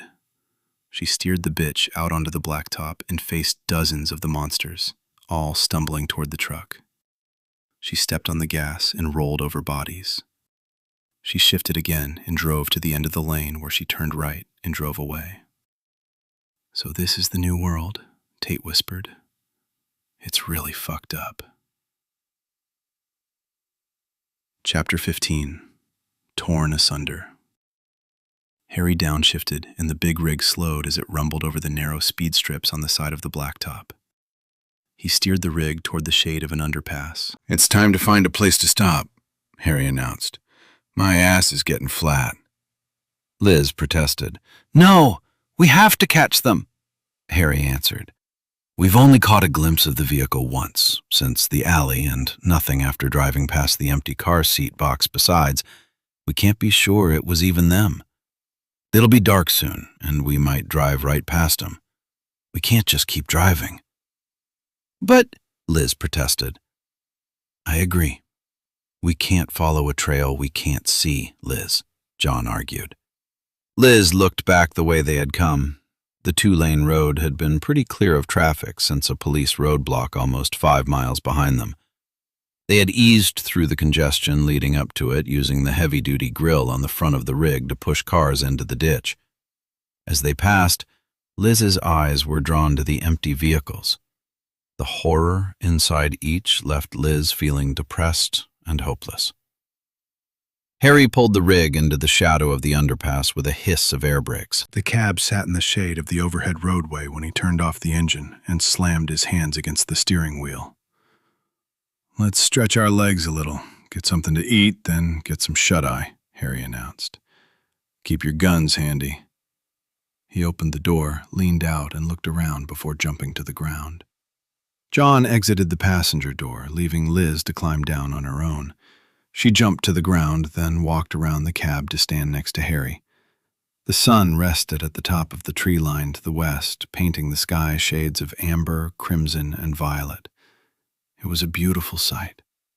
Standing there in the fading light, they were enveloped in a bubble of peace and quiet. No traffic noises, only crickets and night creatures for company. After John burned the first microwaved meal, he turned over the cooking to Liz.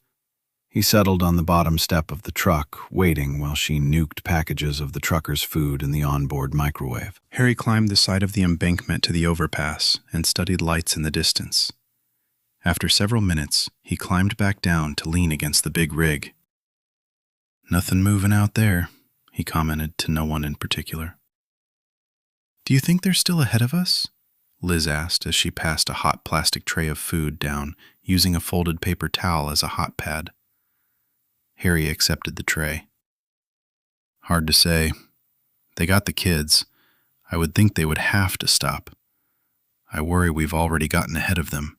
It may be hard to keep moving with the baby." John accepted his meal. "Liz, knowing they're with rangers, you have to know they are being protected. They got a better chance than most kids right now." Liz settled in the driver's seat facing the open door to study the two men leaning on the medium. "I have to believe we'll find them."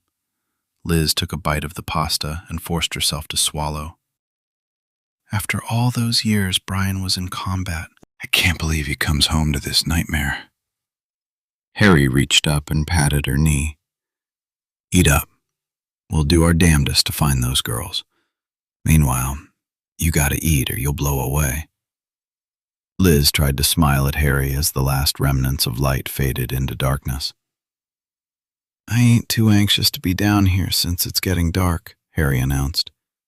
Liz tossed her plastic tray toward the ditch and turned to Harry. "You can take the sleeper. I'll take the driver's seat. It leans back enough for me to sleep there." John laughed. "I'll take first watch.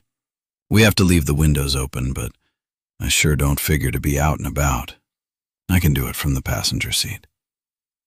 Within minutes, Harry was snoring softly inside the sleeper. Liz punched at the small pillow she had retrieved from the sleeper and curled up against the door and tried to sleep. The glow of the digital clock announced hour after hour until it glowed 11. She straightened up in the seat and nudged John. "Go to sleep.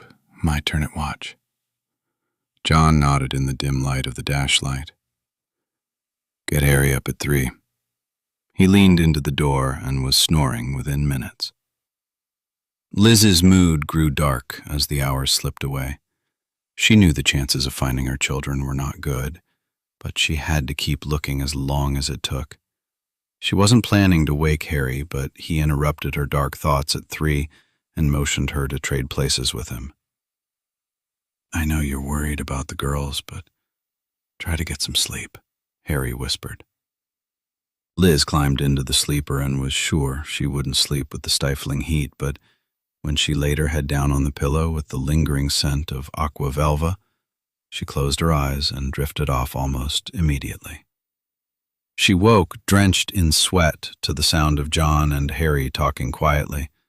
When she leaned out to join the conversation, Harry asked, "Where were you heading when you had to leave your car?" "My father's cabin. He lives up close to a state park out west." Liz answered, "It's pretty remote." "Did your daughter know?" "Sure. We talked about it. Amy loves going to the cabin, and Brian always said it was a safe place to go if the shit hit the fan. My father is a bit of a prepare for the worst type. Brian and I used to laugh about the cabin." Liz's breath caught, and she looked away with tears threatening to spill from her eyes. "What?" John asked softly. "Brian called from the base when I was shopping that afternoon. He told me to go to my dad's as quick as I could get there. He said there was an attack on the base and not to wait for him. I started to argue, but his voice got really quiet and said I had to leave immediately to protect the girls. He said not to even stop to pack." "Did he say what happened?" John asked. Liz answered quietly. "No. I heard screaming in the background, then the line went dead. I picked up Amy from school and headed out of town. We hit traffic and all the cars just stopped." Liz sighed. "Hundreds of the infected were headed our way," she sighed. "The rest, you know. Yeah. The creepy sons of bitches just came like a wave down the street. People were running, and anyone they caught, they killed. The dead got up a few hours later and joined the mayhem. Harry commented. "Shh," Harry hissed. "I hear something." Liz could hear a distant pop, then another, and another. Gunfire? The sound grew louder and closer together. Definitely gunfire. As she strained to hear, the roar of heavy, powerful engines overtook the pop of gunfire. Liz turned, but saw nothing with the trailer blocking the back window. Harry looked toward the side mirror and cursed. Fuck! He turned the key in the ignition, and the big engine thundered to life. He jammed the shift into gear, and the behemoth began moving forward. Meanwhile, the roar of the coming vehicles grew louder, sounding angry and threatening. "What is it?" John asked. "A fucking striker," Harry answered as he shifted to second. The truck moved a modicum faster. "We can't both fit through the underpass.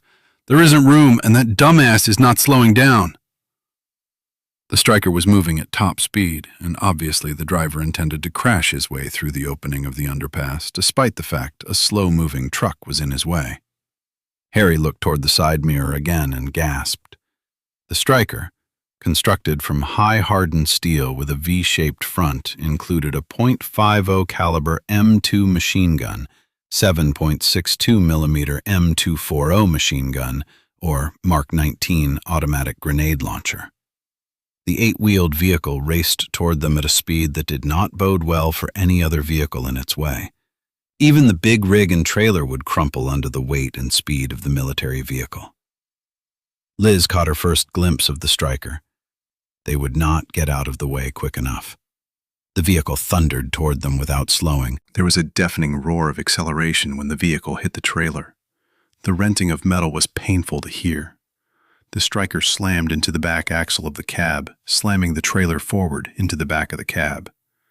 The trailer bounced off the mount and tilted to the left. The V-shaped hull of the striker ripped through the side of the trailer and then connected with the side of the tractor itself. The driver of the striker roared through the opening he had created by destroying the trailer, followed by several more military vehicles. The cab ripped free of the trailer and slammed into the abutment supporting the overpass, spun around, and smashed into the side of the concrete. Harry crashed into the steering wheel, then the door frame, and as if it was not enough, he was hurled back toward the passenger side of the vehicle. He fell in a heap over the center console. Meanwhile, Liz flew from the sleeper. She reached out to stop the plunge toward the front seat, but the vehicle's sudden change of directions sent her on a nosedive into the wheel well at John's feet. She struck her face against his knee before crumpling into the floorboard, hitting her head on the dash on her way down. John slammed against the windshield, then back into the side window, where he ended up slumped against the door, stunned by the impact. "Fuck," John whispered, as the truck settled and stopped rocking. He reached down, wrapping his big hands around Liz, and pulled her back against his thick chest. She was out cold. "Harry, man, you okay?" "Fucking assholes," Harry mumbled as he stared at the striker through the shattered remains of the windshield. After a moment, he turned the key, and the only sound was a distant click under the hood. The massive engine remained silent. He watched the convoy of military vehicles follow the striker around the wreckage of their truck. It included 3 troop carriers, 2 Humvees, and 2 additional strikers. Not a single driver slowed or braked. They sped away. Once the roar of the engines disappeared, the quiet was unsettling. John turned Liz face up and brushed the hair from her face. Blood streamed from her nose, and her eyes remained closed. She was limp in his arms. "Is she alive?" Harry asked. John pulled a rag from behind the seat to wipe the blood from her face. "Out cold, but I think she'll be all right." Harry shook his head to clear the fog, then carefully helped John straighten Liz's legs and arms. His fingers slid down each limb and finally stopped at her face. He pulled the rag from John and held it against the cut at the side of her head. Liz's eyes fluttered and she gagged. She coughed blood, and John turned her head to the side. Blood streamed from her mouth and nose. She wheezed and coughed a spray of blood across the cab. A moment later, she jerked fully awake, elbowing John in the jaw. When he yelped, she stopped thrashing and reached to her face. Harry pulled his hand away and she pressed it against her nose. Her eyes focused on the John. "Sorry," she mumbled as she slid off John's lap and balanced on the edge of the passenger seat. "Give it a minute, Lizzie. You were out cold." John opened the passenger door and slid outside to stand next to the rig. Harry pushed her back against the seat. After a few minutes of Harry fussing over her and John pushing at her hair, she pulled away and sat up. Harry used a bottle of water to dampen a rag and held it out to Liz. She dabbed the cloth at her face and whispered, "Assholes. They didn't even slow down, did they?" "Nope," Harry answered. "Just kept going like their asses were on fire." She pulled down the sun visor in front of her and peered into the mirror. She dabbed at her damaged nose and the cut on her forehead. The blood flow had stopped on both. She used the wet rag to clean her face. Harry pulled out a first aid kit from the center console and opened a couple Band-Aids. Liz looked around when she was finished and tried to understand the odd angle of the truck cab. When she looked back at John, she saw he had a goose egg on the side of his head that was quickly growing dark with bruising. Harry was bruised and battered as well. John grimaced as he twisted and his back cracked. "Fuckheads, damn near killed us. Let's figure out what's the damage for now." Harry opened the door and slid out of the cab. Before Liz could follow, he looked back toward the trailer and cursed. "We are so fucked." Liz eased herself from cab with Harry's help. John came around the front of the cab. When the trio stood on the asphalt, they could see the damage done to the rig and trailer. "Damn," John cursed. Together, the trio walked to the back of the trailer to study the destruction. The trailer had jackknifed off the trailer mount. Two of the tires on the driver's side were shredded. The back of the cab on the passenger side rested against the concrete wall of the overpass, while the trailer tilted at a crazy angle. Harry sighed. "Should have known it was too good to last." "If they scratched my fucking bike!" John hurried toward the trailer door. Harry and Liz stumbled after him. Harry studied the trailer angle. The front end sat on the ground while the back end was slanted up several feet higher than normal. Liz stopped and stared. Harry whistled low. "This is going to be a problem. That asshole took out the whole rig." Liz looked back down the road in the direction from where the military had come. The road was straight and level for at least a mile, where it turned into a stand of trees. Liz ignored Harry and John as they debated the damage and studied the kaleidoscopic of color in the distance. She focused and squinted until she realized what she was seeing. Her breath caught in her throat. She could see a mass of infected stumbling toward them in the distance. "Guys, we got a bigger problem than a few scratches on custom paint and chrome." Harry turned to follow her gaze. "We gotta get moving." Liz stood at the back end of the trailer where John had propped open the doors. All their carefully gathered supplies were in a pile at one side of the tilted trailer. The bikes hung suspended in mid-air from the tethers used to secure them at the back of the trailer. "How are we going to get the bikes over the tailgate and to the ground?" John asked. Harry walked back to the back of the cab. He found a heavy box and opened the lid. Inside, he rooted around until he pulled out several tie-downs, a heavy-duty screwdriver, and hammer. "We gotta make this quick. Lizzie, grab that canvas bag in the cab to carry food. Fill it with whatever you can find and think we'll be able to use." Liz ran to the truck, climbed in the sleeper, and rooted through the previous owner's cabinets and cubbies. She found the duffel and started pulling out the clothes. When she caught a whiff, she realized it was the driver's dirty laundry. She dumped the remains of hash-marked tighty-whities, then threw in an army blanket, a couple bar towels, first aid kit, firearms, and grabbed each of their packs. She climbed out of the cab with a final look and ran to the back of the trailer. Harry and John rigged a pulley system from the roof of the trailer. They threaded tie-downs through the roof of the trailer, then created a sling. Once it supported John's bike, Harry played out the length of the tie-down while John guided the bike over the back edge of the trailer. When the bike rested on the ground, John untied the sling. "Get a move on, man. We got company coming fast," John called out. Liz tied her and Harry's packs to the back fender of his tri-wheeled bike. John motioned her toward the trailer and made a step up with his entwined fingers. "Get what you can, but hurry while we get Harry's bike down." Liz flung the near-empty bag into the trailer, then reached up to pull herself into the gloom. She scrambled around the last bike and scuttled over pallets to bust open boxes. She threw cans of stew, fruit, beans, and meat into the bag.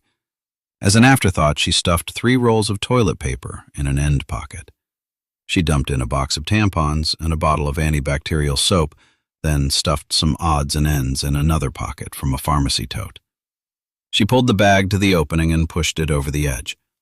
With that done, she used the blanket to ease 2 cases of water out.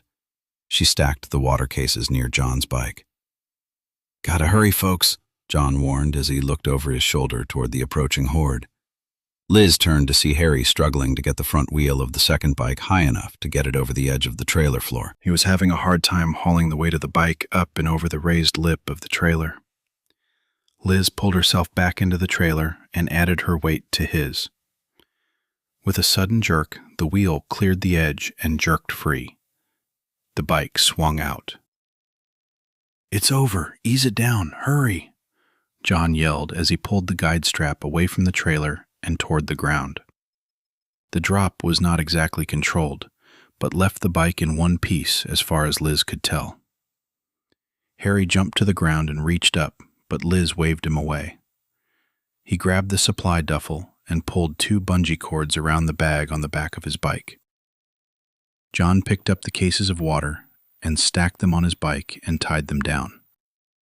They each picked up packs and stowed them. The trio struggled to ready the bikes as they kept a wary eye on the pack of predators, getting closer as the minutes ticked by.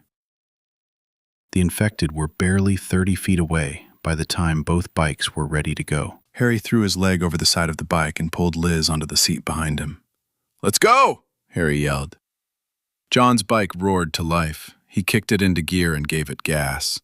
The bike made a slow turn away and began moving away from the approaching horde. "Come on, Harry, I'm feeling a little exposed here," Liz yelled. Harry pushed the starter and machine coughed and failed to crank. "Fuck me," Harry cursed. "We gotta go, Harry!" Liz pulled her gun and pointed it toward the nearest infected, ready to fire, while she clung to Harry's back. Harry reached under the gas tank of the bike and gave a valve a twist as he called over his shoulder with a grin. "Forgot to shut off!" He pushed the starter again, and the machine coughed, then roared to life. The dead were close enough for Liz to see the clouded eyes. She could hear their moans, and the stench grew, made her gag.